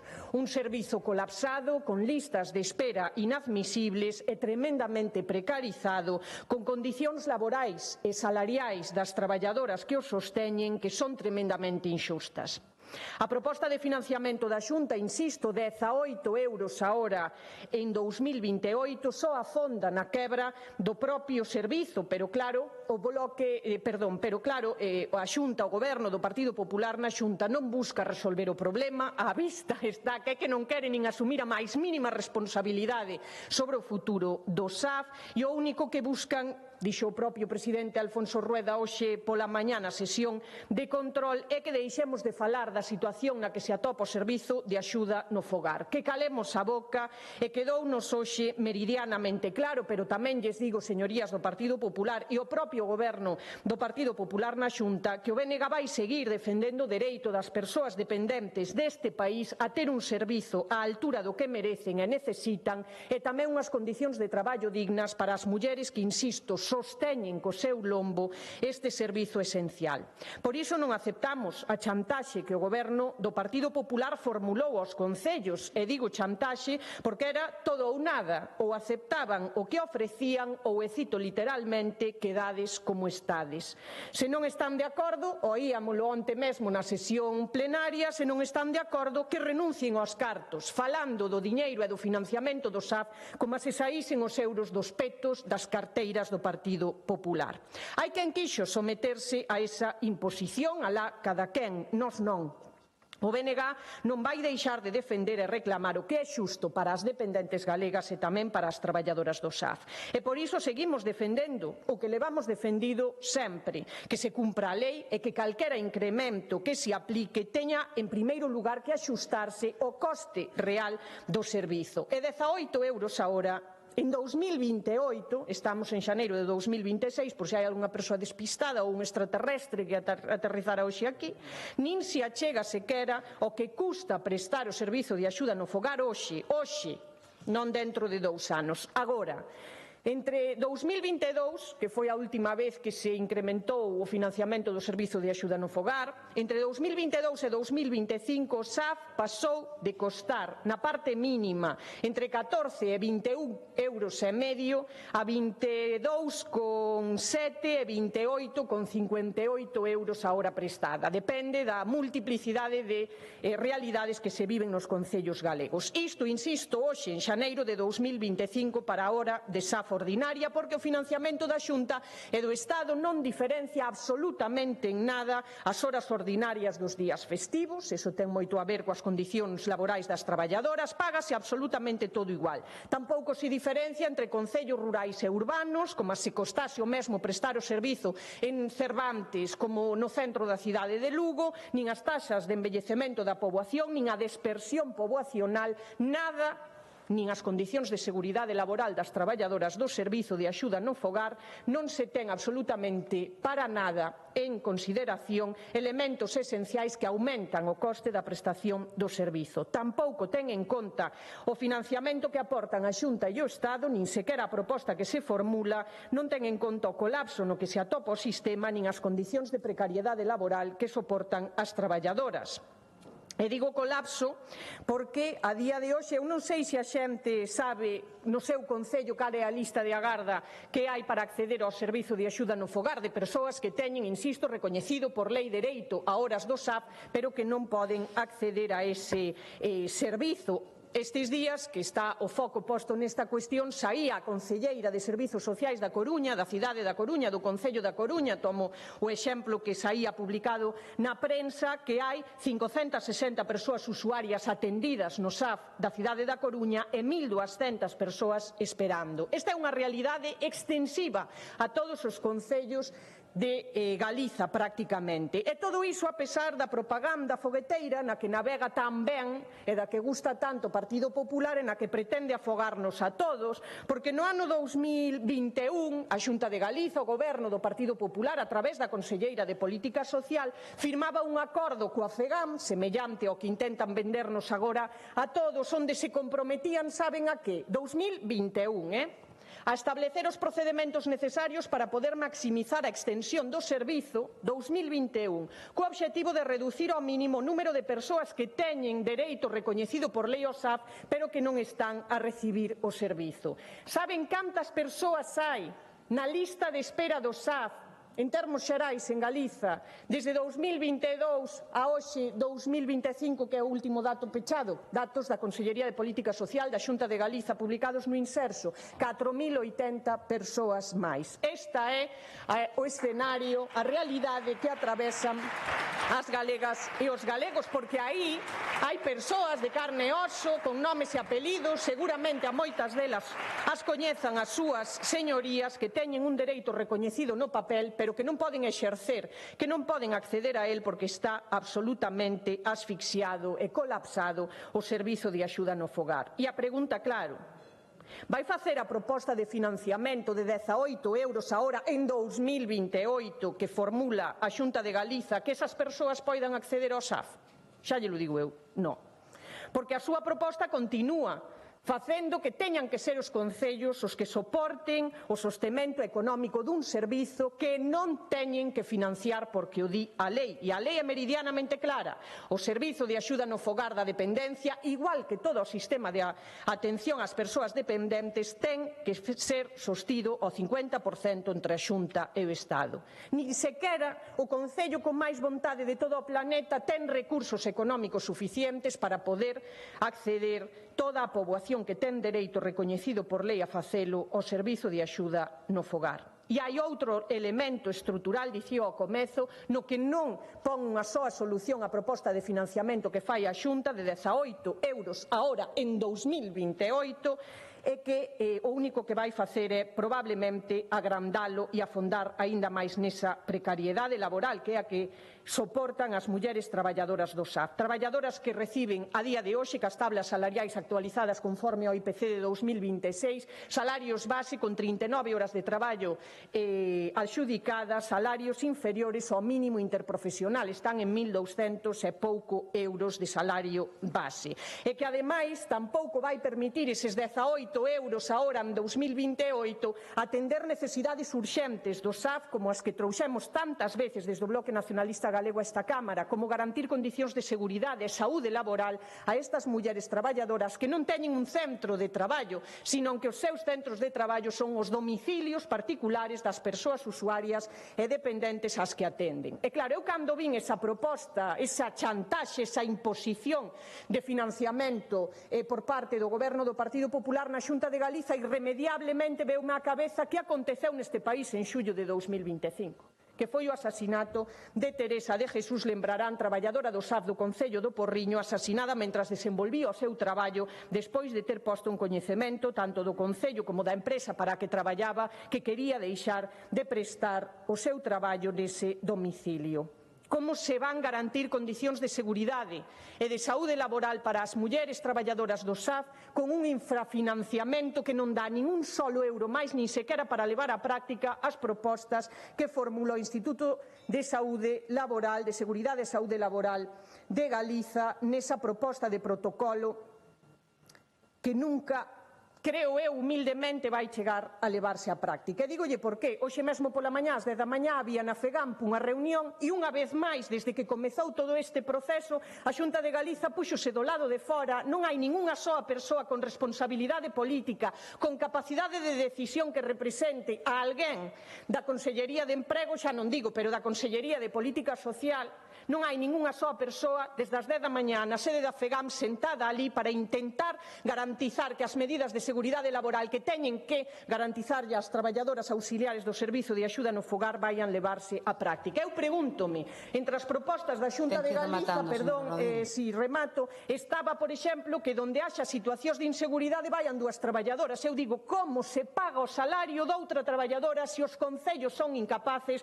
de garantir o pagamento case das auxiliares que hoxe prestan o servizo do SAF? Eu, señor conselleiro, que non sei moi ben que é o que me ven dicir vostede hoxe aquí. Si lle digo unha cousa, o BNG vai seguir defendendo que é xusto e o que se merecen as galegas e os galegos, as de hoxe e as que veñen detrás, que é un servizo de axuda no fogar á altura do que se merece calquera persoa, que son unhas condicións de vida e de traballo dignas neste país. Máis nada. Moitas gracias.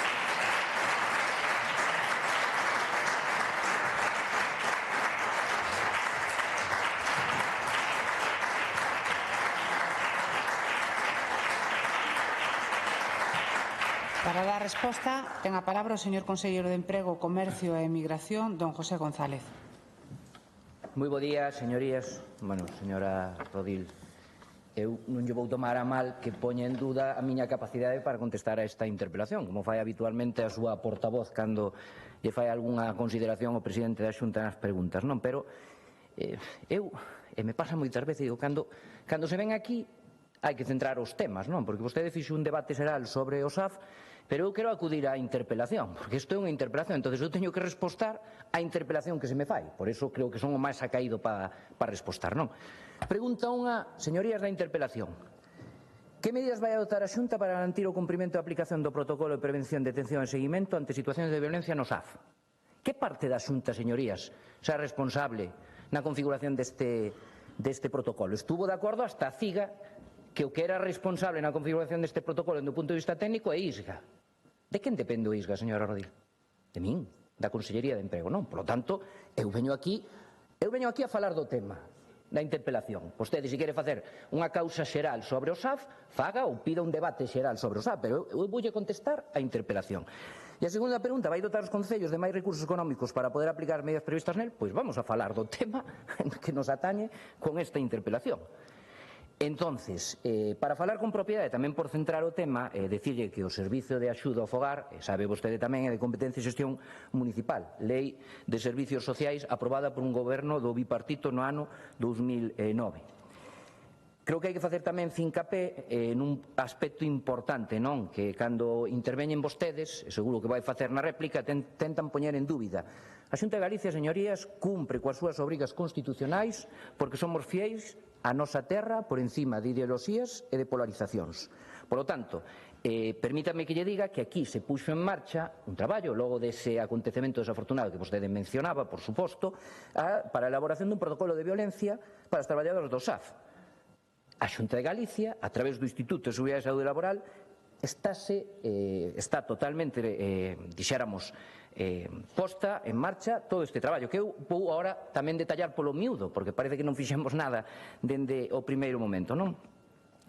O traballo se está realizando. Vostede mesmo aludiu hoxe a unha reunión na que di que non hai resultados. Eu digo que estaba ali, por certo, en representación do ISGA, a xerente do ISGA, que é a Adela, e que dixemos que é unha persoa con suficiente responsabilidade ao respecto. Hai unha primeira reunión, señorías, coa FEGAN para facer este protocolo. A FEGAN pide a participación do ISGA. Esta reunión é en setembro de 2025. Hai un primeiro borrador que se levou ao Consello, un informe a mediados de outubro, e posteriormente se remitiu a FEGAN. Eu voulle dar a cronoloxía, porque vostede fala dun descoñecemento generalizado. Home, eu creo que o bloque ten representantes na FEGAN, non? O 4 de novembro hai unha reunión do grupo de traballo do ISGA coa FEGAN. Se dá un plazo do 5 ao 12 de novembro para facer aportacións. O 19 de novembro a FEGAN remite aportacións. Hai ese primeiro borrador, un borrador aberto, porque nós vamos nun ámbito de colaboración e o que pedimos é que se fan aportacións. Fan aportacións, entre outros, UGT, Comisións Obreiras e a CIGA, señoría. O 22 de decembro, logo de recoller ese borrador a asumir todas as súas alegacións, hai un segundo borrador que foi remitido, como digo, ese 22 de decembro a FEGAN.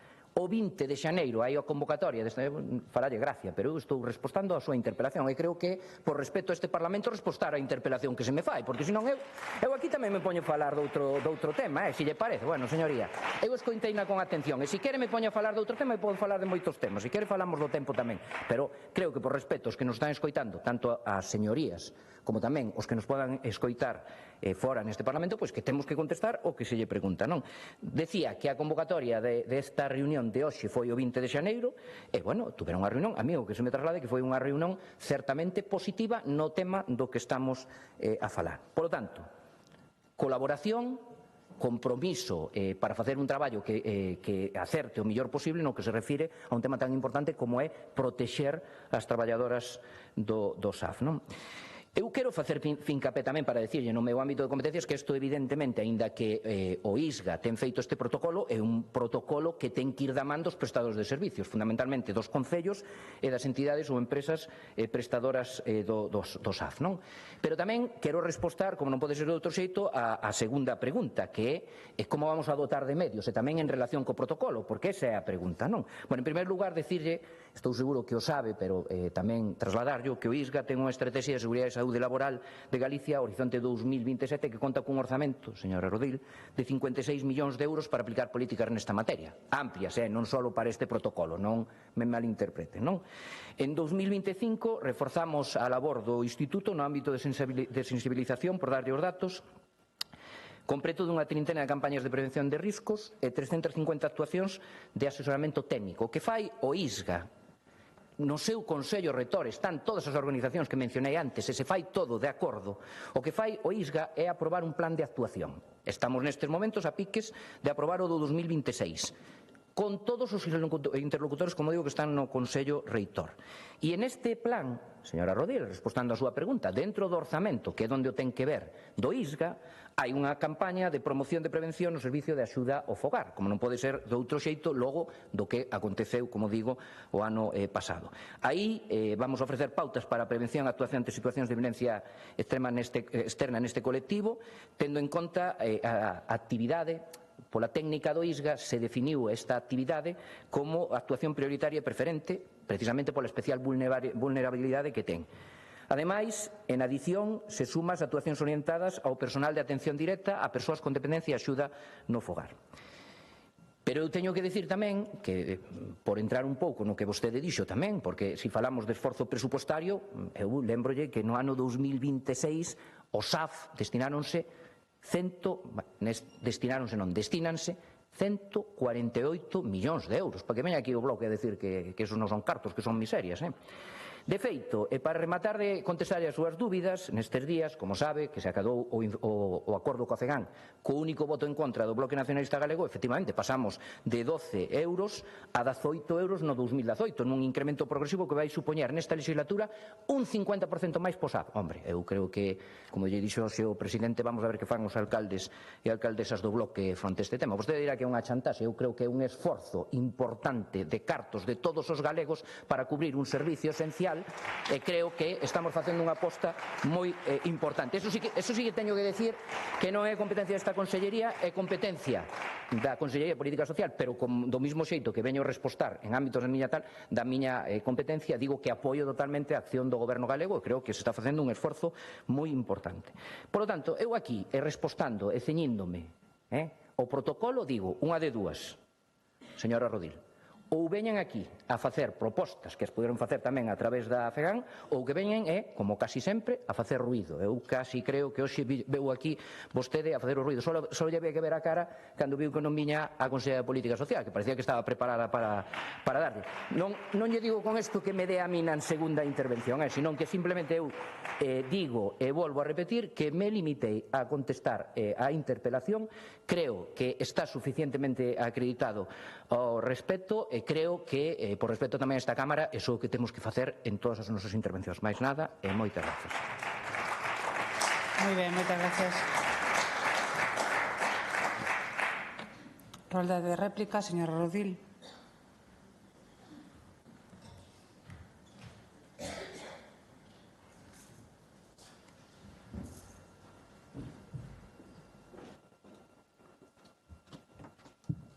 Grazas, presidenta. Eu, señor González, que creo que vostede ten toda a capacidade do mundo, mire, creo que o mellor exemplo de que vostede, como conselleiro de emprego neste asunto, non ten nada que dicir é que lle sobrou tempo. Faltoulle, empezar a sacarse coellos da chisteira para ver como enchíamos os 10 minutos que hai de interpelación, porque a vostede o servizo de axuda no fogar vinculado á dependencia non lle é competencia. O goberno é solidario e manda a quen quere. E dixeno na primeira intervención e volvo a repetilo nesta. Para min é a mellor mostra do que lle importa a señora Fabiola García como conselleira de Política Social e ao Partido Popular na Xunta de Galiza, o servizo de axuda no fogar, as persoas dependentes galegas e a situación na que se atopan as traballadoras da axuda no domicilio neste país. Eso é o que lle importa. Escondida.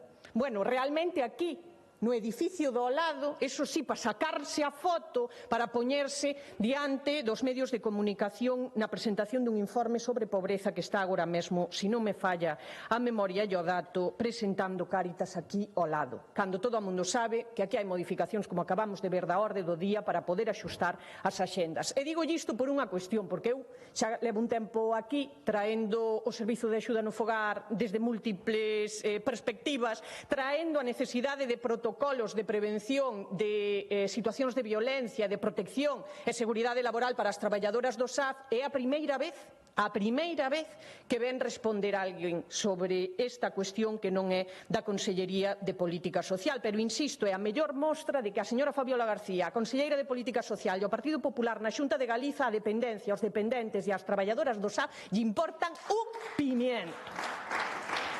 E a outra demostración diso, e dixémolo desde o primeiro momento, é que nas negociacións dese protocolo non hai ninguén da estrutura da Xunta de Galiza que teña capacidade de decisión política para poñer, por exemplo, máis recursos económicos encima da mesa, que é a única maneira de garantir que se poidan levar a cabo as medidas de protección que propón o ISGA nesa proposta de protocolo. Señor González, e volvo a dicirlle o mesmo.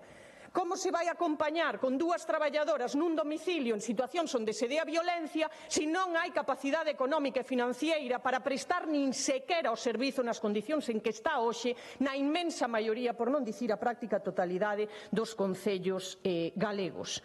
Como se vai garantir, por exemplo, outra das propostas que está nese protocolo, que cando non se poida resolver a situación de conflitividade se lle ofreza a esa persoa dependente ir a outro recurso como unha residencia se non hai prazas públicas en residencia de maiores e hai miles de persoas en Galiza que están recibindo unha axuda económica para poder pagar na privada o que o ámbito público, toda a rede pública de residencias ou concertada non lle pode ofrecer. Eu, señor González, creo que o que se merecía esta interpelación non o bloque que o Bloque aquí é un intermediario da realidade, o que se merecen as persoas dependentes galegas, as que están hoxe en situación de dependencia e as que vamos estar en situación de dependencia mañá, o que se merecen esas persoas é ter uns servizos públicos de coidado, de garantía de dereitos fundamentais, de benestar á altura das nosas necesidades. E a proposta de financiamento que hai en riba da mesa, que é unha chantaxe e é unha imposición, é unha chantaxe e é unha imposición,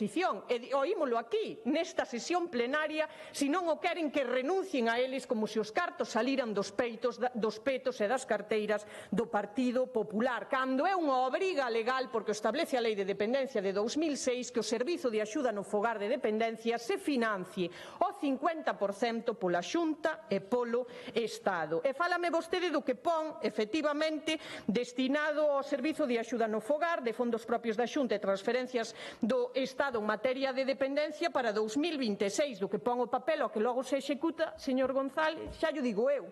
Desviacións de crédito, recortando ya ese orzamento en 2025, detraeron 17 millóns de euros, en 2024 18 millóns de euros. Por que? Pola incapacidade absoluta dos concellos deste país para poder prestar máis horas, porque non teñen nin recursos materiais, nin humanos, nin sobre todo económicos para poder facelo. Eu que traía tamén propostas, por suposto, nós sempre poñemos propostas en riba da mesa. Sabe cando trouxo o BNG aquí que había que facer protocolos de seguridade ante situacións de violencia no Servizo de Axuda no Fogar? No 2021. Vostede estaba nesta Cámara. Sabe que votou vostede, señor González, en contra de facer eses protocolos? Entón, home, que quere que lle diga? A boas horas mangas verdes.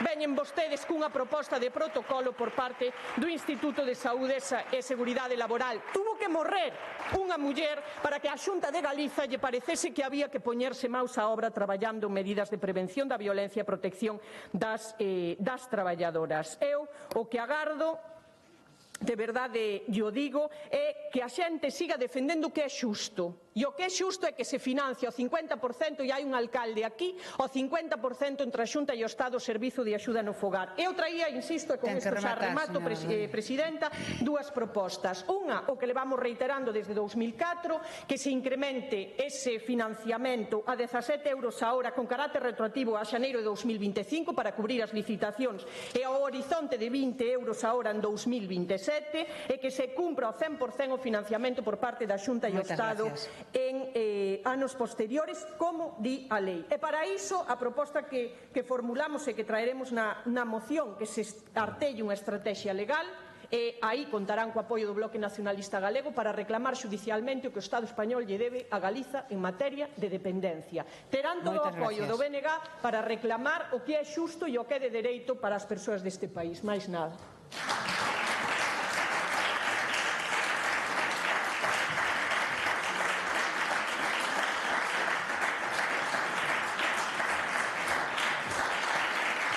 Réplica do Goberno, señor conselleiro.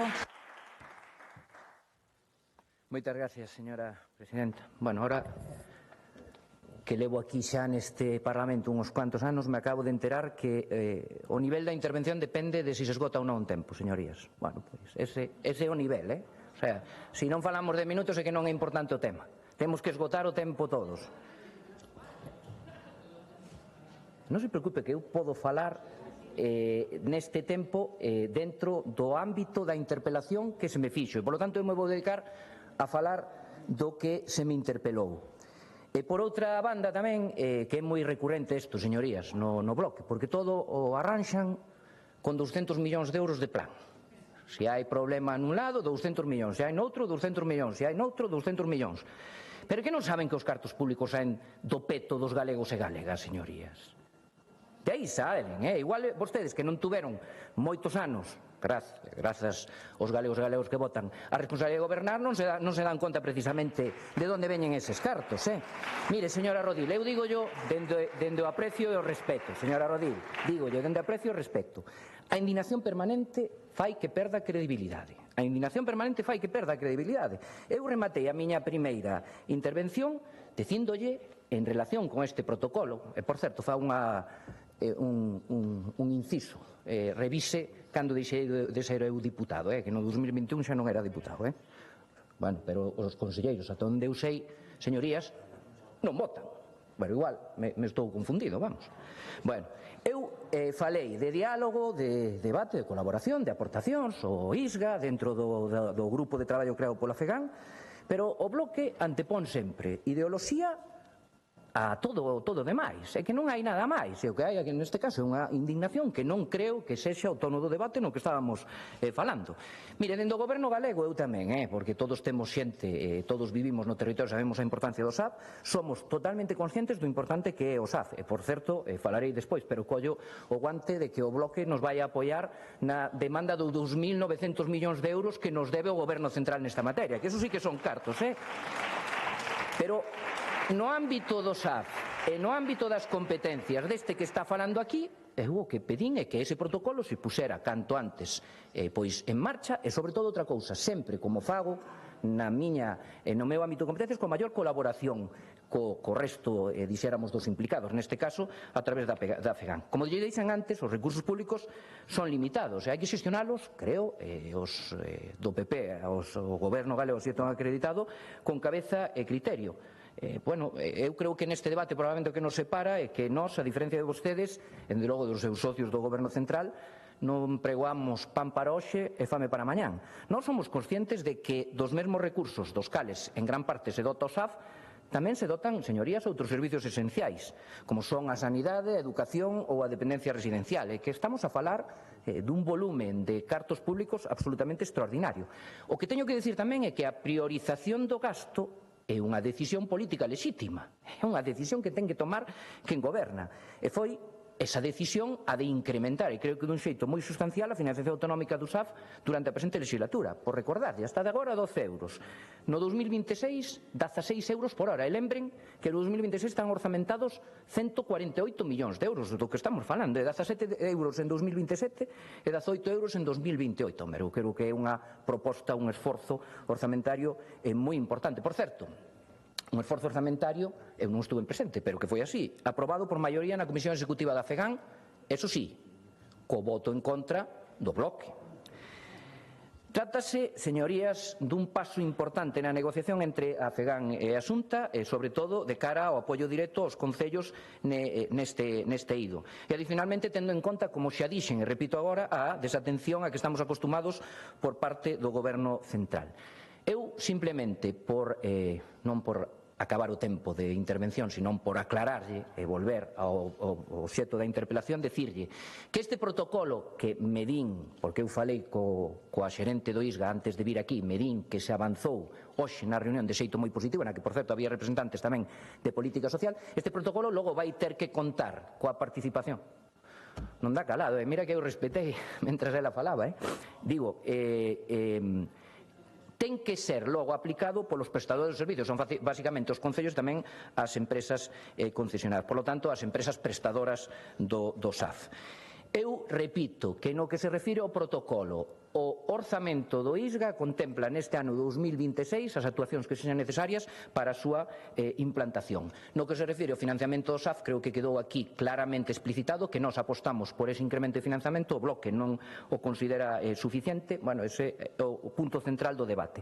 Eu o que remato é pedíndolle, como lle dixen xa antes, que hai que preguntarnos todos, porque agora estamos vendo que todos son bonos e todos son aprobacións no goberno central de moitos cartos para moitas cousas, pero cando vai cumprir os seus deberes para con Galicia? E vostede, e eu seguro que a conselleira de Política Social pensa o mismo exactamente que a min, agardo que sexa así, porque como di o presidente, tan bravos aquí, tan mansos alá, que o goberno central asuma a súa responsabilidade coa lei de dependencia e que aporte ese 50% de financiación. Pero remato aquí agora dicíndolle, señorías, que ese compromiso, e aquí sí que falamos de cartos, son 2.900 euros que lle deben aos galegos e ás galegas. De que estamos falando aquí de negociación da Xunta de Galicia en relación co SAF cando isto se debe polos seus socios de goberno e polos representantes do Partido Socialista. Por lo tanto, eu pido que, por favor, isto se cumpra e se, evidentemente, se dote financieiramente a Xunta de Galicia con estes cartos e dentro da competencia que temos como goberno galego, pois asumiremos todas as consecuencias que teremos que asumir ao respecto en cuanto ao financiamento. Señorías, máis nada e moitas gracias. Gracias.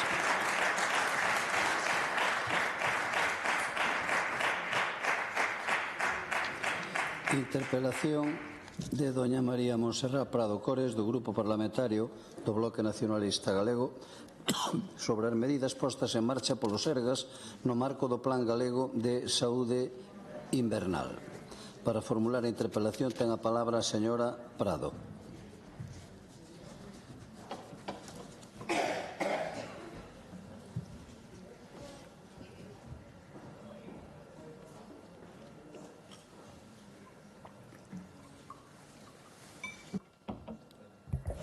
Grazas, presidente. Moi boa tarde.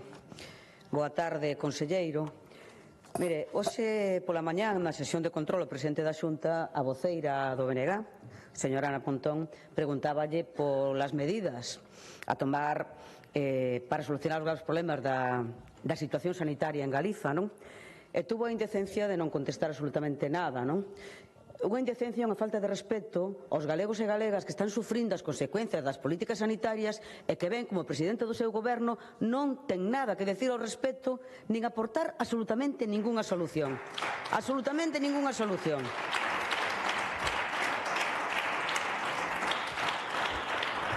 Por iso eu agardo que vostede non vaya polo mesmo camiño e teña algunha alternativa, non? Porque, mire, como cada inverno as enfermedades respiratorias puxeron ao límite o sistema sanitario galego, non?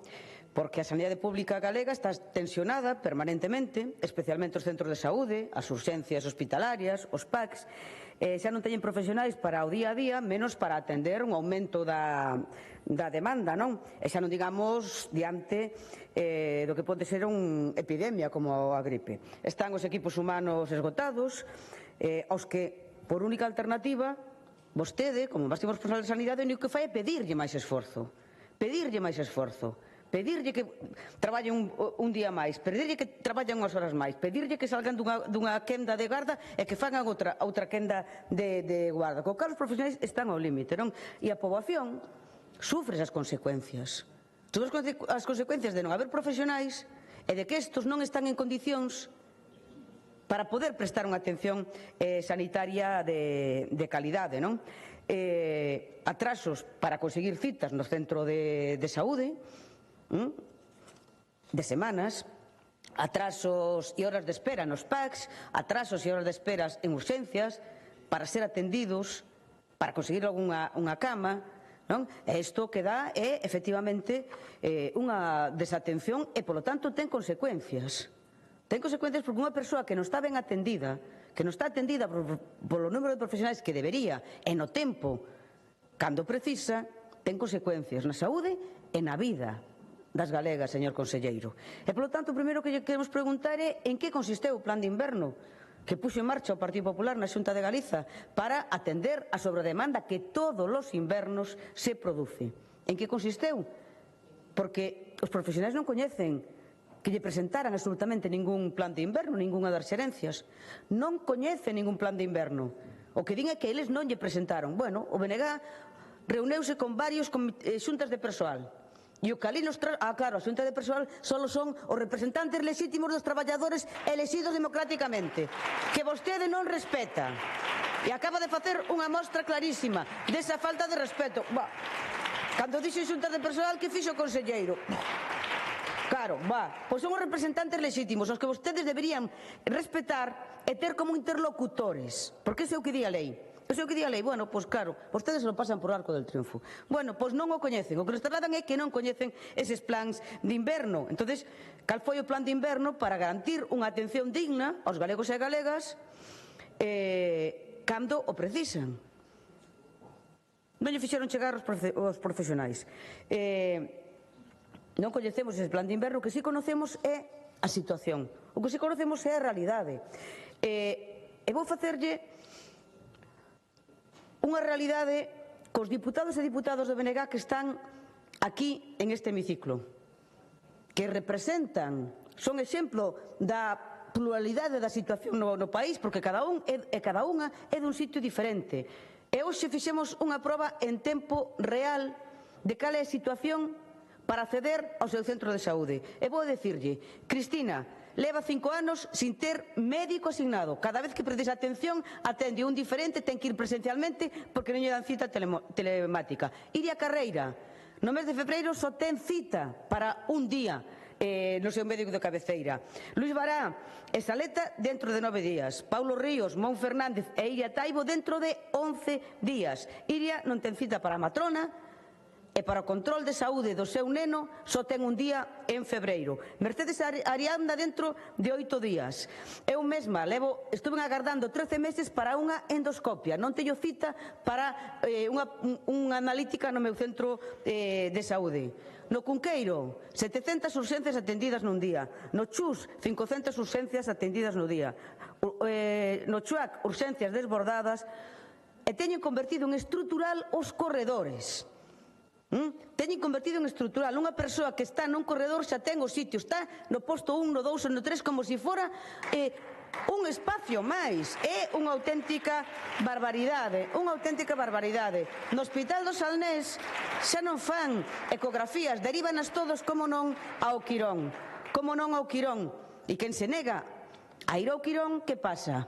Que leva anos, máis dun ano agardando, pode darlle nomes, máis dun ano agardando. Montecelo e Cunqueiro quedaronse sin camas para abrir en este pico invernal. PAC de Cangas ou da Guarda tuveron días non ter ni un solo médico.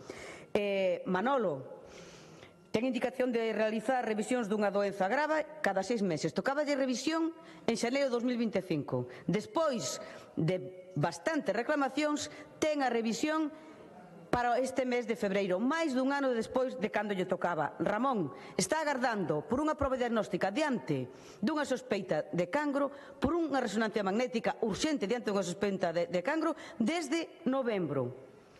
Podo decirlle, señor conselleiro, un veciño de Sautelos de Nova de hoxe morre agardando unha ambulancia que tardou 40 minutos. Isto pasa un día así e outro tamén, non sempre salta aos medios de comunicación. Esta é unha nova de hoxe. Ou era esta, ou denuncia que a súa nai morreu en urxencias, máis de 3 horas de espera. É moi duro ver morrer a túa nai en urxencias e ser atendida por un médico por falta de persoal, estar saturados, ver a túa nai agonizando nun corredor de urxencias. Esta é a situación, señor conselleiro, e voulle poñer algo máis. Onte houbo un grave accidente aquí na P9, con múltiples vehículos involucrados. Dentro das persoas afectadas, 2 diputados deste Parlamento ao que, de novo, o BNG lle desexa pronta recuperación. Pero que pasou, señor conselleiro? Que para chegar unha ambulancia medicalizada tardou 30 minutos. A única que hai en Santiago. E que máis pasou, señor conselleiro? Que non está operativo o helicóptero de emerxencias. De novo, non está operativo e vostedes non lle exixen á empresa que estea operativo. E un helicóptero, afortunadamente as lesións non eran cuestións de vida a morte, pero se chegaran a ser, o helicóptero desde la Bacolla estaría no sitio do accidente en 5 minutos e unha ambulancia medicalizada tardou 30. Esta é a situación real da sanidade pública no noso país, en tempo real. En tempo real, non estou falando de datos de hai non sei cantos meses, estou falando en tempo real, señor conselleiro. E, polo tanto, isto non é casualidade. Sabe, isto non é casualidade. Non é casualidade porque é consecuencia das políticas sanitarias do Partido Popular. Porque Galicia é a segunda do Estado que menos inviste en atención primaria só por detrás de Madrid. Ten un número máis baixo de médicos de familia nos últimos 15 anos. Datos dado por vostede, señor conselleiro. Galiza sitúase por debaixo da media do Estado en número de especialistas en medicina familiar e comunitaria. A atención primaria conta con menor número de prazas nos últimos 15 anos. É a cuarta pola cola dos que peor pagan ao persoal. A media de espera para o médico de familia é de 8, a media, porque hai meses enteiros como acabamos de comprobar. Según o barómetro sanitario, o 20% dos doentes que necesitan unha consulta en atención primaria afirma que non a conseguiron. O 38% que acudiron a urxencias. Que, diante desto, menos sanidade pública, hai un aumento de recursos públicos para a sanidade privada. En este ano, Concertos, 261 millóns de euros, que lle sumamos o canon que hai que pagar de Álvaro Cunqueiro, estaríamos en 341 millóns de euros. Que o 40% das altas dos hospitais privados galegos financese con cartos públicos. Isto é un informe do Ministerio.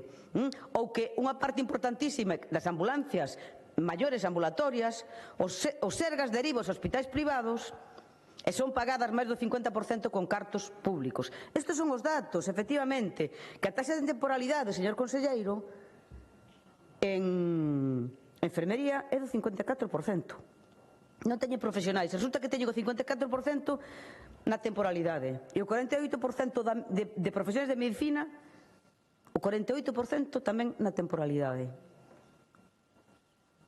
Entón, señor conselleiro, vai vostede a explicar en este Parlamento que medidas van poñer en marcha para atender aos galegos e galegas, lembrolle, 360.000 galegos e galegas en lista de espera hospitalaria.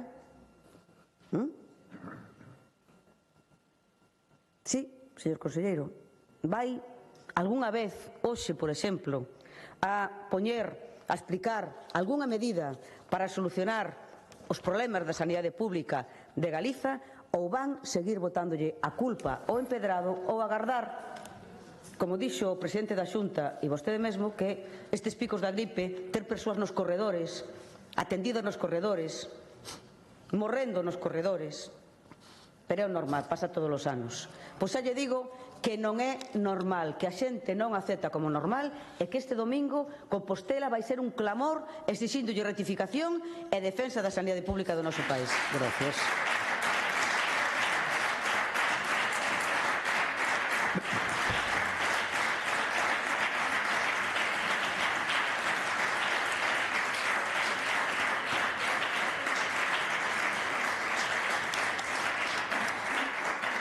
Resposta do conselleiro de Sanidade, don Antonio Gómez Camaño.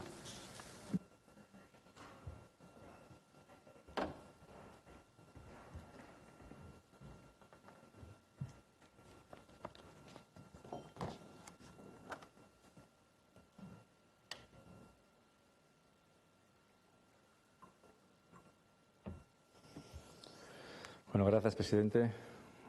Boa tarde a todos. Novamente, señora Prado, teño que lamentar que esta interpelación naza do seu interese non de mellorar a sanidade pública galega, sino máis ben de denigrala e denostala, non? Non hai outra maneira de entender a paisaxe catastrofista, dramático, de batalla, con a exhibición, ademais, das citas que solicitan os parlamentarios do seu grupo. Bueno, que máis dá? Sexa verán, sexa inverno, e para vostede todo sempre está mal, obviando a alta calidade dos servicios de sanidade pública galega. En todo caso, gustaríame empezar explicando algo moi sinxelo.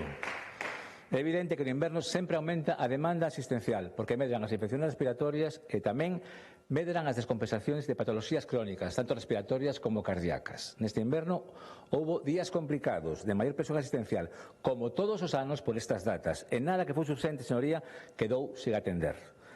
A mellor é que vostede iso non o sabe, como tamén pode ser que non saiba que os sistemas sanitarios de toda España están a padecer as consecuencias das folgas médicas contra o luto marco que impulsa a ministra de Sanidade. Unha cousa son as infeccións respiratorias propias de todos os invernos e outra son as folgas reiteradas de médicos. Non é o mesmo. A diferenza, señora Prado, está en dúas cuestións fundamentais. A primeira delas está precisamente nese Estatuto Marco do Goberno Central ao que vostede non se referiu, porque por culpa do Estatuto Marco do Goberno Central a sanidade pública galega e as demais comunidades están a verse inmersas nunha espiral de folgas de facultativos que obrigan a pospoñer miles de atencións a pacientes en cirugías, probas diagnósticas e consultas. Estamos a falar, nada máis nada menos, que de máis de 80.000 actos asistenciales suspendidos por mor da folga contra o Estatuto Marco só entre os meses de decembro e xaneiro. De verdade, cree vostede que 4 días de folga médica en decembro, 2 días de folga en xaneiro e a semana de folga que os médicos teñen convocadas todos os meses de aquí ao verán van pasar van a pasar sin ter consecuencias e impacto na asistencia sanitaria de todas as galegas e galegos, non?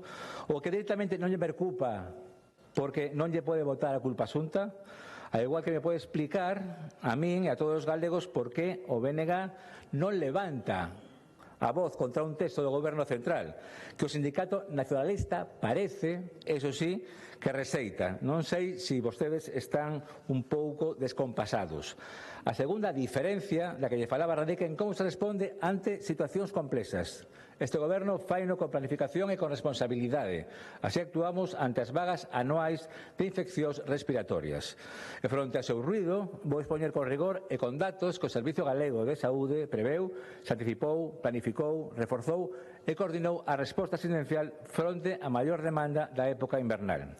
Mire, o plan de inverno, que está publicado o plan de inverno, é unha folla de ruta completa que combina prevención, seguimento epidemiolóxico, organización asistencial, reforzo de recursos e monitorización continua do que pasa en cada unha das áreas sanitarias. A súa finalidade é clara, garantir que cando a demanda sobe, a atención se siga prestando con calidade, con seguridade e coa mellor organización posible. E iso tradúcese en algo fundamental, que o sistema sanitario no seu conxunto funcione axeitadamente. Señora Parado, non sei se se lembra, pero pusemos en marcha o Plan Sanitario de Inverno a mediados de novembro, semanas antes de que o Ministerio de Sanidade convocase o Consello Interterritorial do Sistema Nacional de Saúde para abordarlo. Isto, que yo sepa, é planificar. Isto é anticiparse. Ao igual que a prevención e planificación é a campaña de vacinación, ou non? Campaña de vacinación que iniciamos en setembro e permitiu que máis de 882.000 galegos e galegas se inmunizasen fronte á gripe e que se reforza con accións extraordinarias cando as infecciones se adiantan ou intensifican. E tamén planificación e a rede de vigilancia que establecemos coas farmacias Sentinela. Permite anticipar o incremento de procesos respiratorios na comunidade cos datos de venta de medicamentos vinculados a infeccións respiratorias. E así, conforme a previsto nos informes de seguimiento e sistemas de vigilancia epidemiolóxica, afrontamos mellor preparados o pico de demanda asistencial que foi asumido polos servizos de urgencias hospitalarias e atención primaria. Esa planificación permítenos que a atención primaria, os puntos de atención continuada e hospitais actúen con criterios clínicos por diante e co obxectivo de que cada persona sexa atendida no recurso adecuado a seu nivel de gravidade. Cando se falan de urxencias no inverno, é clave entender esta arquitectura. Un sistema sanitario sólido non é o que mete todo no hospital. É o que resolve moito antes, preto de casa, con profesionais que filtran, diagnostican e resolven, derivando só cando é necesario. É aquí onde se desmonta o primeiro dos seus relatos alarmistas, porque a rede extrahospitalaria de urxencias funciona. Pese a que poidan decir, os datos amosan que os PAC e a atención primaria estiveron a soster unha parte decisiva da demanda sanitaria urxente, resolvendo neste nivel a maioría das urxencias. Exemplo, área sanitaria de Vigo, entre o 23 de decembro e 6 de xaneiro. Os 9 puntos de atención continuada atenderon 14.579 urxencias, cunha capacidade de resolución de alrededor do 90%. Área sanitaria de Lugo, Mariña e Monforte de Lemos. 18 PAC asumiron 11.560 urxencias entre esas feitas, o que supón case 800 asistencias ao día fora dos hospitais. Área sanitaria de Coruña, OC. Os PAC atenderon 13.956 urxencias no Nadal, por riba das registradas no principal hospital da área, e con unha derivación ao hospital por debaixo do 7%. Estes datos evidencian que a rede de atención primaria soportou unha carga moi importante, evitando que todo rematase en urxencias hospitalarias, e tamén que as derivaciones aos hospitais se fan cando hai criterio clínico e necesidade, non por rutina. E, por suposto, cando a presión aumenta, tamén os hospitais están preparados. E este inverno, como sempre facemos, habilitamos recursos cando foi preciso. Para que se faga unha idea, nesta tempada tivemos unha capacidade hospitalaria que chegou a 7.007 camas. Habilitamos 250 camas máis que durante o inverno anterior. Atendérose 150.961 urxencias hospitalarias, as mesmas atencións que o ano pasado e menos que os anos previos. Non é propaganda, senón xestión e planificación, grazas a que contamos cun plan de contingencia que inclúe os reforzos dos recursos e dos espazos extraordinarios cando resulta preciso. Iso demestra que a sanidade pública galega está preparada e funciona e que é capaz de facer fronte ao incremento de demanda asistencial e dar unha resposta axeitada e coordinada. E iso aínda a pesar das consecuencias das folgas de médicos contra o Estatuto Marco do Goberno de España, que están a impactar de maneira brutal no noso sistema sanitario público. Señorías, se falamos de momentos de máxima presión asistencial e de responsabilidade política, tamén deberían vostedes mirar cara a ese lado, decatarse do que está a ocorrer no conxunto do Sistema Nacional de Saúde. Porque esas protestas contra o Estatuto Marco promovido polo Ministerio de Sanidade provoca paros que afectan de maneira directa a asistencia sanitaria, consultas, probas diagnósticas e intervencións. E o máis preocupante é que esa conflictividade non aparece por xeneración espontánea, aparece por falta de negociación e por unha xestión deficiente dunha reforma que debería facerse co consenso de todos e coa participación real dos profesionais e das comunidades autónomas. Nun momento no que o sistema está sometido a unha presión estacional, é unha auténtica irresponsabilidade engadir máis tensión por non sentarse a tempo e por non construir acordos. Iso é o que deberían pedir vostedes á ministra. Diálogo e acordo en torno ao Estatuto Marco para evitar as graves consecuencias asistenciais. Reflexionen sobre a súa actitude de defensa do Goberno central, porque detrás de cada proceso asistencial paralizado por culpa do Estatuto Marco hai unha persona esperando. Nós seguiremos insistindo nas nosas demandas ante o Ministerio e traballando, como sempre fixemos, con medidas como o Plan Sanitario de Inverno que pusemos en marcha e o que logramos capear con anticipación, planificación e incremento de recursos uns días moi complicados, fundamentalmente agravados polos paros médicos a nivel nacional. Moitas grazas. Gracias.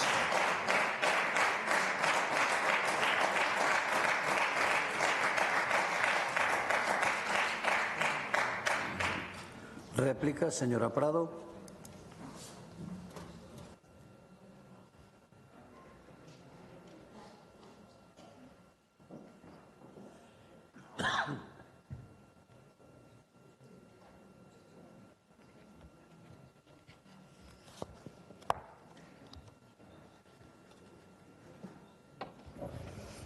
Señor conselleiro, eu lamento que vostede non teña nada que decir dos casos reais. Eu faleille dunha consulta que fixeron hai unha hora os diputados do BNG. Poden facelo os diputados do Partido Popular? Igual tamén sería interesante ver a comparación, non? Ou sempre pensan os do Partido Popular que se non teñen cita ou se chegan a urxencias e hai unha demora de 4 horas para ser atendidos e logo de varios días para ser ingresados, sempre van ter alguén a que chamar para que lle axilicen e non van pasar por onde teñen que pasar o resto dos galegos. No, señor conselleiro, porque si foran conscientes de que a eles e a elas tamén lle fora pasar, seguramente non farían os aspaventos cando traemos aquí os casos reais dos galegos e das galegas. Seguramente non farían eses aspaventos. Porque estes son casos de hoxe, de datos de hoxe. Pero podemos traer aquí moitísimos máis, e vostede sábeo. E diante desta situación dramática, lembro que vostede é o conselleiro de Sanidade, e que vostede ten competencias para contratar persoal, para estabilizalos, para que non se echan o 50% eventuais. Ten competencias para mellorar as súas condicións laborais. Ten competencias, señor conselleiro. O caso hai que querer exercelas. E cal é a situación? Que o Partido Popular está máis cómodo, para iso está no goberno, sabe moi ben de que lado está. E non hai máis que ver o regueiro dos cartos que saen directamente da Xunta.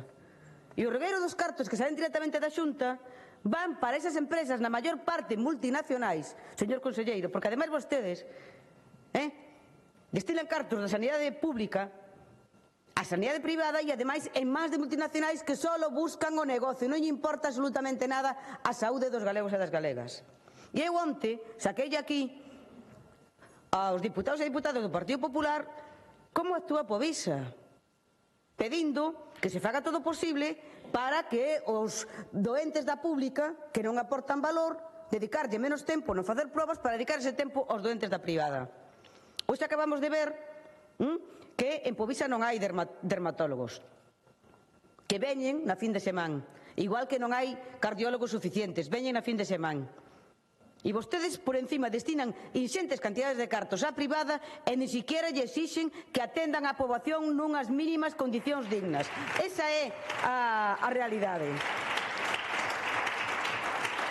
E mire, como cada inverno aumenta a demanda asistencial. E como cada inverno o Partido Popular non fai absolutamente nada. Agarda que pase, porque, sabe, vostedes non presentaron un plan de inverno. Non lle presentaron os profesionais. E os que coñecemos, que só o teñen ali nunha gaveta para decir que o teñen, en que consiste o plan de inverno do Partido Popular? En atención primaria, que se viron e se siguen vendo desbordados, ni un só reforzo. Non contemplaba contratar absolutamente ninguén para a atención primaria. Ninguén. Que a situación na que están. Ninguén. Esa é a realidade. Se non desminta vostede aquí cantos reforzos contrataron para a atención primaria. E no hospital, ir por detrás, señor conselleiro. Ir por detrás.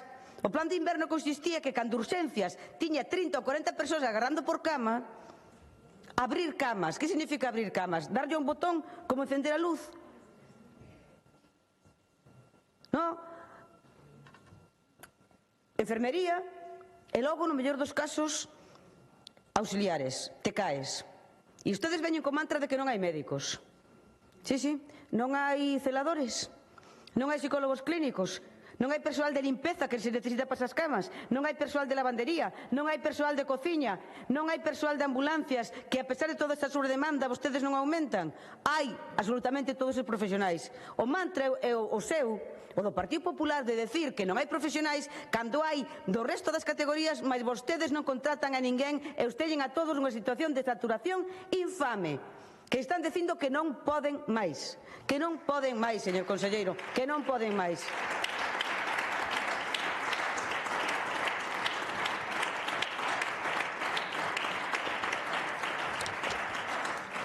E, polo tanto, toda a xente que nos está mirando ou a que non está mirando se ve reflectido no que hoxe aquí trae o BNG, en todas esas demoras para a atención primaria, en Manolo, que ten que ter a revisión hoxe e non a ten até dentro dun ano, en Ramón, que está ca angustia de saber se ten un cancro ou non e non lle fan unha resonancia magnética urxente, que se ven reflectido estar agardando horas en urxencias, amoreados nos corredores, sin a máis mínima intimidade, sin a máis mínima dignidade, nin eles nin os profesionais.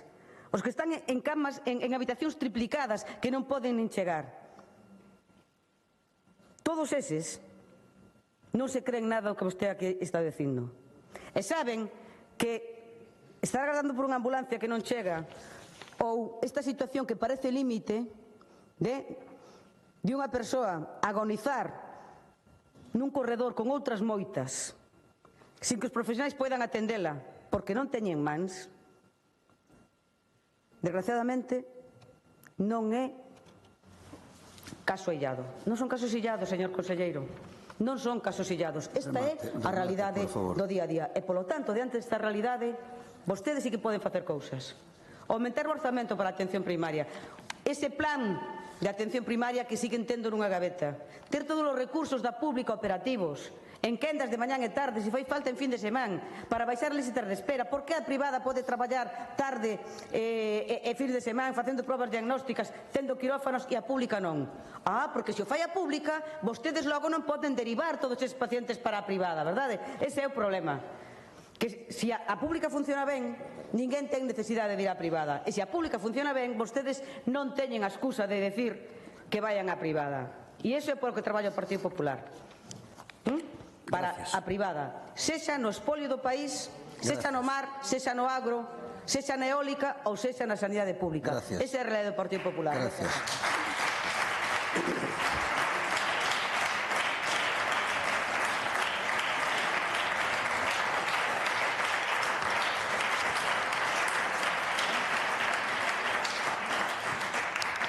Peche da interpelación, conselleiro de Sanidade.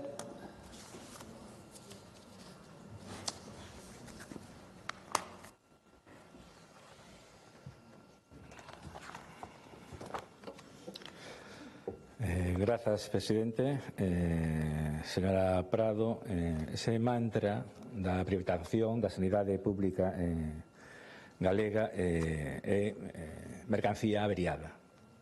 É mercancía averiada. É unha idea zombi que mantenen no tempo, porque, bueno, imagino que a capacidade de innovación ideolóxica pues, é restringida e entendo que pode estar moi ben para encaixarla en unha conversación con, non sei, un soviet do século pasado, pero es que en a realidade da Galicia de hoxe non pinta nada. Non pinta nada. Fala de Povisa. ¿Quién brindou Povisa, señora Prado? Teño que volver a quitarle o acordo firmado por vostedes? ¿Quién brindou Povisa? ¿Canto gastaban vostedes en concertos na época do bipartito, señora Prado? Dígamelo. Dígamo.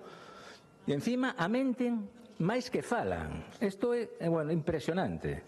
Faro de Vigo, martes 27 de enero. Un portavoz desa plataforma que vostedes controlan, literal, para hacerse unha ecografía en un hospital público tienes que esperar meses e meses. Pero si aceptas que te hagan la prueba en uno privado, vas antes. Solo que esa ecografía que a la administración le cuesta 200 euros, no. Si se hace en uno privado, le cuesta 1.000 euros. ¿Sabe cuánto cuesta una ecografía en un concierto que hay a día de hoy en Coruña y en Vigo? 35 euros. 35 euros. 35 euros. Bueno, Pinocho se queda corto. Pinocho se queda corto. E despois fala de colapso. Colapso implica destrucción, implica paralización. Que eu sepa, o CHUS sigue en pé. E o Servicio Galego de Saúde está con os picos máximos de actividade en todo o ano. Por lo tanto, de paralización non o vexo por ningún lado, ¿no? Afortunadamente, nunca, señora Prado, por mucho que insista, o Servicio Galego de Saúde se viu colapsado, nin o peor momento da pandemia.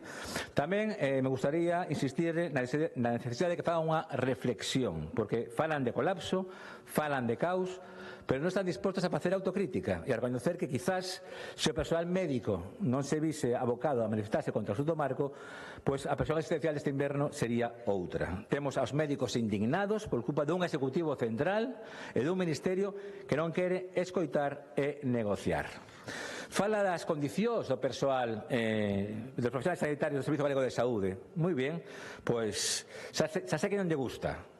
Pero a Xunta, no marco das competencias autonómicas, logramos acordar co persoal da sanidade pública melloras salariais e laborais. Logramos a reducción de xornada a 35 horas semanais este ano, unha medida que tamén beneficia persoal médico. Logramos aprobar, fixémonos a semana pasada no Consello da Xunta, novas melloras retributivas e de xornada para persoal do Servicio Galego de Saúde. Melloras con efecto desde o 1 de xaneiro que benefician fundamentalmente ao persoal dos puntos de atención continuada, publicado en el DOGA de hoxe, pero tamén en materia de horarios e xornada ao persoal de atención primaria hospitalaria que teña un réximen semanal de 35 horas, aplicaránselle os mesmos días de compensación por festividades que coincidan en sábado que se establecen para o persoal da Administración Xeral da Comunidade. Xa sei que non lle gusta que cheguemos a acordo cos sindicatos, e menos cando o sindicato nacionalista queda fora. A diferencia é como uns e outros afrontamos as reivindicaciones e as demandas, uns con diálogo e vontade de negociación para chegar a acordos e outros facendo oídos sordos e pretendo reformar a norma que regula o marco do traballo do persoal sanitario sen ter en conta as demandas dos profesionais que asumen o maior nivel de responsabilidade.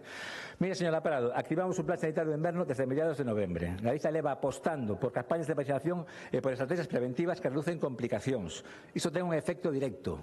A vacinación reduce a probabilidade de padecer enfermidade grave, eso tamén é planificación, eu entendo que non entenda, pero é planificación, reduce neumonías e complicaciones e reduce ingresos hospitalarios. Ese é o impacto máis importante no sistema sanitario. Menos persoas con complicacións, menos hospitalizacións, máis capacidade para atender a quen realmente o necesita. Insisto que todos os anos se dan estes picos na demanda asistencial derivados das infeccións respiratorias típicas do inverno. E fronte a que vostedes chaman colapso, a realidade é bastante semellante a de todos os anos, coa diferencia deses paros en decembro e en xaneiro que agravaron a situación e complicaron a asistencia. Pídolles rigor. No Servicio Galego de Saúde hai planificación, hai reforzos cando son precisos, hai traballo e implicación de miles de profesionales, as urxencias do PAC funcionan, non se deixa a ninguén sin atender nas urxencias hospitalarias, segundo o método de triaxe internacional, e priorízase o realmente importante para poder salvar vidas. Máis nada e moitas grazas. Gracias.